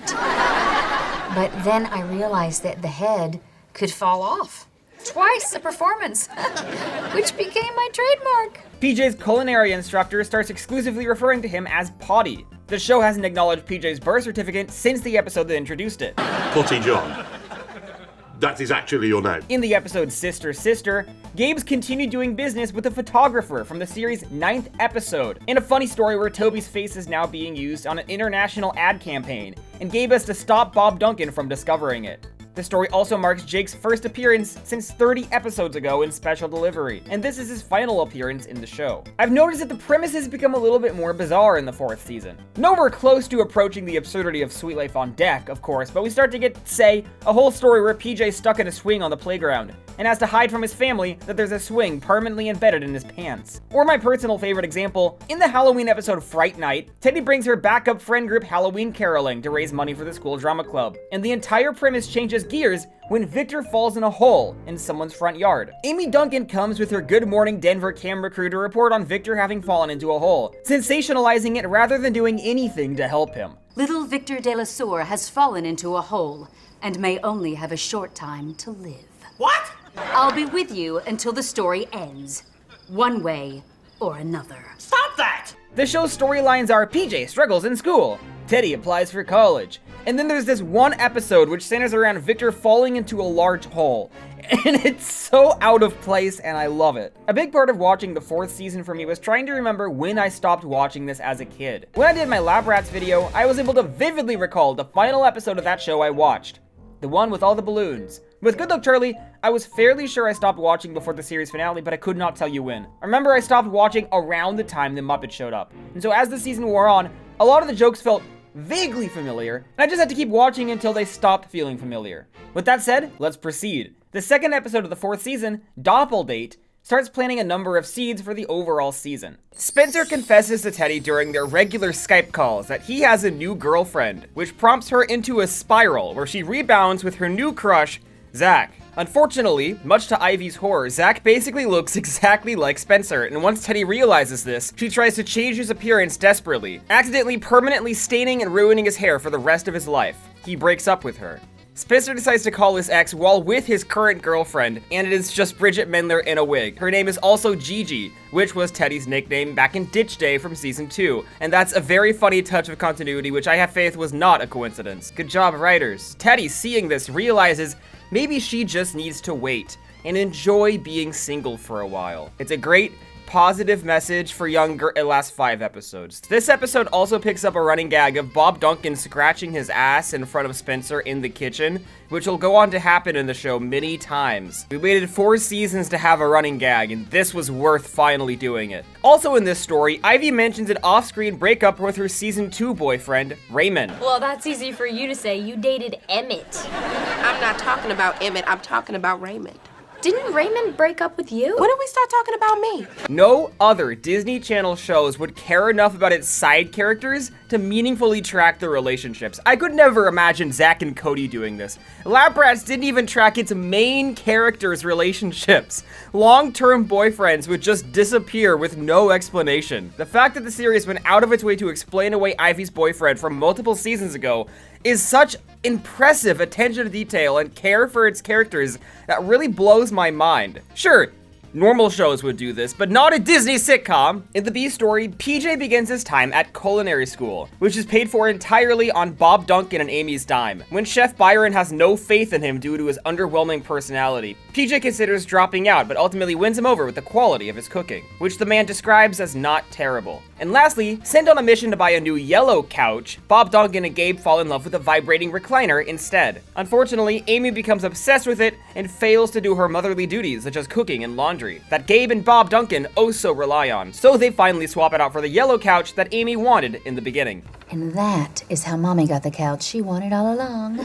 This couch becomes the defining visual difference of the 4th season, front and center in the Duncan living room, for only a grand total of 8 episodes. Because in the episode Teddy's New Beau, we randomly get a Rise of Skywalker narrative control Z that pivots back to the cyan couch from the first 3 seasons. PJ accidentally stains the couch while babysitting Charlie and Toby. You're in trouble, you're in trouble. It was your grape juice. It was your butt. Worried about getting in trouble, he and Gabe head to an emergency late-night couch store and happen to find one identical to their original cyan couch, and they purchase it in the hopes their parents won't notice anything wrong, which Amy does, but Bob Duncan doesn't. Wait a minute.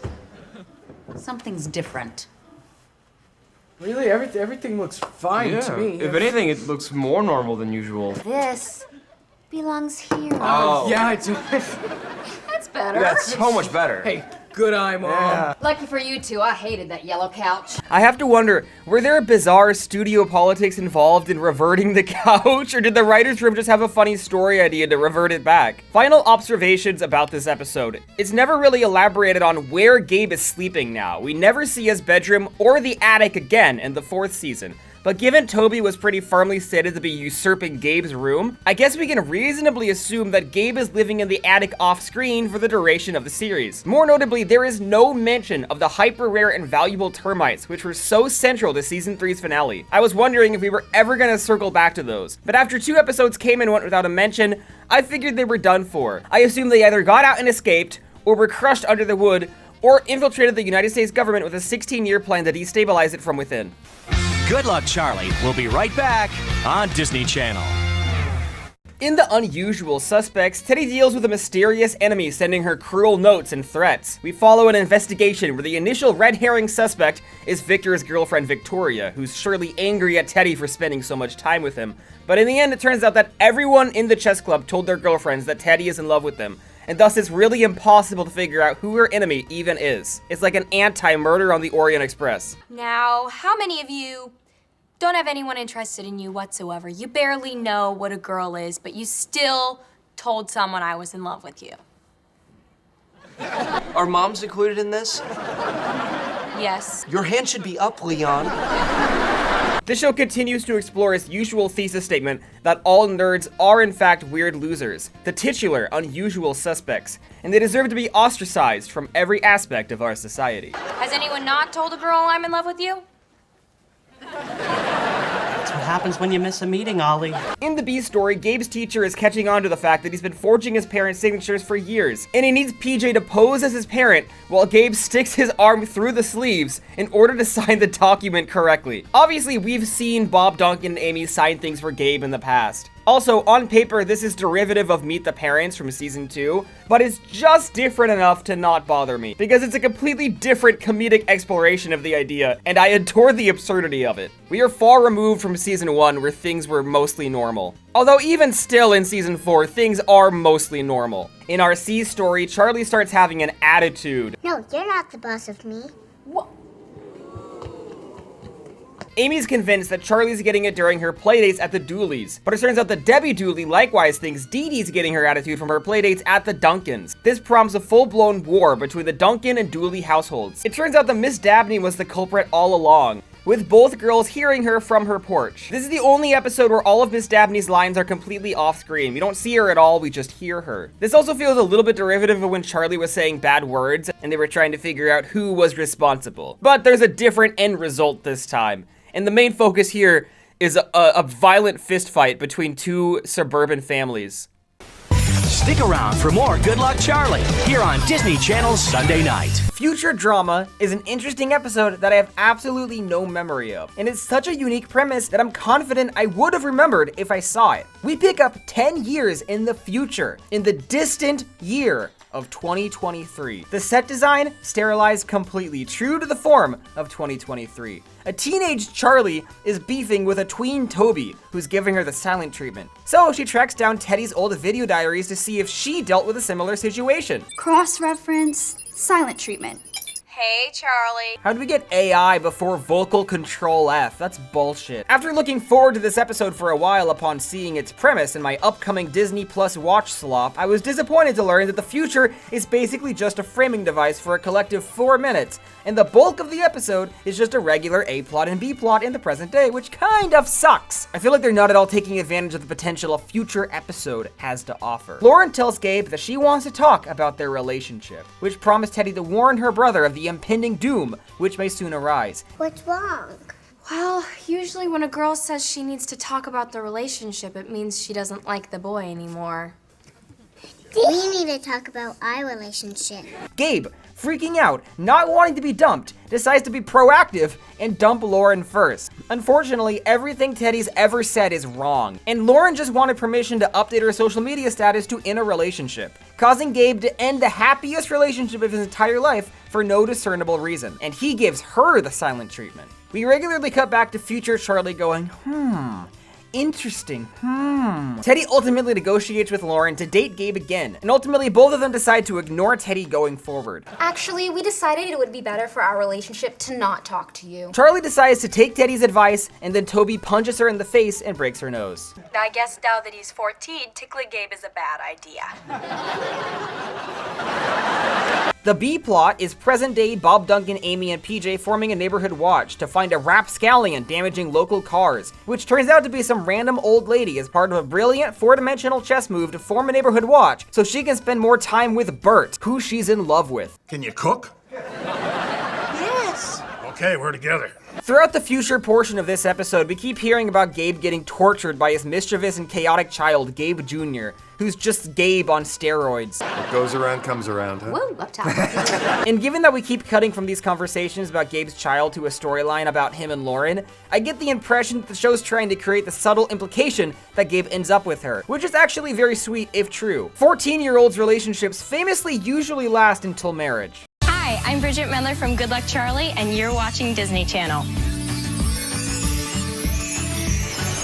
Ta-da! Bob's Bugs Be Gone plays its largest role in the 4th season, with the production of a set for his office building. The justification for not seeing it until episode 82 out of 100 is that none of Bob Duncan's kids ever wanted to go there until Charlie, which I completely buy. In Demolition Dabney, Vern expresses concern that Bob's new tough guy image is spurring a decrease in business, leading to a photo shoot utilizing Toby. Its next appearance comes in the episode Rat-a-Teddy, where we learn that Vern has betrayed Bob Duncan and opened a rival extermination business. Bob Duncan hires a new employee to fill the void, and this serves as the introduction to Beau Laundry, the subject of our primary season-long storyline. This, believe it or not, was the little nerd from Minutemen, the Disney Channel original movie. Only 6 years later, he's gone through this Neville Longbottom transformation into the Disney Channel heartthrob archetype. Beau has just moved to Denver from Tennessee and basically wants any job. Ever since I was little, it's been my dream to be an exterminator. Really? Nah, I'm just messing with you. Bob Duncan reluctantly hires him on a trial basis. Meanwhile, Teddy's struggling emotionally on her and Spencer's anniversary, and she decides to throw a slumber party to distract herself. It's pretty directly implied to have been 1 year since her last anniversary with Spencer. Their last anniversary was on Halloween, although it's not Halloween today, just like it clearly wasn't Halloween either time they got together. Teddy asks PJ if they can throw the party at his apartment, specifically to get away from Amy. Yeah, we could do it here. It's just there's so many people around. Mom? That's the people I'm talking about. When PJ and Emmett house sit their upstairs neighbor's pet rats, they decide to throw a rat race. With the rats running loose in the apartment and somehow descending an entire floor, Teddy decides to call her father. Beau proves himself by catching the rats non-lethally, and also catching Teddy's eye. And we also get a hint of a mutual love connection between Emmett and Vonnie, which will never go anywhere. In Charlie 4 Toby 1, Teddy helps Beau break up with his long-distance girlfriend, and it's actually kind of insane how involved she makes herself. I just went through what you're going through. A long-distance relationship that didn't work. Until we both decided that we had to make a tough choice. We had to be mature and let each other go. Who are you again? Imagine being this woman and some random girl you've never seen before is with your boyfriend breaking up with you over FaceTime on his behalf. After going on a date in the episode Teddy's New Beau, Teddy and Beau gradually start a secret relationship under Bob Duncan's nose, which Teddy informs Charlie about in video diaries that are not remotely helpful for her in any way, shape, or form. Not bad. In fact, very not bad. I guess you could say, old Teddy Duncan is back in the saddle. He did kind of manipulate Teddy into going on a date with him. Originally, she said no because she was still battling the Spencer demons, and he told her it was a group thing, and then said, oh no, my friends didn't show, and then later confessed there was no other friends, he just wanted to go alone with Teddy. Teddy's not bothered by this at all, so I guess there's no reason for me to be. In the episode Bug Prom, Teddy and Amy are Beau and Bob Duncan's dates to an extermination-themed party extravaganza event, where Teddy comes to the horrifying realization that Amy's bitter rival Karen from the hospital is Beau's aunt, and works desperately to keep them away from each other. All roads lead to Teddy's choice, in which she prepares to celebrate her 18th birthday. Next Sunday, Teddy's 18th birthday comes with a huge surprise. Spencer, what are you doing here? Hello? Beau's here. Now, Teddy has to choose. I have feelings for you. Between Spencer and Beau. I just want you to be happy. Celebrate celebrate a brand new Good Luck Charlie. Next Sunday at 7:30, 6:30 Central on Disney Channel. First of all, Charlie has celebrated 4 birthdays in this series, while Teddy's only celebrated 2. Across 4 seasons, Charlie has gone from 0 to 4 years old, while Teddy's gone from 15 to 18, which means that Charlie is somehow aging at a faster rate than Teddy on a magical sliding timeline. What's this? It's Teddy's birthday present. You got her a rock? She doesn't have one.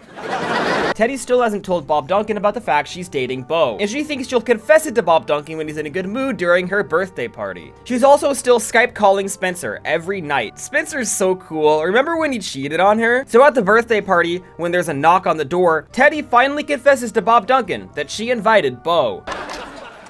Happy birthday! Spencer! Hello? Bo's here. Hey, everybody. Well, shit. Who's the guy with the smaller bouquet? Lots of conflict occurs now. Teddy announces to everyone that she's dating Bo, and Spencer says, "You're a lucky guy," which is fucking crazy. And if anyone says that to you about your girlfriend, you need to make him disappear Breaking Bad style, because he is yearning for her, just factually. Lots of private conversations are held. I also have feelings for Bo. I saw you first. Spencer goes back to his roots of being, a bit slimy. You're just gonna have to decide, you know? Who do you want to be with, me or him? Spencer, that's not fair. You can't just spring this on me and expect me to make some sort of big decision. Okay. So fucking true, Teddy. Teddy's so refreshing, but she has actual common sense. Alex Russo was in an identical situation where Mason was like, "You have to choose me for this random guy," and she, and the series overall, seemed completely unaware that was a terrible thing for him to say. And I think the Disney Channel as a whole deserves most of the blame for the romantic struggles of my Gen Z folks, of my Gen Z compatriots, my peers, my amigos. It's the annual problem of our generation. You know, think about it. Take all the time you want. Thank you.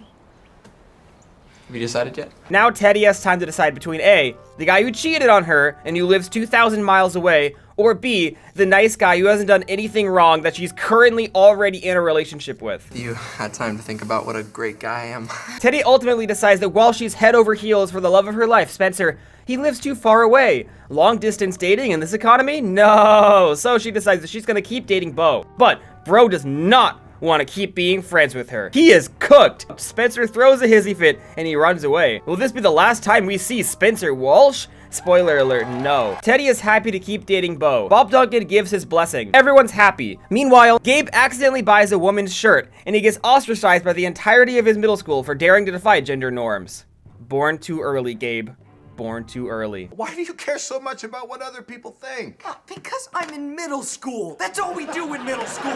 The Bo saga comes to its inevitable conclusion in Season 4, Episode 15, Bob's Bo Be Gone. To go in reverse order of importance, our C story sees PJ and Emmett facing imminent eviction, which they don't want this time, in contrast to the line dancing story from the season premiere. We gotta pay our rent.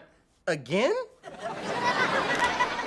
What is that, like every month now? They end up holding screenings to accept a new roommate. Do you have $167? I can't decide if this is a 3-way split and the rent for a studio is only $500 per month, or if PJ and Emmett are only smart enough to charge the guy for what they're short, while each paying considerably more than $167. If it's the former, that means PJ and Emmett are struggling to make $250 per month, or $8 per day. After miscommunicating and booking 2 roommates for a total of 4 people living in their 1-person studio apartment, both new roommates have enough and decide to leave and move in together, abandoning PJ and Emmett. Meanwhile, Amy's been featured on Good Morning Denver less often than usual, and as a result, she's home bugging Gabe and Lauren more often. So they devise a plan to mail letters into the studio about how much they love Amy, in the hopes that they'll hire her more so she'll leave the house. What's a letter? It's an expensive way to slowly send an email. Charlie, I'm ready to play dress up. Coming. This better wait. Gabe and Lauren's relationship continues to be really, really fun. I like their antics together. Their scheme temporarily backfires, but it works out in the end. The end. And the A story. Teddy starts to become concerned that the Oedipus complex has her in a chokehold, but she realizes that Bo is really, really similar to her father, Bob Duncan. After a bad dream where Bo is Bob Duncan, Teddy realizes she may not want to pursue the relationship any further. Imagine breaking up with someone's girlfriend for them, only to lose interest in them immediately after. The ironic thing is that Teddy basically communicated the exact same idea in a throwaway joke a season and a half ago. You know how some little girls grow up and pick a husband who's just like their daddy? gonna go a different way. Luckily, Bo isn't hung out to dry here. He's been extremely homesick and an extermination job just opened in his hometown. So Teddy and Bo tenderly decide to go their separate ways, which ends up devastating Bob Duncan in what seems to be a pretty funny flip of when Amy comforted Teddy after the first of her mini breakups with Spencer. Teddy's life advice to Charlie is that she should date a guy who's afraid of bugs. That's 18 years of wisdom on display. These video diaries are not useful to Charlie at all. And let's switch gears from Bo to Ivy. Season 4 is the Wentz family's smallest role. Ivy, surprisingly, is only in 4 episodes of the entire 4th season. And I think it boils down to the fact that Teddy has a wider network of friends now, and she's also just more independent. In Season 1, she needed Ivy's help and consultation with every decision regarding Spencer. By Season 4, she doesn't seem to be doing any outside consulting regarding her relationship with Bo. Ivy doesn't even hear about Bo as far as we're aware. Ivy's largest role is in the episode Weekend in Vegas, where she tells Teddy to come check out her parents' new camper van. Okay, Dad, let's go. What's going on? Ivy reveals that she's tricked Teddy against her will into taking a road trip. So, say it with me, she doesn't have to be alone with her parents. Ivy tells Teddy that they're going to Las Vegas to convince her to stay, which is a cruel lie because they're going to Las Vegas, New Mexico. It's crazy that Emmett is low-key a better friend to Teddy than Ivy. So after 6 episodes that didn't so much as spark an ounce of familiarity, all of a sudden I was flashbanged by a sequence that was wildly memorable, but buried deep in my subconscious. Ivy, this is the only place in the whole country where 4 states connect at one single point.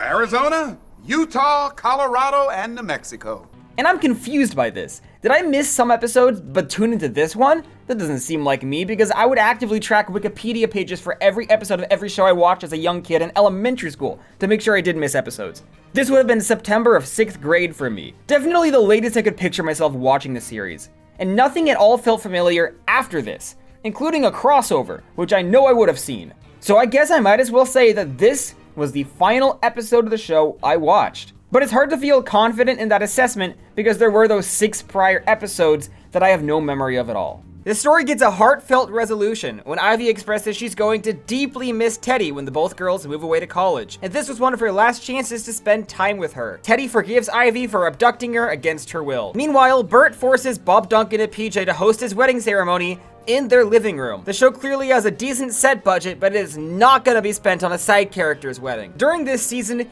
Amy reunites with her estranged sister Jamie in the episode Sister Sister, who's played by Lee Allen Baker in a wig. At this point, there are 6 episodes left, and I feel like it's way too late to be introducing this character. During Take Mel Out to the Ball Game from season 1, Amy implied some sort of hidden relative. Are there any other surprise relatives you want to tell me about?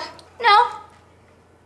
No. And at first I questioned if we were going to draw back to that, but no, we do not. This one kind of drops the ball in that regard because Teddy very casually knows who Jamie is already. It was mentioned once that the kids have an aunt named Helen, and they could have tightened the overall world of the show by making this her, but I fear they did not. This is Jamie. No, please, please, please don't say you saw me. I mean, I just don't want to cause a fuss. Teddy turns out to be fake and tells Amy anyway, which she really should have known better than to do. Amy wants to reunite with her sister, and it immediately turns into a catfight. It turns out that Jamie refused to attend Amy's wedding. Meanwhile, Amy stole the love of Jamie's life, Bob Diddlebach, in the only season 4 story to mention him. One night, Bob Diddlebach came by to pick up Jamie for a date, only for Amy to flirt with him and leave with him by the time Jamie came downstairs. After Teddy weaponizes her sister in an Amy Duncan-esque manner. Mommy, will I always be friends with Teddy? Well, of course you will. Why wouldn't you be? Because you don't like your sister. Teddy! Yes, Mom? Really? Amy makes amends by finding Bob Diddlebach online and telling him Jamie is still interested in him, which is a conversation I wish had happened on screen. You also notice that midway through season 4, we get a brand new mall food court set, which is a wild thing to only show up now. I feel like the show could have gotten so much mileage out of this if they wanted to. I could picture this being a main set in like every other episode, like back in season 2. But they never needed it, and it's only here now. For some reason, the wiki says, Charlie has the fewest lines of any immediate family member in this episode, not including Toby. As if that isn't always the case. Like, Charlie's not usually saying more than Gabe, is she? With only a handful of episodes left, Good Luck Charlie had time for one final crossover. Good Luck Jesse. Friday, November 29th. You guys are gonna be gone on Christmas Eve? It's a holiday unlike any other. Good Luck Charlie and Jesse collide in the all-new special Good Luck Jesse NYC Christmas. Excuse me. A trip to New York, it's a detour. I can't believe you invited up two complete strangers from off the street. Welcome to our humble home. I guess in New York, humble means palace towering over the city. And what happens next?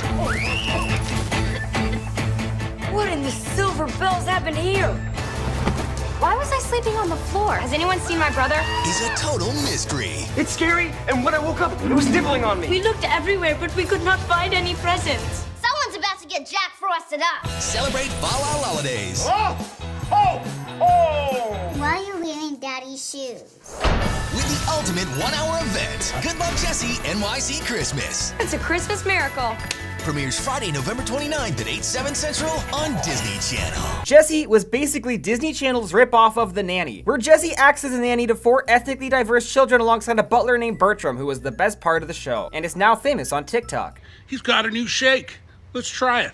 After the success of Austin and Jesse and Allie All-Star New Year, it was time to recreate the formula and replicate the success. This is an episode I am confident I never watched. Absolutely not, because this is the kind of thing I just would remember. Especially given I remember watching the Austin and Allie one despite never watching Austin and Allie. I was done with Good Luck Charlie by this point in time. It's Christmas at the Duncans. No snow this year, just color grading. Despite being a crossover, this one is actually an essential pillar in the overall storyline of Good Luck Charlie. And if you were to skip this, there's multiple things you'd be confused about in the finale. We finally get more insight than we've ever had before as to what Teddy's college plans are. She's been accepted to NYU, but she wants to tour the campus before she makes a decision to enroll. The family isn't able to drop everything they're doing to fly to New York, and they aren't willing to send their teenage daughter there alone. Teddy's flown alone multiple times, but in this episode she made the mistake of being honest with her parents. PJ offers to take her, who is technically an adult. And so, the eldest Duncan siblings head off to spend Christmas in New York City. The kids decide to split up anyways,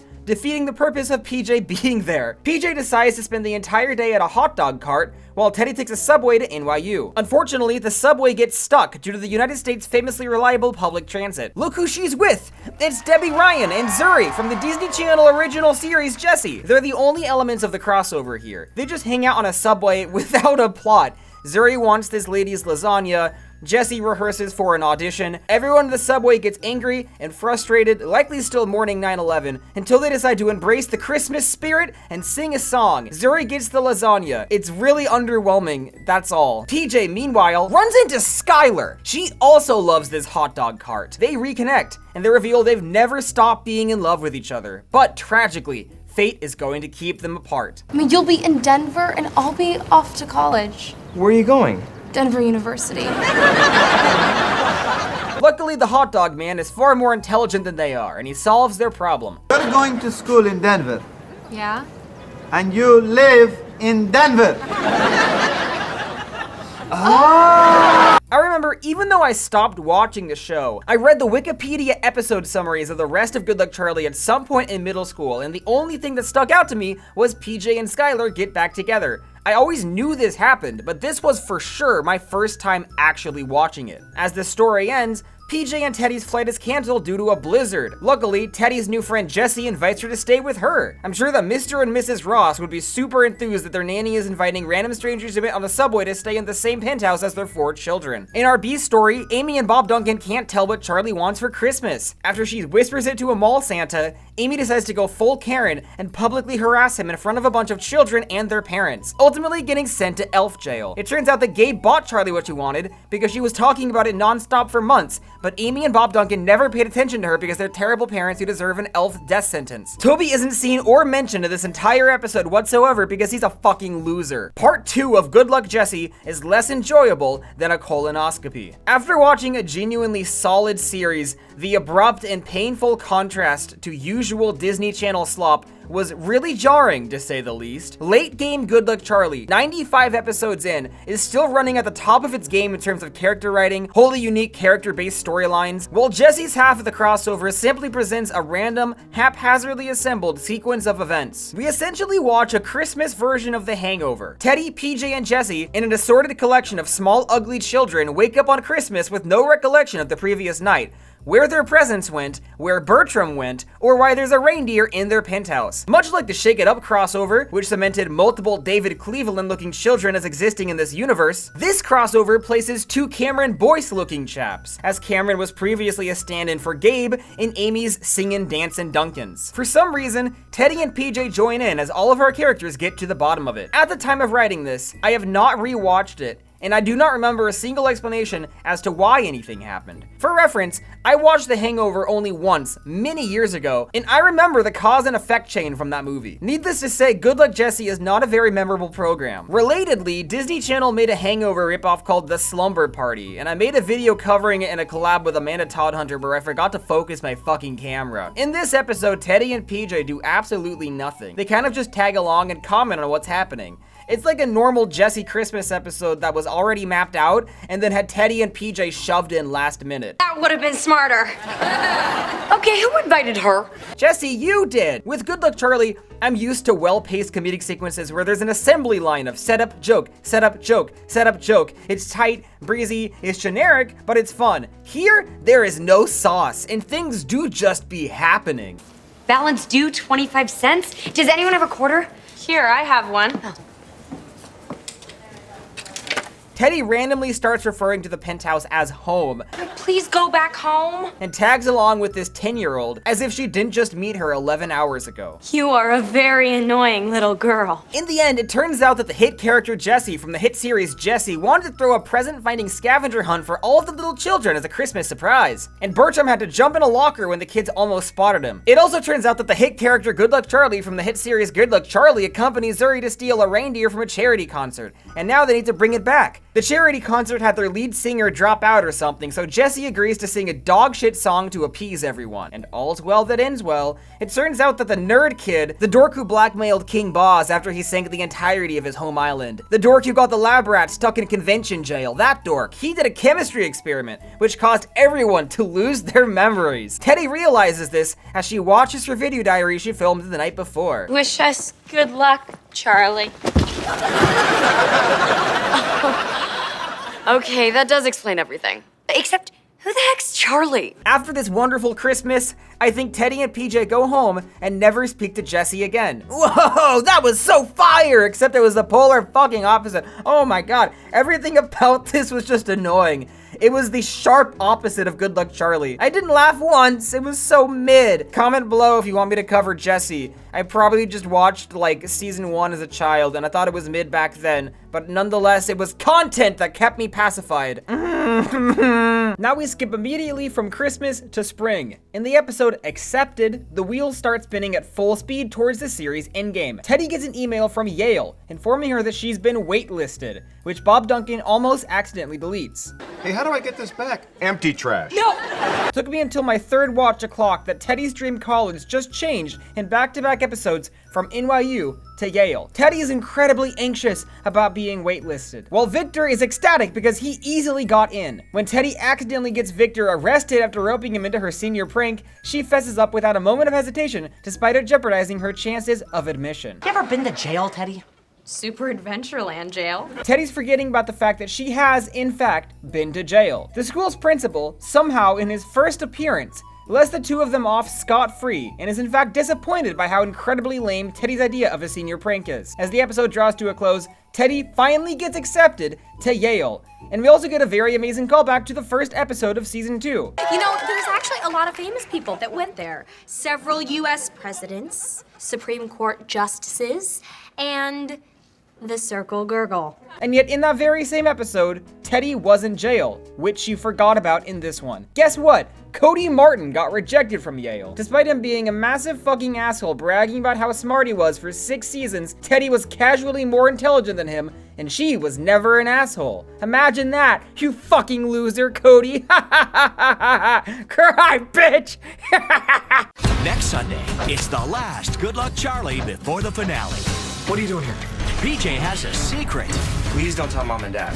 What are you two doing with that stuff? But will the pressure make him crack? I guess we should just come clean. Already? Traditionally, we try a couple lies first. Then it's an emotional goodbye. Get out of here before I lose it. As Ivy leaves for college. Thanks for being my best friend. Good Luck Charlie is brand new.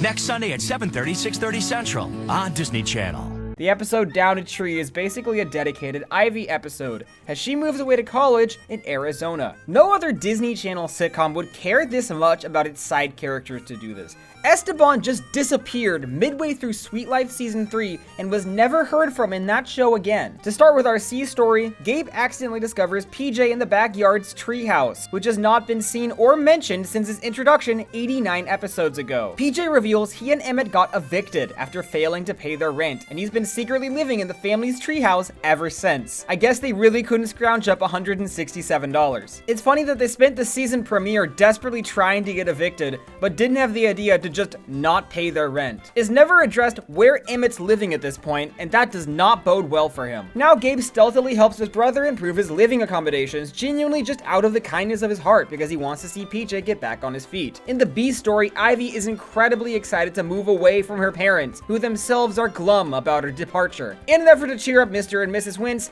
Teddy tells them that Ivy's actually going to really miss them. They swiftly declare that they'll be selling their house and following Ivy to Arizona. Teddy has to get the situation under control by buying the Wentzes a puppy to fill the void in their hearts. Someone owes somebody a thank you.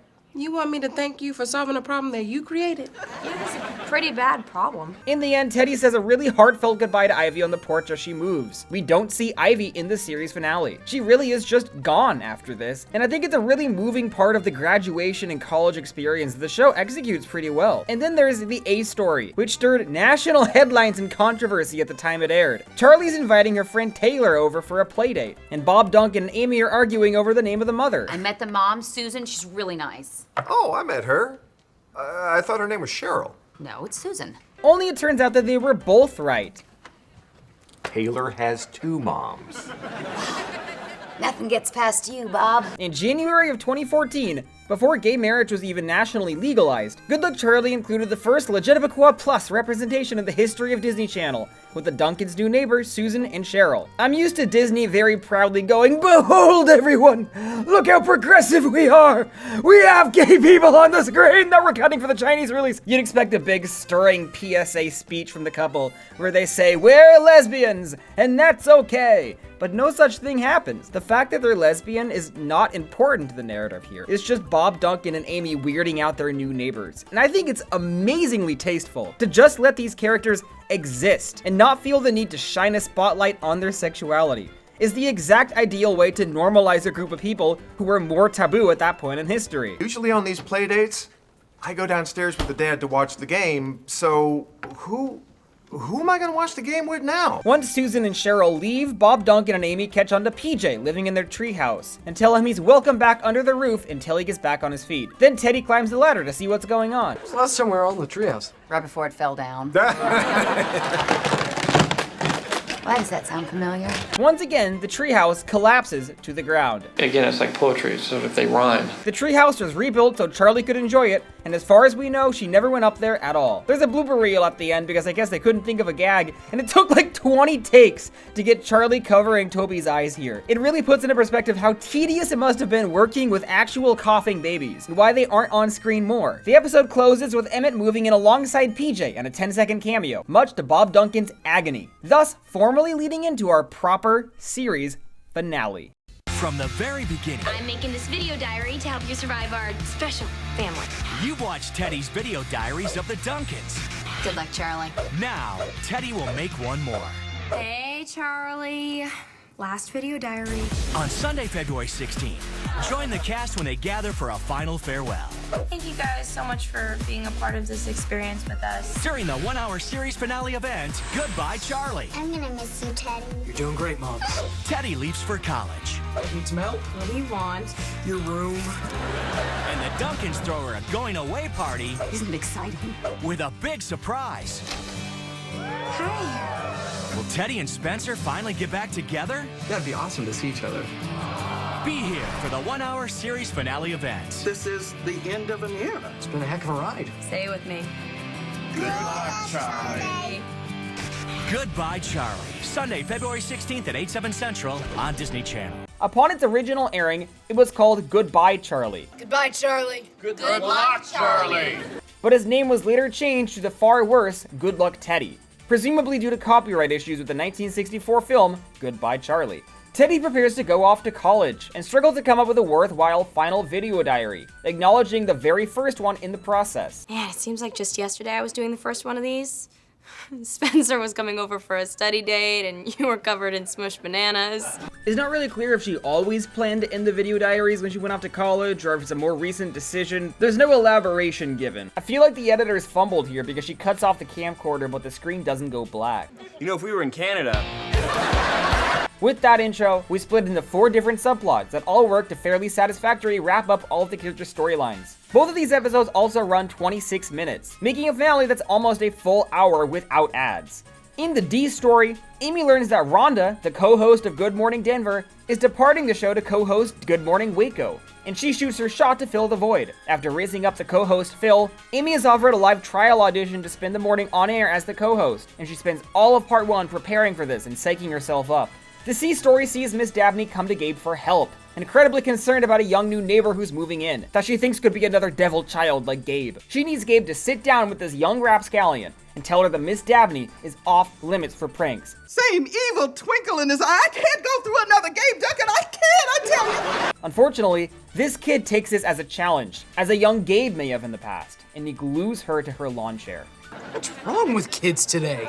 Gabe is faced with his own maturity, and has to come to terms with the fact that he's past his prime, and basically just an authority figure who he would have once despised. In the B story, PJ and Emmett are still living with the Duncans, and PJ is completely slacking on his job search. We learn that he graduated culinary school off-screen. That's such a big milestone in his life to gloss over. In comes Gravy, PJ's college roommate, who we haven't seen since 54 episodes ago. He heard PJ was looking for a job on their Quickie Chickie University newsletter. You were only there for 2 days. So we can't have a newsletter? He offers PJ a gig as a chef in his new food truck, Fish and Gravy, which sells fish covered in gravy. And he is not receptive to PJ's constructive criticism of the core premise. Skylar also shows up, having renewed a relationship with PJ in Denver. In the end, Gravy gives up on the idea and hands full ownership of this food truck to PJ, who sees this as the key to starting a successful, thriving business. You're giving me your truck? What are you gonna tell your dad? Same thing I told him when he got me a plane. I lost it. Gravy out. And finally, the A story sees Teddy preparing for her going away party, as all of her siblings jockey to get her bedroom after she moves out. We get a pretty funny acknowledgement that the show basically never paired her and Gabe together across its 100 episodes. You know, I'll never forget that time when we... You know what? Before I go, let's do something together. Does this count? Get out. Bob Duncan discovers Spencer working at a yogurt store. He's back in Denver for the summer, but hasn't told Teddy he's back after their blowout fight in Teddy's Choice. However, he still asks how Teddy's doing. Is Teddy still dating that guy? You know, the one with the hair and the fake smile? Bo? Yeah. Yeah, that was his weird name. No, he went back to Tennessee. Yeah, Teddy's doing okay with it. I'm still struggling. Teddy wants to know more, clearly still harboring feelings for Spencer, and sends Bob Duncan on a reconnaissance mission to invite Spencer to her going away party without tipping him off that she wants him to be there. Look down deep into your heart and figure, seriously, dude, that's all the sprinkles you're gonna give me? The dramatic cliffhanger we're left on going into part 2 is that Spencer said he'll think about it, and Teddy's on the edge of her seat. Then the Next Time On segment reveals the resolution to all 4 of these storylines. In part 2, Amy has her big moment but ends up completely fumbling live on air. She goes through all 5 stages of grief while the cameras are rolling, but Charlie calls into the station to tell Amy she'll love her no matter what. Viewers apparently find it so heartwarming that Amy gets the job as the co-host of Good Morning Denver, finally giving her the spotlight she's craved her entire life. He said it made me sound like a regular person. You're welcome, Mommy. Gabe, Lauren, and Miss Dabney continue putting their heads together. When Miss Dabney complains about the noise of Teddy's grad party, it gives Gabe an idea. For some reason, all of the Duncan family's close personal friends agree to stage an incredibly loud fake marching band rehearsal in Miss Dabney's backyard, disturbing that kid's mother and dissuading the family from moving in, thus saving the day. Miss Dabney comes by to thank Gabe, and Gabe decides that he's grown up and he's done messing with her. But then she sees a mischievous twinkle in young Toby's eye, and she comes to realize there may just be a future devil child in the making. After she runs off, Gabe proudly passes the baton to his baby brother. She's all yours, kid. It's a perfect cap-off to Gabe being the Duncan sibling who spent the most time with Toby, creating the implication that all of his mischief inadvertently rubbed off on his baby brother across the 4 minor subplots they shared together, and Toby will follow a similar trajectory. Bob Duncan switches from supporting Teddy's story in part 1 to supporting PJ's story in part 2. He agrees to become a partner in PJ's food truck, and PJ is dead set on selling peanut butter and jelly sandwiches, which Bob Duncan is skeptical about. PJ's upset that after everything they've been through, his dad still doesn't believe in him. But his peanut butter and jelly sandwiches prove to be so next level delicious that Bob Duncan finally decides to have faith in his son. Thus, PJ and B's PB&J is born, and it's an instant financial success. Emmett gets a job at the food truck and reports that he's finally found a place to live and is moving out of the Duncans, giving Bob Duncan closure that he won't have to live in the same house as Emmett ever again. And finally, Teddy. At her grad party, we get a final goodbye to characters like Vonnie and Victor. Kelsey's strangely not here, which is an odd omission since she felt like part of this friendship unit. But then, there's a knock at the door, and it's some random guy. Who's that guy? I don't know, but he's always around. We've literally never seen him before. That's funny as hell. But then, of course, Spencer shows up to the grad party, as does Bob Duncan's giant bug statue from the series' first episode, which he's put back in the living room. Again, it's like poetry, so if they rhyme. Charlie begs Teddy and Spencer to sing a song together for some reason. They decide to sing the song they rehearsed for the talent show way back in season 1. Again, it's like poetry. Once everyone leaves, they catch up and realize that Boston and New York really aren't too far away from each other. They'll be able to renew their relationship in college. I hope they break up and get back together at least 5 more times. What a weird writing decision. Go back to Teddy crying in bed after he cheated on her in season 1, and I refuse to believe that at that point in time, her and Spencer ending up back together was what the show had in mind. It retroactively makes the fraud fortune teller and Snow show correct, as Spencer strangely did end up being the love of Teddy's life, or so we're led to believe. How do you think Skylar feels about this? Skylar and Spencer are at this marching band party together, but they don't interact. Put yourself in Skylar's shoes, you and Teddy get cheated on at the same time, and you bond over it, and you form a heartbreak band about how much you hate him, and then all of a sudden she goes back to him. How would you feel about that? Teddy gathers the entire family together, and they all start tearing up. She decides to flip out her camcorder and record her final video diary in this moment. Good luck, Charlie. Charlie's just staring off screen, ruining the shot, the final shot of the show, but the series is named after her, so I guess she deserves the right to do so if she wants. In the final scene of the show, in the final video diary, Toby's not even here! Bro was irrelevant! It's crazy! We wrap up the series with a remix of the theme song, juxtaposed with footage of the characters growing up, letting you reflect on how far all of these little goofballs have come across 100 mid-episodes. This finale truly feels like a finale, pulling together so many loose threads and giving every major character who left an impact on the show a send-off. All of the main characters especially got fantastic send-offs. PJ finally opened a successful business using his culinary ability. Amy got to go on TV. Teddy got back together with Spencer. Gabe put his troublemaking behind him, made peace with Miss Dabney, and is in a loving relationship with his equal. Charlie didn't really do anything because she's like 5, and Bob Duncan unfortunately didn't get much either, but you know what? I'm happy that he's proud of PJ. No, they really could have done more with him. They could have, leaned into his extermination business. Maybe it could have gotten a big boom in sales since this season had indicated a slump. Whatever, it's fine. This was a home run of a finale to a home run of a series, and I'm really happy that I finally got to see how it ended after all of these years. And best of all, I think it did everything it possibly could have. Normally, when I watch a Disney Channel sitcom, I am frustrated by the obvious untapped potential of their unfulfilled premises, but here, I really can't think of much more they could have done. Although it is just about a regular family living in a house, to be fair. An obvious narrative dead end is Joe from season 1, but there's not really much the show could have done there because the actress got moved to Dog with a Blog, and making a 12-year-old have like more work on top of their like 95-hour work week that Disney Channel was giving those children didn't seem like a good idea. I think the show could have done more with Vern as a rival exterminator to Bob. He left the company completely off screen and never appeared again. Like, does the actor for that character know that this storyline unfolded to his character on Good Luck Charlie entirely off screen? I think the one and only part of Good Luck Charlie that I have some pause about is the fact that Teddy could have been a lot more interested in multimedia and video application, because she films a video diary in every single episode, and yet we never see her remotely interested in film as a career or even as a concept. Now I have to wonder, which of these relationships lasted?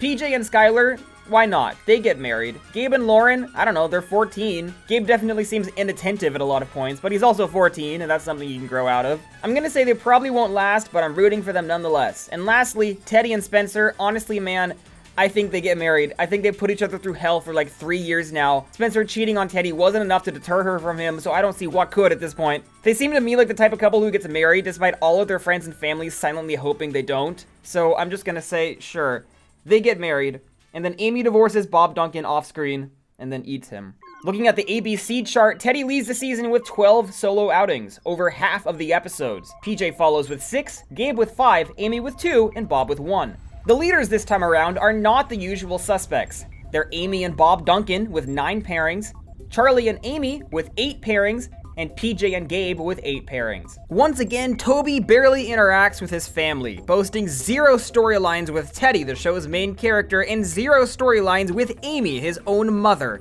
who I can only assume had no involvement in his infancy. But if we remove Toby from the equation, then the 3 least used character pairings in season 4 were all Teddy and her siblings. Teddy got 1 story with Gabe, 1 story with PJ, 1 story with Charlie. She cares so much about Charlie, films these video diaries for her, and yet barely interacts with her whatsoever. If we add up every episode of the entire series, we get this. Teddy with 44 solo outings, almost 50% of the show.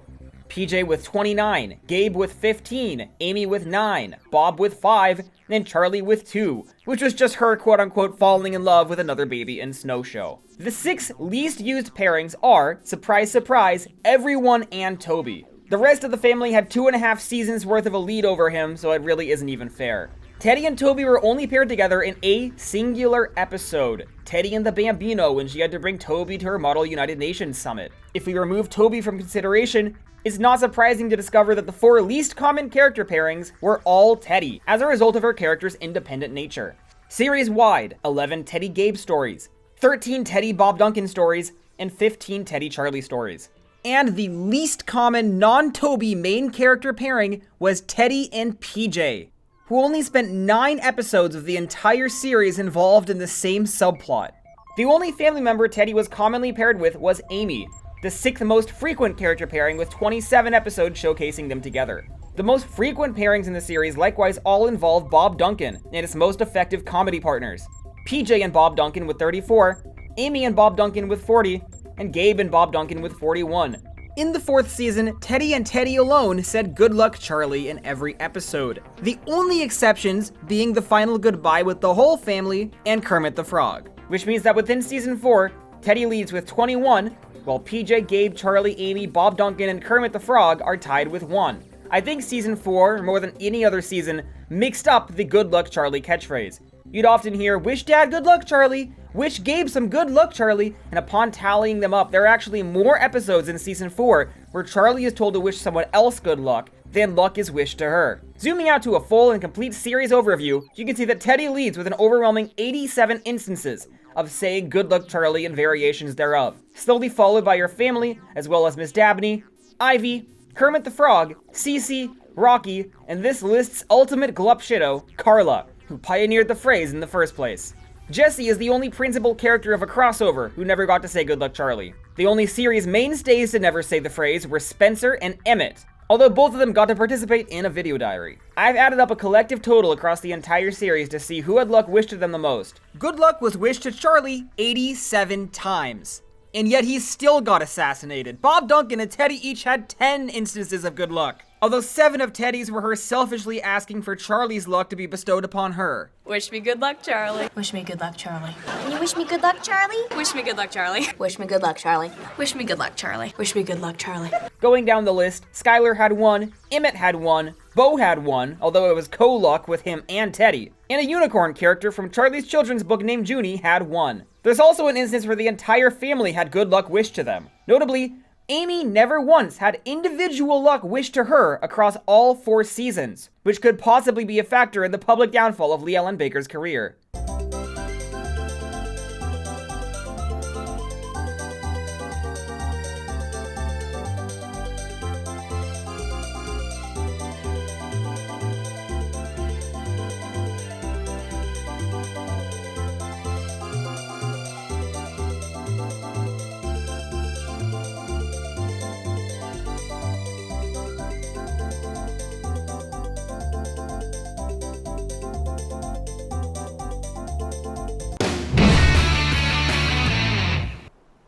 Where are they now? Remember that dream sequence in season 2 where Teddy operated a jetpack in the distant future of 2026? That's basically Bridget Mendler in real life. After Good Luck Charlie wrapped, Bridget Mendler abandoned acting and enrolled in MIT and Harvard from 2017 to 2024. And now she's co-founded a multi-million-dollar satellite data startup of all things. These days, the 32-year-old has changed her tune, taking on a new role as CEO and co-founder of Northwood Space, a tech startup looking to improve the way we talk to satellites.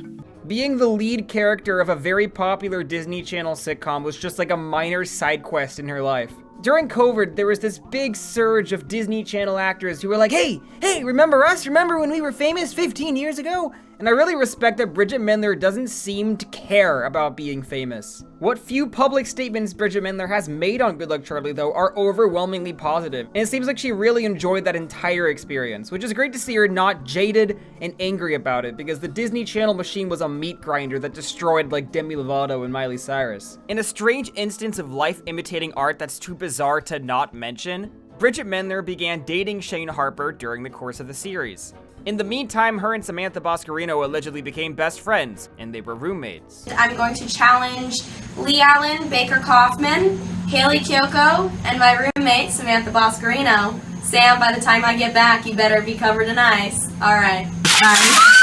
Then Bridget Mendler and Shane Harper end up breaking up sometime in 2015 after the show ends. A few years later, Samantha Boscarino and Shane Harper, allegedly, according to the parasocial freaks on TikTok who've sleuthed out the relationship timeline, got really close while filming God's Not Dead 3, A Light in the Darkness, and they began dating. This might be exactly where God wants you right now. And so Samantha Boscarino and Shane Harper are now married, meaning that the love triangle in the show actually unfolded in real life.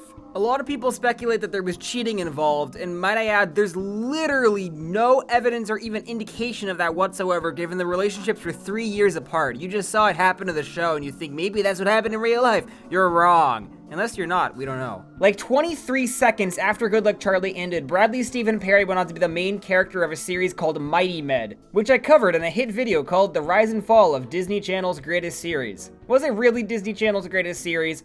No, but that's what I titled the video. I started a different Disney show literally like 2 days after we finished Good Luck Charlie. I started another show the very next day. These are 5 years apart, but I think he's wearing the exact same shirt in both of these. Now he's regularly podcasting alongside his Mighty Med co-star Jake Short, and yet another shining example of the Key and Carlisle makes a retrospective and then the stars of the show announce a podcast pipeline. Jason Dolly, frequent guest of Bradley Stephen Perry podcasts, has opened up about difficulty finding work. It's something I've touched on before over the years. I would love for him to pop up in some like sleeper successful series and revitalize his career. Last year he was invited to the red carpet premiere of Wizards Beyond Waverly Place, which is notable because most of the cast of the original series wasn't invited. Mia Tallarico is now 17 years old at the time of writing, which is crazy. In a now deleted episode of Bradley Stephen Perry's Lost Media podcast, Hit the Break from 2021, he and Jason mentioned that they saw Mia at an event and she didn't recognize them at all. However, they've seemingly reconnected since, and she's been a recurring guest on Bradley's YouTube channel. Eric Allen Kramer still seems to be acting, and he seems to be generally slaying.